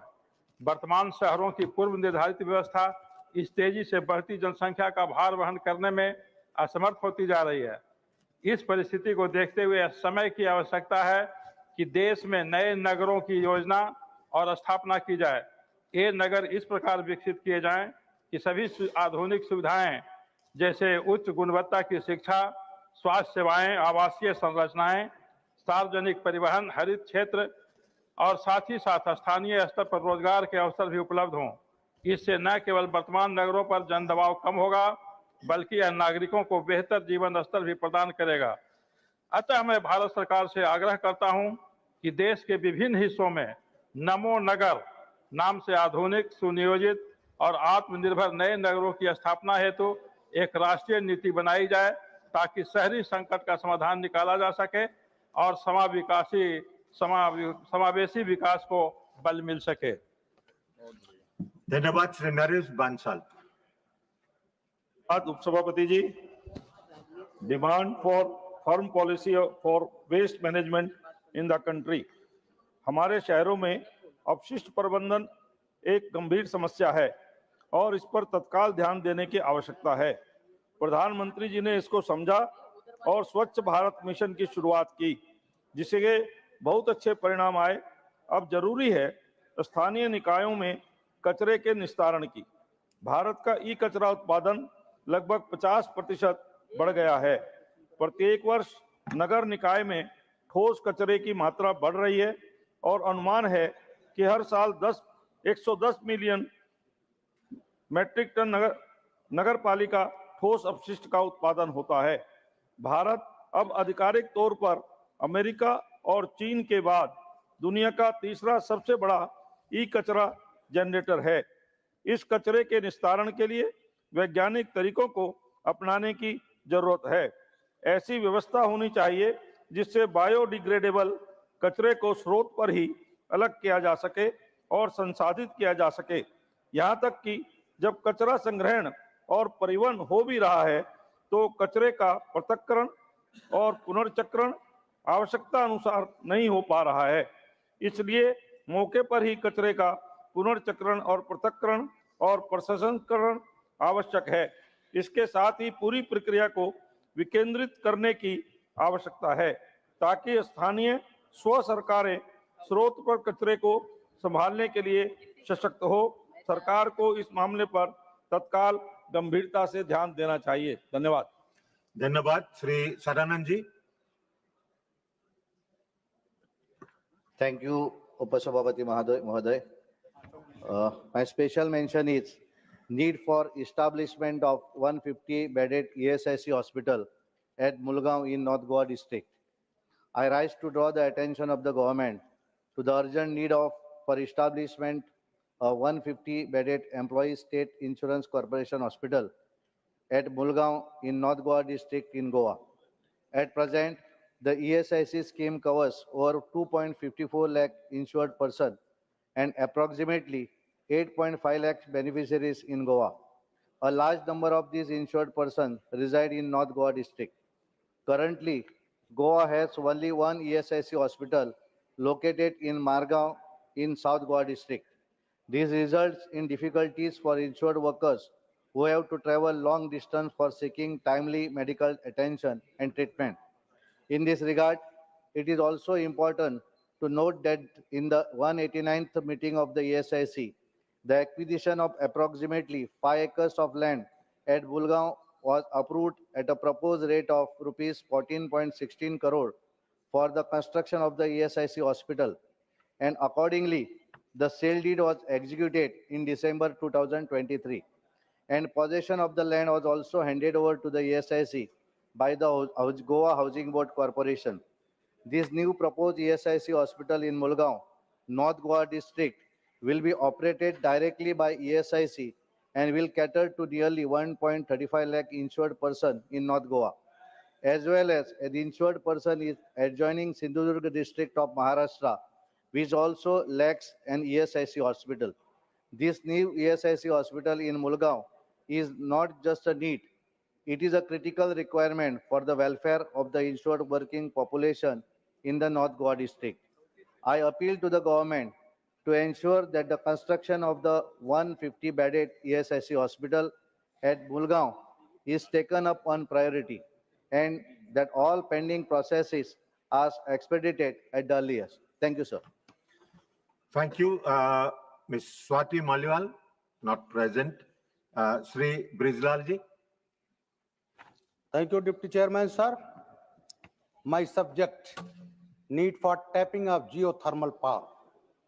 The Prime Minister vision for a clean and green energy, Atmanirbharta by 2040, encompasses several key areas.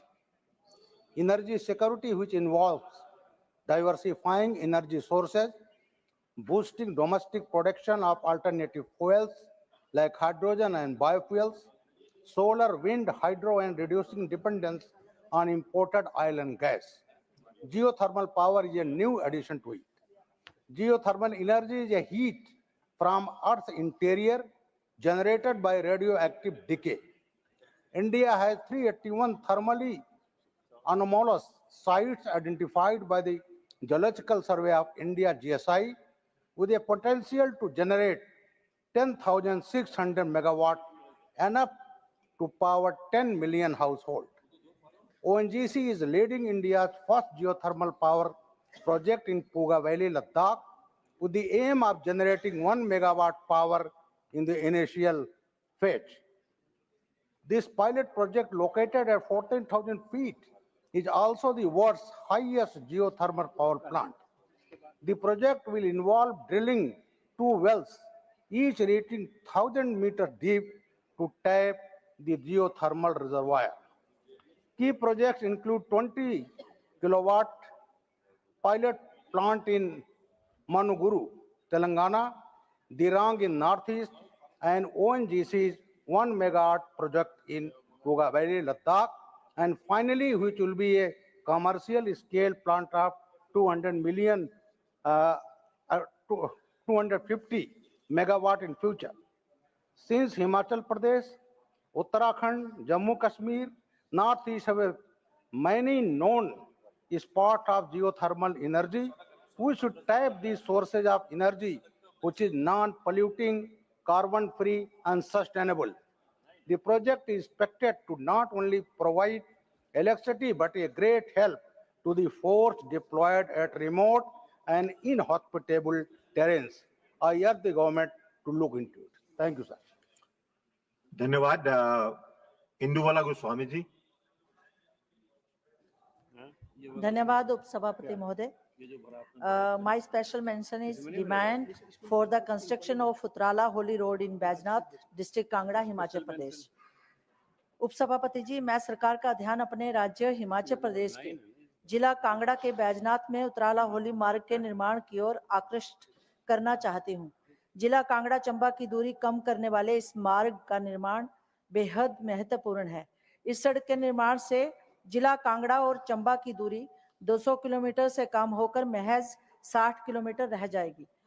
Dhauladhar पर्वतमाला के दोनों ओर होली, भरमौर और कांगड़ा क्षेत्र में रहने वाले स्थानीय और जनजातीय लोगों को आसान आवागमन की सुविधा मिलेगी। पर्वतीय क्षेत्रों में वर्षा एवं भूस्खलन के कारण जब मुख्य मार्ग अवरुद्ध हो जाता है तब यह वैकल्पिक मार्ग जनजीवन को सुचारू रखने में अहम भूमिका निभाता है। इस सड़क के निर्माण से दोनों जिलों के दुर्गम क्षेत्रों के लिए भी आवागमन आसान होगा और क्षेत्र के लोगों की जीवन रेखा भी सुदृढ़ होगी। यह क्षेत्र प्राकृतिक सौंदर्य से भी भरपूर है। इस सड़क के बनने से पर्यटकों का आवागमन तेज होगा और धौलाधार पर्वतमाला के मनोरम अनछुए क्षेत्र भी पर्यटकों के लिए खुल जाएंगे। साथ ही यह क्षेत्र पर्यटन की दृष्टि से विकसित होकर रोजगार के अवसर भी सृजित करेगा। उपरोक्त वर्णित तथ्यों के आधार पर सरकार से अनुरोध करती हूं कि उतराला होली मार्ग के निर्माण को केंद्र सरकार की योजना के अधीन लेकर शीघ्र कार्य प्रारंभ करवाने की कृपा करें ताकि लाखों लोगों को इस मार्ग के बनने से राहत और हिमाचल के विकास को लाभ मिल सके। धन्यवाद। धन्यवाद। श्री महेंद्र भट्ट। माननीय सभापति महोदय जी, मैं आपका आभारी हूँ। क्या आपके माध्यम से मैं सरकार का ध्यान अति महत्वाकांक्षी योजना जिसके तहत हर आदमी को उचित स्वास्थ्य सुविधा प्रदान करने हेतु प्रत्येक जिले में मेडिकल कॉलेज खुलवाने की ओर दिलाना चाहता हूँ। इस संदर्भ में यह कहना है कि उत्तराखंड एक सीमांत राज्य है जो भौगोलिक परिस्थितियों में हिमालयी क्षेत्र में बसा हुआ है। देश के माननीय प्रधानमंत्री जी की सरकार की घोषणा कि प्रत्येक जिले में मेडिकल कॉलेज खोले जाएंगे, इससे यहाँ के नागरिकों में एक खुशी की जागृत हुई है। पिछले लंबे समय से उस संदर्भ में राज्य सरकार द्वारा जिला मेडिकल कॉलेजों के लिए केंद्र से संपर्क साधा जा रहा है, परंतु अभी तक अपेक्षाकृत परिणाम नहीं आए हैं। परंतु राज्य के सभी सीमा तटीय जिले जिनमें चमोली, उत्तरकाशी, पिथौरागढ़, अल्मोड़ा, चंपावत सहित अनेकों जिलों में मेडिकल कॉलेज की नितांत आवश्यकता है। अतः मैं सरकार से मांग करता हूं कि जनपद में मेडिकल कॉलेज खुलवाने की महत्वाकांक्षी योजना को यथाशीघ्र अमली जामा पहनाया जाए। धन्यवाद। धन्यवाद। Shri Neeraj Dangi not present. श्री मयंक कुमार नायक। धन्यवाद। माइक। धन्यवाद sir. Requested for the including of additional villages of Mehsana district in Shama Prasad Mukherjee Urban Mission SPMRM। मैं सरकार का ध्यान Shyama Prasad Mukherjee rural mission SPMRM की ओर आकृष्ट करना चाहता हूं। इस योजना के उद्देश्य ग्रामीण क्षेत्रों को शहरी सुविधा युक्त बनाना है। महसाणा जिले में अब तक केवल एक रूरल क्लस्टर बेचराजी स्वीकृत किया गया है, जिसके अंतर्गत पाइपलाइन नेटवर्क उन्नयन, स्कूल इंफ्रास्ट्रक्चर का पुनर्निर्माण तथा लैंडफिल साइट का विकास जैसे कार्य 2020-21 तक पूरे किए जा चुके हैं। लेकिन महसाणा जिले के अन्य तहसील जैसे विसनगर, कड़ी, ऊंझा, खेरालू, वडनगर आदि भी इस मिशन के मापदंडों पर खरे उतरते हैं और विकास की दृष्टि से इस योजना में शामिल किए जाने के पात्र है। मैं सरकार से आग्रह करता हूं कि आगामी चरणों में महसाणा जिले के अन्य गांवों को भी रूरबन क्लस्टर में शामिल कर वहां समग्र विकास को बढ़ावा दिया जाए। Thank you sir. Thank you, Shri Kesari Dev Singh Zala. Thank you, Deputy Chairman, sir. Sir. Mike. Sir, I rise to my subject today, sir, is the demand for the legal recognition and support for last-minute living wills in India. So, I rise today to advocate for the legal recognition and support of last-minute living wills in India, an issue which is vital to preserving human dignity and autonomy in healthcare. A last-minute living will, sir, or an advanced medical directive enables individuals to express their medical preferences should they become unable to communicate, especially in cases of terminal illness, comas, or irreversible conditions. Sir, the right to autonomy in healthcare is enshrined in our Constitution. In 2018, the Honorable Supreme Court upheld the legality of passive euthanasia and affirmed the right to self-determination in the end-of-life care. Yet, despite this landmark ruling, the practical implementation of a last-minute living will remains limited. This gap leaves many vulnerable to prolonged suffering through unwanted medical interventions. To address this, sir, I propose the following. First, the legal accessibility and the awareness. Citizens must be empowered to create these wills easily with clear guidelines and support systems. Secondly, the healthcare integration. Hospitals should be mandated to honor these wills with proper training for medical staff to respect patient directives. Third, the safeguards and the oversights. A medical board must review these wills to ensure ethical compliance and to prevent misuse. And the fourth is the emotional relief that the families get. These wills spared loved ones from making painful decisions during medical crisis. In conclusion, sir, through you, I urge the government to bring legislation that supports the creation and enforcement of last-minute living wills in India. Let us uphold every citizen's right to choose dignity and peace at the end of their lives. Thank you. Thank you. Shri Sujit Kumar. Sir, I rise to draw the attention of the government to the need for establishing a national tribal medicinal research and innovation center in Odisha, which would serve as one of India's richest repositories of tribal ethnomedicine and forest-based medicinal plants.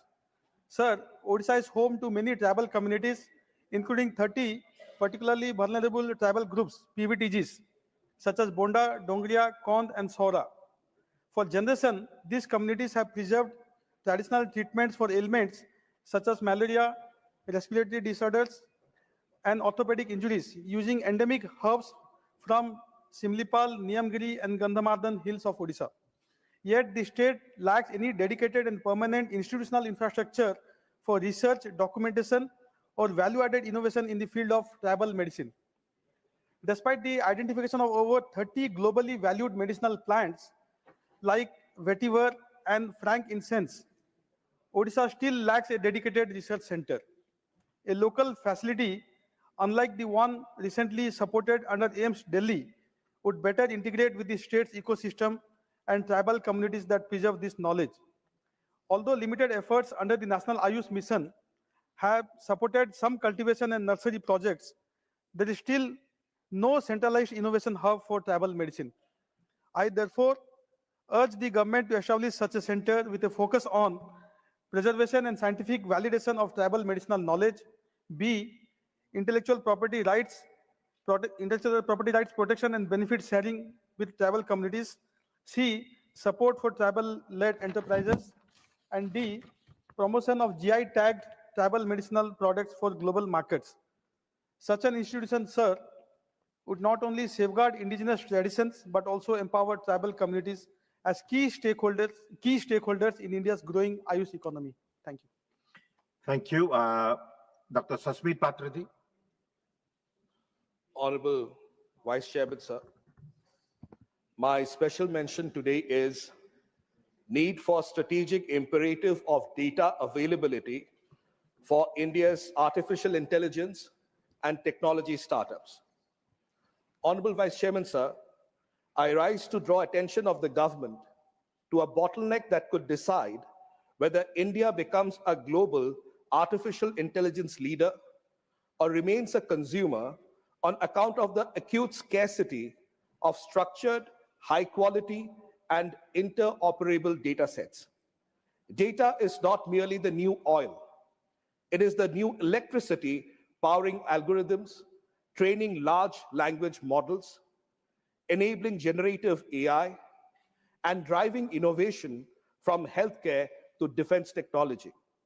While nations like United States of America and China have developed open data regimes, federated data networks, and synthetic data pipelines, Indian startups remain constrained by fragmented public data sets, locked away private data, and absence of harmonized standards.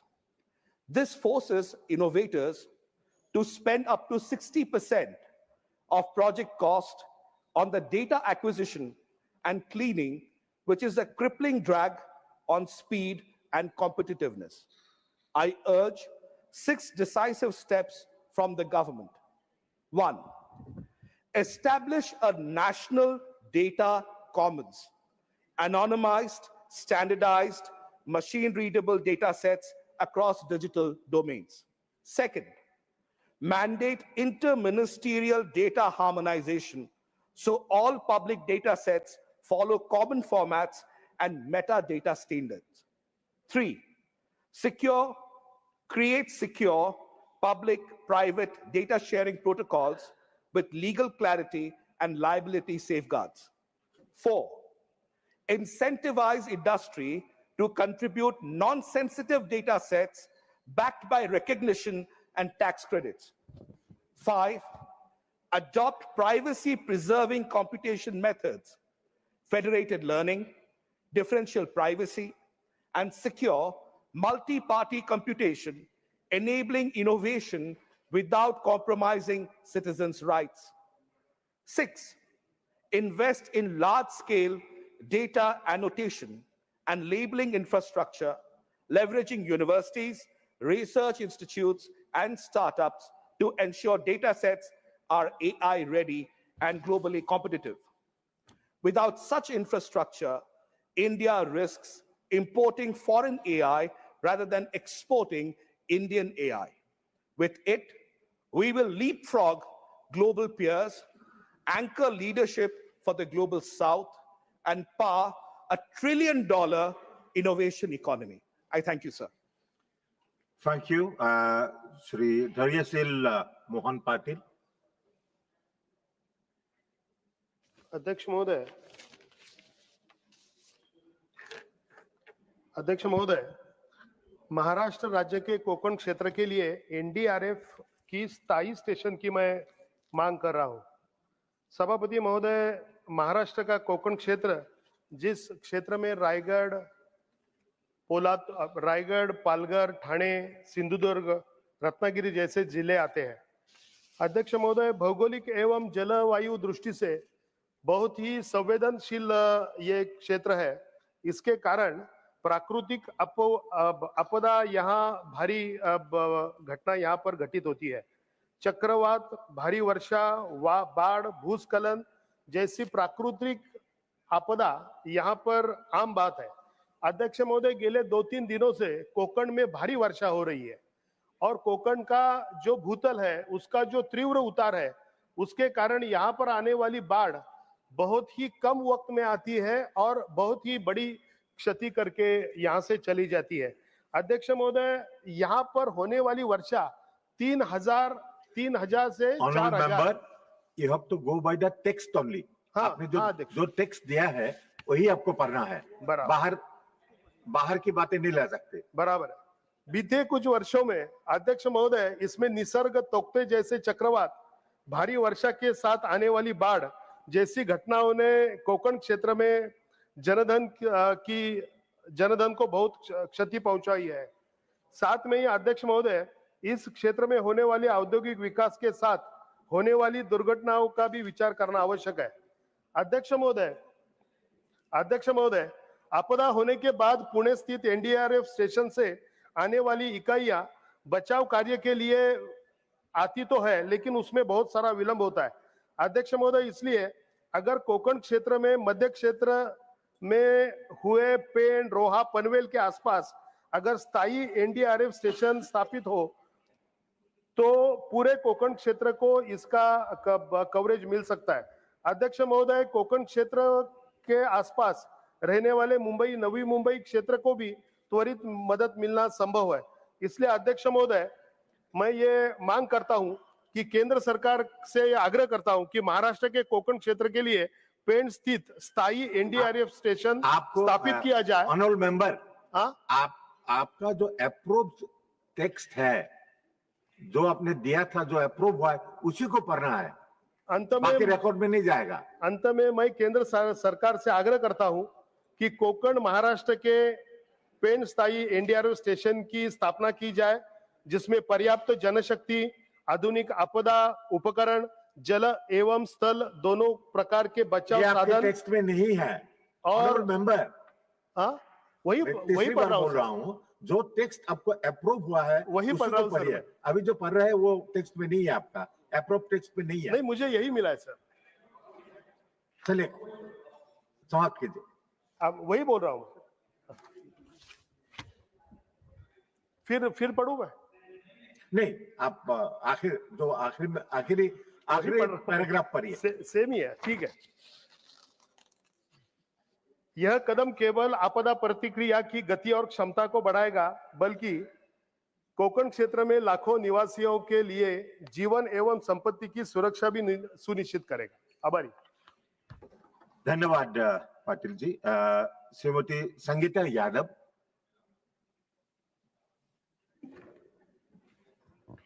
माननीय उपसभापति जी, आपको बहुत बहुत आभार। Subject है मेरा demand to implement the reform for disable people on priority basis under the Swavalamban Yojana. स्वावलंबन योजना के तहत दिव्यांगजन को यूनिक डिसेबिलिटी आईडी यूडीआईडी जारी करने से उनका दिव्यांगता प्रमाण पत्र पूरे देश में मान्य हो गया है। यह एक ऐतिहासिक कदम है, लेकिन अभी कई सुधार आवश्यक हैं। अस्थि बाधित दिव्यांगजनों को बैटरी चालित ट्राईसाइकिल देने में 80% की दिव्यांगता की अनिवार्यता के कारण कई दिव्यांगजन जिन्हें शिक्षा, रोजगार के लिए यात्रा करनी होती है, इस सुविधा से वंचित रह जाते हैं। अतः सरकार से अनुरोध है कि 50% से अधिक बेंचमार्क अस्थि बाधित दिव्यांगजनों को इस योजना में शामिल किया जाए। यूडीआईडी कार्ड और प्रमाण पत्र प्राप्त करने में विशेषज्ञ डॉक्टरों की कमी से दिव्यांगजन समस्याओं का सामना करते हैं। राज्य के समेकित क्षेत्रीय केंद्रों सीआरसी के विशेषज्ञों को प्रमाणीकरण बोर्ड में शामिल कर इस प्रक्रिया को सरल बनाया जाए। साथ ही सीआरसी और डीडीआरसी के संविदा कर्मचारियों की सेवा शर्तों को भी अस्थायी करने का सरकार से आग्रह है। सहायक यंत्रों उपकरणों की खरीद फिटिंग के लिए दिव्यांगजनों को सहायता योजना के तहत श्रवण बाधित बच्चों को कोक्लियर इम्प्लांट की सुविधा दी जाती है, लेकिन रखरखाव के लिए कोई वित्तीय सहायता नहीं दी जाती है। प्रोसेसर और बैटरी बदलने का खर्च गरीब परिवार नहीं उठा सकते हैं। अतः सरकार से अनुरोध है कि इसमें वित्तीय सहायता दे। उपकरण निर्माता कंपनियों से 10 वर्ष का बीमा करे। ब्लॉक स्तर पर संसदीय स्वास्थ्य मेले आयोजित कर दिव्यांगजनों के प्रमाणीकरण, उपकरण वितरण, रोजगार और चिकित्सा सुविधाओं को एक मंच पर उपलब्ध कराया जाए। आय प्रमाण पत्र हेतु स्वयं प्रमाणन सेल्फ सर्टिफिकेशन की सुविधा दी जाए और विशेष शिक्षकों की स्थायी नियुक्ति की भी सुनिश्चित किया जाए। आपके माध्यम से मैं सरकार से निवेदन करती हूं कि इन जो भी मैंने डिमांड रखी है और उसको प्राथमिकता से लागू किया जाए। धन्यवाद। Shrimati Kiran Chaudhary. Thank you, sir. So my subject is concern over irregularities in crop compensation for Kharif 2023 in Charkhi Dadri district and Bhiwani district in Haryana. Sir, मैं सरकार का ध्यान हरियाणा में जिला भिवानी और जिला दादरी में खरीफ 2023 की कपास की फसलों में प्राकृतिक आपदाओं, गुलाब सुंडी जिसको कहते हैं, में हुई क्षति के मुआवजे वितरण में गड़बड़ियों के मुद्दे की तरफ आकर्षित करवाना चाहती हूँ। मुआवजा वितरण का काम एक निजी बीमा कंपनी को प्रधानमंत्री फसल बीमा योजना के तहत मिला था। कपास का मुआवजा क्रॉप कटिंग एक्सपेरिमेंट CCE के तहत होता है, जिसमें उपरोक्त मुआवजे की राशि लगभग 450 करोड़ रुपए थी, परंतु मुआवजे का मापदंड CCE से हटाकर सैटेलाइट इमेजरी डाटा के आधार पर करवा लिया गया, जिससे किसानों में बहुत ही जबरदस्त व्यापक रोष है। यह भी उल्लेखनीय है सर कि CCE के मापदंडों को हटाकर सैटेलाइट इमेजरी डाटा का बदलाव सैटेलाइट टेक्निकल एडवाइजरी कमेटी के नाम पर किया गया, जो उस समय निलंबित थी। इस निर्णय से किसानों को 340 करोड़ रुपए का नुकसान हुआ तथा निजी कंपनी को 340 करोड़ रुपए की अनुचित फायदा हुआ है। सरकार से मेरा अनुरोध है कि इस मामले में हस्तक्षेप कर किसानों को उचित मुआवजा व सरकारी अमले की जवाबदेही तय करने के लिए मामले की सुनिश्चित जांच व आवश्यक कार्रवाई करवाने की कृपा करें, ताकि किसानों को उनका न्याय मिले और उनका मुआवजा पूरा उनको मिले। Thank you. धन्यवाद। Message from Lok Sabha secretary general. Sir, with your kind permission, I rise to report that the Lok Sabha at its sitting held on the 20th August 2025 adopted the following motion: that the bill further to amend the Constitution 130th Amendment Bill 2025, the Government of Union Territories Amendment Bill 2025, and the Jammu and Kashmir Reorganization Amendment Bill 2025 be referred to a joint committee of the Houses consisting of 21 members from this House and 10 members from RajyaSabha to be nominated by the Honorable Deputy Chairman. That in order to constitute a sitting of the joint committee, the quorum shall be as near as may be 1/3 of the total number of members of the joint committee. That the committee shall make a report to this House by last day of the first week of next session.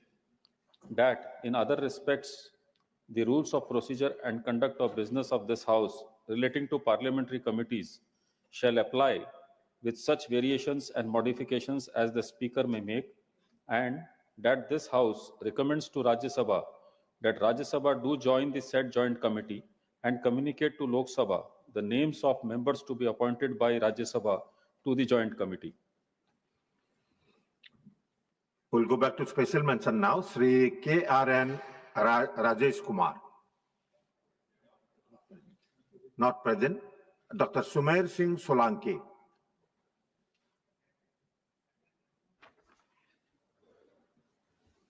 धन्यवाद माननीय उपसभापति महोदय। नर्मदे हर। माननीय उपसभापति महोदय, उद्यानिकी फसलें केला, पपीता, संतरा, अनार, आम को प्रधानमंत्री फसल बीमा योजना में शामिल करने से संबंधित मेरा स्पेशल मेंशन है। मैं एक महत्वपूर्ण विषय की ओर सरकार का ध्यान आकर्षित करवाना चाहता हूं। यह विषय देश के उन लाखों किसानों से संबंधित है जो उद्यानिकी फसलों की खेती कर अपने परिवार और देश की अर्थव्यवस्था को मजबूत कर रहे हैं। प्रधानमंत्री जी ने किसानों के हित में अनेक योजनाएं लागू की है।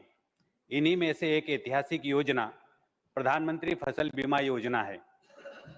इस योजना का मुख्य उद्देश्य प्राकृतिक आपदाओं, अतिवृष्टि, सूखा, ओलावृष्टि, पाला, तूफान आदि कारणों से होने वाली फसलों के नुकसान की भरपाई करना है, जिससे किसानों को उनकी मेहनत का उचित मूल्य और सुरक्षा मिल सके। आज देश के अनेक हिस्सों में प्रधानमंत्री फसल बीमा योजना के अंतर्गत केवल खाद्यान्न, दलहन और तिलहन फसलों को अधिसूचित किया गया है, जबकि उद्यानिकी फसलें जिनमें केले, आम, अनार, संतरा, पपीता जैसी फसलें शामिल नहीं है, इस योजना में अधिसूचित नहीं किया गया है। बड़वानी जिले के 2 लाख हेक्टेयर क्षेत्र में विभिन्न फसलों की खेती की जाती है, जिनमें लगभग 30,000 हेक्टेयर क्षेत्र में उद्यानिकी फसलों का उत्पादन होता है। खास तौर पर केले की खेती की जाती है, जिसका औसत उत्पादन लागत 7 लाख रुपए प्रति हेक्टेयर है। यह लागत तुलना में अधिक हो जाती है अगर कोई प्राकृतिक आपदा जैसे तूफान, ओलावृष्टि इन बागानों को नष्ट कर देती है। तो चिंताजनक बात यह है कि वर्तमान में ऐसी कोई फसल बीमा योजना नहीं है जो इस नुकसान की भरपाई कर सके। मैं सरकार से आग्रह करता हूं कि उद्यानिकी फसलों को तत्काल प्रभाव से प्रधानमंत्री फसल बीमा योजना अंतर्गत अधिसूचित किया जाए या इन फसलों के लिए पृथक बीमा नीति बनाई जाए ताकि उद्यानिकी किसान भाइयों और बहनों को इसका लाभ मिल सके। जय हिंद, नर्मदे हर। धन्यवाद। श्री महाराजा संजोग लेसम। Thank you, sir. Sir, my subject of my special mention is demand for two-pronged approach in the construction of Jiribam Imphal Railways project. Sir, Jiribam Khongsang section 55.36 km had already been completed and commissioned in September 2022. However, remaining portion of Khongsang None 18.25 kilometers and the None Imphal 37.02 kilometers are yet to be completed. Apart from frequent bumps, blockades and extortion, etc., our national highways are prone to mud and landslides during the rainy seasons, which hampers the movement of good trucks carrying essential commodities in the state. So, the speedy completion of this railway project will be the only solution for all this inconvenience. I therefore draw the kind attention of government to start the construction work also from Imphal and so as to speed up the project. As of now, the construction work is being progressed only from Jiribam side. Therefore, two-pronged approach for construction from both sides will give the required impetus to move the construction works towards a speedy completion. Otherwise, it will take another 2 or 3 more years to complete the project. Thank you, sir. Thank you. Dr. Fozia Khan, not present. Srimati Maya Narodia. त्वदीय पाद पंकजम नमामि देवी नर्मदे। धन्यवाद उपसभापति महोदय जी, आपने इस महत्वपूर्ण विषय पर मुझे बोलने का अवसर प्रदान किया।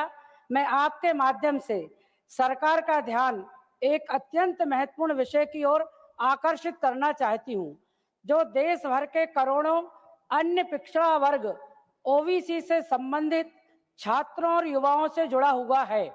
यह एक स्थापित तथ्य है कि केंद्रीय सेवाओं और शैक्षणिक संस्थानों में ओबीसी आरक्षण का लाभ लेने के लिए उम्मीदवारों को हर वर्ष नया जाति प्रमाण पत्र प्रस्तुत करना अनिवार्य होता है, जबकि अनुसूचित जाति एससी और अनुसूचित जनजाति एसटी वर्ग के उम्मीदवारों के लिए ऐसी कोई वार्षिक नवीनीकरण की प्रक्रिया अनिवार्य नहीं है। माननीय महोदय जी, यह दोहरा मापदंड न केवल अनुचित है, बल्कि इससे छात्रों को हर वर्ष अनावश्यक प्रशासनिक प्रक्रियाओं से गुजरना पड़ता है, जिससे न केवल समय और संसाधनों की बर्बादी होती है, बल्कि कई बार योग्य अभ्यर्थी अंतिम तिथि तक प्रमाण पत्र न जमा कर पाने के कारण सुनहरे अवसरों से वंचित रह जाते हैं। मैं सरकार से अनुरोध करती हूं कि इस विषय पर गंभीरता से विचार करें और ओबीसी अभ्यर्थियों के लिए भी जाति प्रमाण पत्र को स्थायी रूप से मान्यता देने की व्यवस्था करें, जैसा कि एससी और एसटी वर्ग के लिए प्रचलित है। धन्यवाद। धन्यवाद। Doctor Sikandar Kumar. Thank you, sir, for giving me the opportunity to speak on very important subject. My special mention is on concern over the effects of plastic pollution. महोदय, मैं सरकार का ध्यान भारत में प्लास्टिक अपशिष्ट की बढ़ती गंभीर समस्या की ओर आकर्षित करना चाहता हूं। प्लास्टिक ने आधुनिक भारत जीवन में क्रांति तो ला दी है, लेकिन इसके साथ साथ अब यह गंभीर पर्यावरणीय चुनौती भी बन गया है। पहाड़ी राज्यों हिमाचल प्रदेश, उत्तराखंड, नॉर्थ ईस्ट इत्यादि कई राज्यों में प्लास्टिक से बने सामानों का उपयोग, कटलरी, पैकेजिंग, दैनिक उपभोग लगातार बढ़ने से पर्यावरण में प्रदूषण और नए युग के लिए स्वास्थ्य का गंभीर संकट उत्पन्न हो गया है। प्लास्टिक अपशिष्ट अब माइक्रोप्लास्टिक में विघटित होकर भोजन, जल और मृदा तंत्र प्रणालियों में भी प्रवेश कर गया है।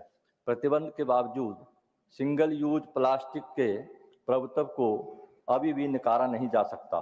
मैं भारत सरकार से आग्रह करना चाहता हूं कि भारत के बढ़ते प्लास्टिक अपशिष्ट के संकट को दूर करने के लिए कड़े प्रयासों और कठोर नियमों के निर्धारण की समीक्षा की जाए, जिससे इस गंभीर समस्या के दुष्परिणामों से भविष्य को बचाया जा सके। धन्यवाद। धन्यवाद। Doctor V Sivarasan, not present. Dr. Medha Visram Kulkarni. Thank you, Honorable Deputy Chairman, sir. My subject for today's special mention is urgent demand to resolve Aadhaar access barriers faced by biometrically unfit citizens. Honorable Deputy Chairman, sir, I rise to draw the attention of this august House to an urgent and deeply concerning issue affecting thousands across our country. There are countless citizens, particularly senior citizens, persons with disabilities, manual laborers, farmers, and those in rural and remote areas who are unable to authenticate their Aadhaar due to worn out fingerprints, retinal damage, or physically impairments. Many also suffer from chronic health conditions that prevent biometric verification. As a result, they are being denied access to essential services such as food rations under PDS, old age pensions, healthcare benefits, and even banking. This is not merely a technical flaw, it is a denial of dignity and basic rights to the most vulnerable. While UIDAI does provide for exceptional enrollment and alternative mechanisms such as facial recognitions and OTP-based authentication, these alternatives are not being implemented effectively at grassroots. Frontline staff are often unaware and unwilling to facilitate such cases. Sir, I urge the government to take the following steps on priority. Implement alternative Aadhaar authentication methods in mission mode. Ensure no citizen is denied access to welfare due to biometric mismatch. Launch a nationwide awareness campaign and establish dedicated grievance redressal system. Appoint a nodal officer in each district to ensure easy access and swift resolution. Sir, I urge the government to look into this matter. Thank you, sir. Thank you, Sri Samik Bhattacharya. Thank you, sir. The subject concern over impediments in completion of the new Godia Sector 5 and Airport Metro line in Kolkata. I wish to draw the attention of the government to delay in completion of the new Godia Sector 5 Airport Metro Corridor, a project critical to the urban mobility infrastructure of Kolkata. While significant progress has been made and the stretch from New Godia to Sector 5 is almost ready for commissioning, a crucial 366-meter segment near Chingrihata remains incomplete. The short but vital section has become a choke point, holding up the inauguration and operation of the entire route. The delay not only undermines the spirit of the timely infrastructure delivery, but also deprives lakhs of daily commuters, especially IT professionals, students, airport-bound passengers, of a last and modern transport solution. There has been little headway in resolving the pending issues involving land acquisition, alignment, clearance of interdepartmental coordination. I urge the government to ensure that the remaining stretch at Chingrihata is expedited on priority. Completion of this metro corridor will significantly boost connectivity between South Kolkata, the IT hub at Sector 5, and the airport, benefiting the city's economy and easing urban mobility. Thank you, sir.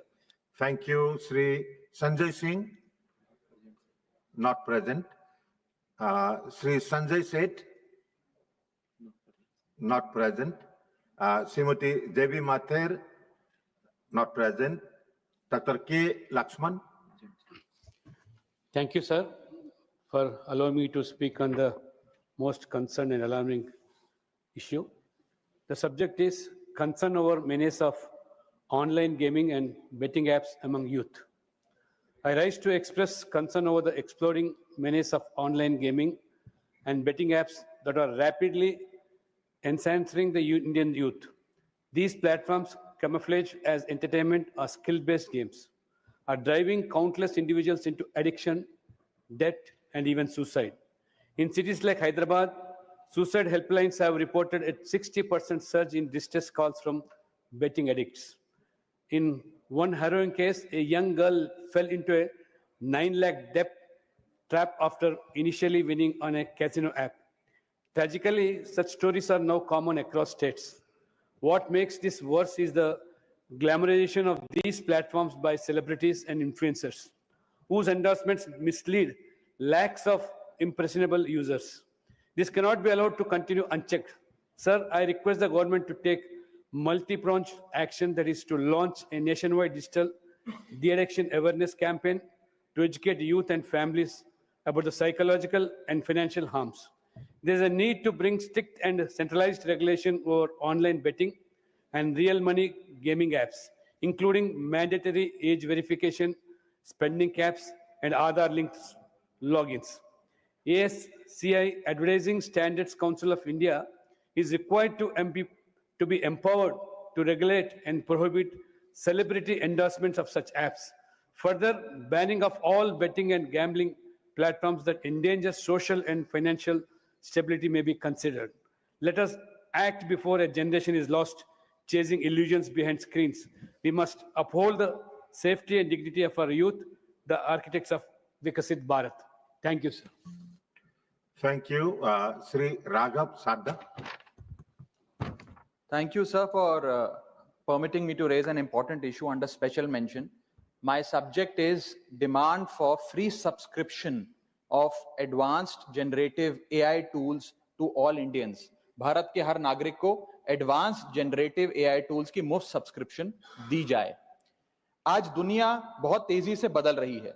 इस बदलती हुई दुनिया में AI सिर्फ एक technology नहीं बल्कि एक अपॉर्चुनिटी है, आगे बढ़ने की, सपने देखने की और उन्हें पूरा करने की। ये हमारे किसान भाइयों के लिए स्मार्ट खेती है, स्टूडेंट्स के लिए 24/7 अवेलेबल ट्यूटर है, व्यापारियों के लिए बिजनेस प्लानर है, नौजवानों के लिए करियर गाइड है और बुजुर्गों के लिए डॉक्टर भी है। आपके हर सवाल का जवाब, आपकी हर समस्या का समाधान एआई के पास उपलब्ध है। यही कारण है सर कि आज यूएई, सिंगापुर, चाइना जैसे देश अपने हर नागरिक को एडवांस्ड एआई की सेवा, फ्री एक्सेस, फ्री सब्सक्रिप्शन दे रहे हैं। वहीं भारत में जहां 140 करोड़ सपने पलते हैं, लोग इन एडवांस्ड एआई टूल से वंचित हैं, सिर्फ इसलिए क्योंकि ये टूल्स महंगे हैं। एक रिसर्च कहती है कि 2030 तक आर्टिफिशियल इंटेलिजेंस $15 ट्रिलियन की वैल्यू क्रिएट करेगा। अगर हम इस रेस के लिए अभी से तैयार नहीं हुए तो भारत इस रेस का विजेता बनने की बात तो छोड़िए, इस रेस से बहुत पीछे छूट जाएगा। अगर भारत सरकार हर नागरिक को एडवांस्ड जनरेटिव एआई टूल्स जैसे कि chat GPT, Gemini, Grok, Claude को सभी उम्र के और हर वर्ग के स्थानीय भाषाओं में मुफ्त और सुरक्षित तरीके से उपलब्ध कराए तो ये देश की प्रोडक्टिविटी कई गुना बढ़ा सकता है और लोगों का कीमती समय बचा सकता है।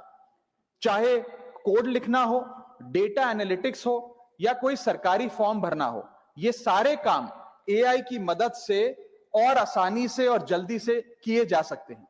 ये डिजिटल डेमोक्रेसी की ओर अगला कदम है ताकि आर्टिफिशियल इंटेलिजेंस की इस क्रांति में कोई भारतीय पीछे ना छूटे और इंडिया सचमुच में डिजिटल इंडिया बने। मेरी सरकार से ये मांग है कि इस विषय पर ध्यान दिया जाए। जय हिंद। धन्यवाद। श्री रामजीलाल सुमन, not present. Dr. Dinesh Sharma. धन्यवाद माननीय उपसभापति महोदय।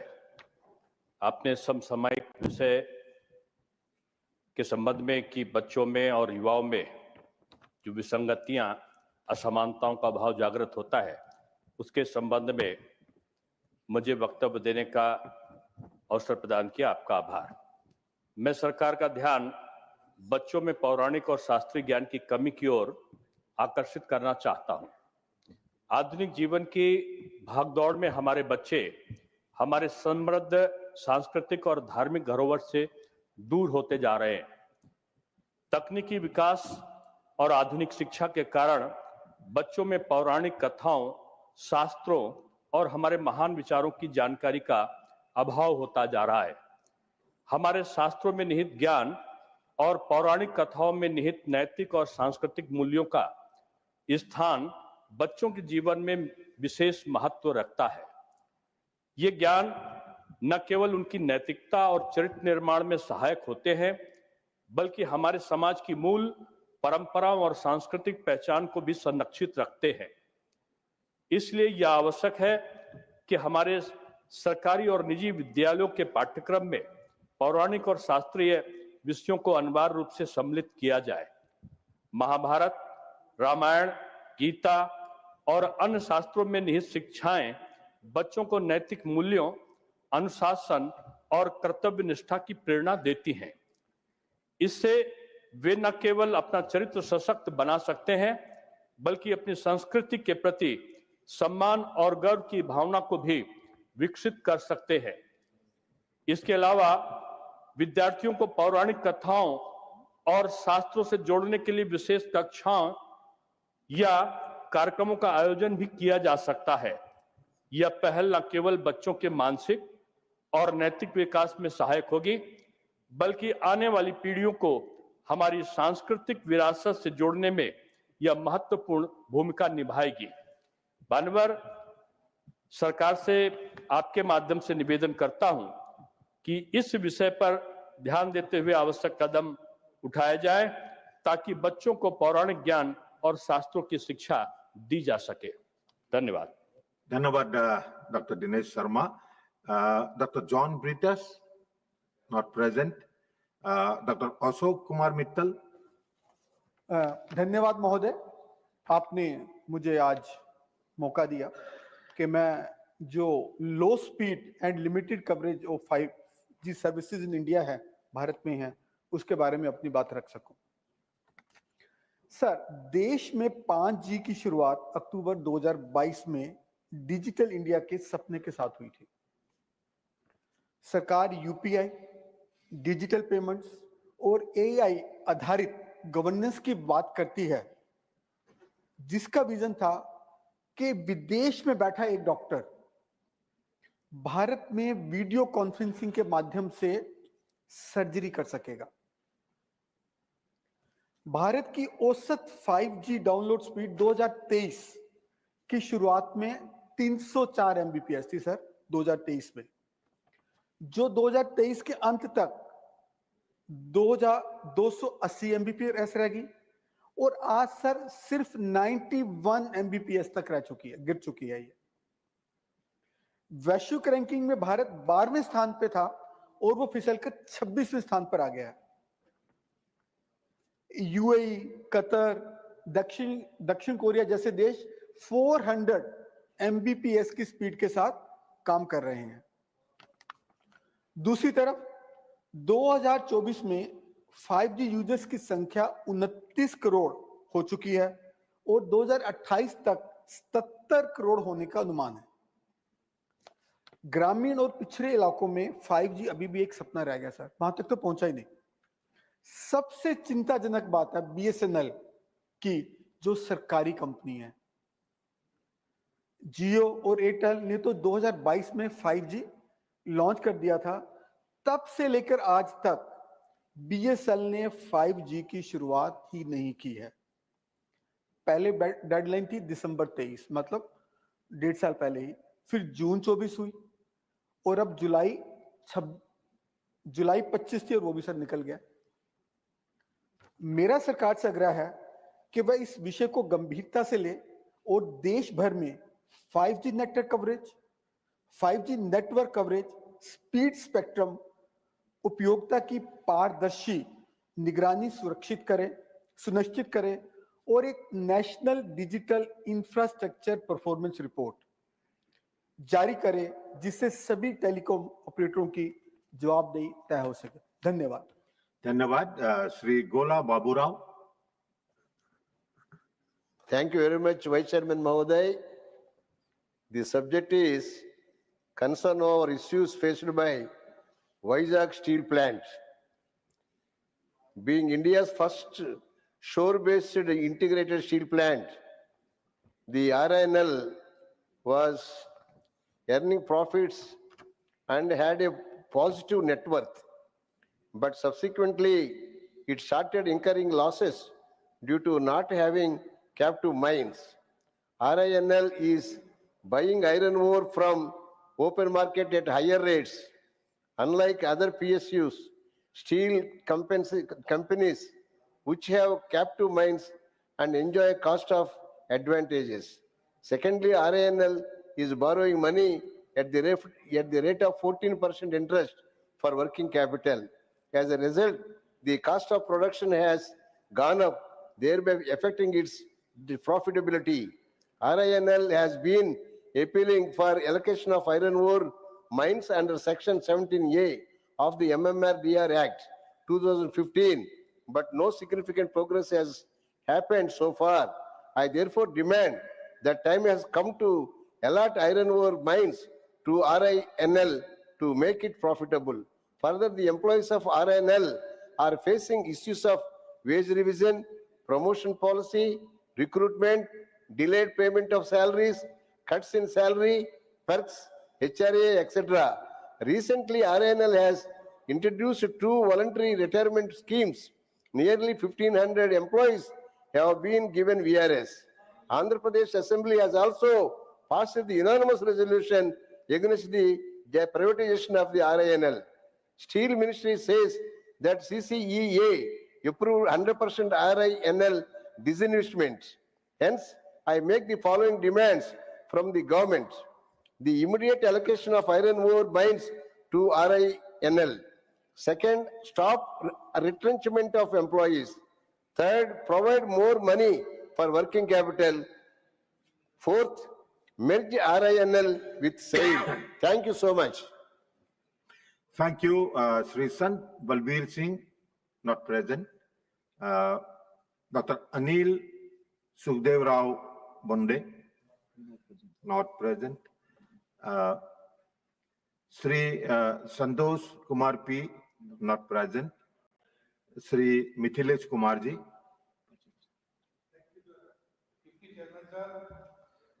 मेरा सब्जेक्ट है demand for expanding environmental clearance for expansion of Ram Manohar Lohia hospital new Delhi. मैं नई दिल्ली स्थित डॉक्टर राम मनोहर लोहिया अस्पताल में सुपर स्पेशलिटी ब्लॉक के विस्तार कार्य में हो रही देरी का मुद्दा उठाना चाहता हूं मान्यवर, जो मुख्यतः प्रक्रियात्मक और पर्यावरणीय स्वीकृतियों में आ रही बाधाओं के कारण लंबित है। सुपर स्पेशलिटी ब्लॉक के विस्तार का कार्य कोविड-19 महामारी से पहले ही प्रारंभ हुआ था, जिसका उद्देश्य ऑन्कोलॉजी, नेफ्रोलॉजी, जेरियाट्रिक्स और उन्नत सर्जिकल देखभाल जैसे महत्वपूर्ण क्षेत्रों में आरएमएल अस्पताल की क्षमता को सुदृढ़ करना था, किंतु पिछले कई वर्षों से परियोजना बार बार अटकी रही। पहले महामारी कारण, बाद में दिल्ली वन विभाग से स्टेप सेकंड वन स्वीकृति प्राप्त करने में देरी के कारण विस्तार के लिए चिन्हित 8.8 एकड़ भूमि पर पेड़ है और विस्तृत पर्यावरणीय प्रभाव आकलन रिपोर्ट प्रस्तुत करने तथा 10.1 प्रतिपूरक वृक्षारोपण की प्रतिबद्धता के कारण स्वीकृतियां वर्षों तक लंबित रहीं। अब ये परियोजना अप्रैल 2026 तक पूरे होने की स्थिति में है। हाल ही में 470 करोड़ की लागत से मेडिकल कॉलेज ब्लॉक के निर्माण हेतु एक नई विस्तार परियोजना को स्वीकृति दी गई है, जिसके तहत एमबीबीएस सीटों को 100 से बढ़ाकर 250 किया जाएगा और ये परियोजना तेजी से आगे बढ़ रही है। मैं सरकार से आग्रह करता हूं कि वो महत्वपूर्ण सार्वजनिक स्वास्थ्य अवसंरचना से जुड़ी परियोजनाओं के लिए स्वीकृति परियोजनाओं की पुनर्रचना की जाए और पारिस्थितिक संतुलन बनाए रखते हुए त्वरित स्वास्थ्य सेवाओं की आवश्यकता को ध्यान में रखते हुए स्वीकृति हेतु एक फास्ट ट्रैक तंत्र स्थापित की जाए। बहुत बहुत धन्यवाद। धन्यवाद। Miss Swati Maliwal. Thank you, Chairman, sir, for allowing me to speak, to put up a special mention on a crucial issue. Sir, Delhi और अन्य बड़े शहरों में अवैध डेयरियां एक गंभीर समस्या बन चुकी हैं। गाय को हमारे समाज में मां का दर्जा दिया गया है, लेकिन कई अवैध डेयरियां मुनाफे की भूख में गौ माता पर अत्याचार कर रही हैं। दूध निकालने के बाद इन गाय और भैंसों को दिन भर सड़कों पर छोड़ दिया जाता है।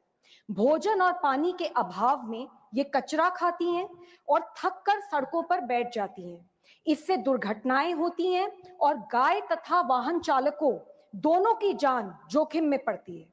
2023 से 2025 के बीच दिल्ली में ऐसी 2500 से अधिक सड़क दुर्घटनाएं हो चुकी हैं। इन बेजुबान गाय की कोई गलती नहीं है। डेयरी में इनके स्वास्थ्य, टीकाकरण और पोषण की कोई व्यवस्था नहीं है। बीमारियां, चोटें और संक्रमण आम हैं। दूध निकालने के बाद इन्हें बेसहारा छोड़ दिया जाता है। दिल्ली में सैकड़ों अवैध डेयरियां बिना लाइसेंस और नियंत्रण के चल रही हैं। मैं सरकार से आग्रह करती हूं कि इन अवैध डेयरियों पर सख्त से सख्त कार्यवाही की जाए और नई और आधुनिक गौशालाएं बनाई जाएं, जहां गाय को सुरक्षा, सेवा और सम्मान मिल सके। यदि हम ये कर पाए तो गाय और आम जनता दोनों की दुआएं लगेंगी। Thank you sir. धन्यवाद। The House stands adjourned to meet at 11 a.m. on Thursday, the 21st August 2025.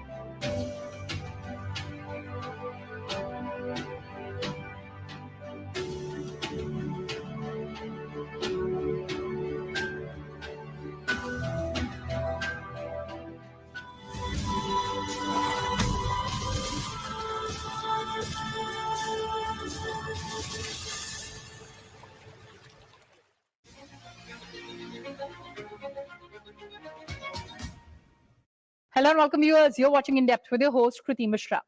The PM Gati Shakti National Master Plan has transformed India's infrastructure landscape with a coordinated, efficient and integrated approach. It integrates ministries and national schemes like Bharatmala, Sagarmala, Udan and various industrial corridors, creating a unified framework for roadways, railways, ports, waterways and airports. The plan addresses inefficiencies in India's traditionally compartmentalized infrastructure development approach. Here's everything you need to know about PM Gati Shakti. Come along.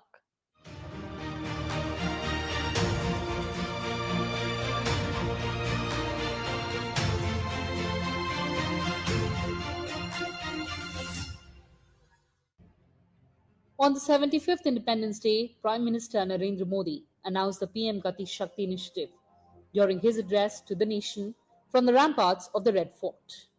The National Master Plan for Multimodal Connectivity, launched on October 13, 2021, celebrated its third anniversary recently. This digital platform is designed to bring various ministries, including railways and roadways, to ensure integrated planning and coordinated execution of infrastructure projects. The initiative aims to provide seamless and efficient connectivity for the movement of people, goods and services across various modes of transport, thereby enhancing last-mile connectivity and reducing travel time. PM Gati Shakti incorporates the infrastructure schemes of various ministries and state governments such as Bharatmala, Sagarmala, Inland Waterways, Roy and Land Ports and Udan. PM Gati Shakti incorporates the PM Gati Shakti National Master Plan has onboarded 44 central ministries and 36 states or UTs, and a total of 1,614 data layers have also been integrated. To ensure data accuracy, key infrastructure ministries have finalized standard operating procedures for a three-tier system. SOPs for 8 infrastructure ministries and 15 social sector ministries have been notified, with development continuing for other ministries and states and UTs. A milestone of assessing 208 big-ticket infrastructure projects worth 15.39 lakh crore rupees of various ministries adhering to PM Gati Shakti principles has been achieved. Additionally, 434 projects under 3 economic corridors of the Ministry of railways have been evaluated and shared with the PMO, and they are energy, mineral, and cement corridors, high traffic density corridors, and rail sagar. A district master plan portal is being developed to extend PM Gati Shakti to the district level. This portal will aid district authorities in collaborative planning, infrastructure gap identification, and scheme implementation. A beta version of this portal has already been created for 28 aspiration districts, and user accounts were provided to these districts on September 18, 2024. Trial runs of the portal are ongoing, with orientation programs in October 2024. The portals for all countries' districts will be developed in a phased manner and completed by March 31st, 2025. Let's take a look at the key accomplishments under PM Gati Shakti National Master Plan.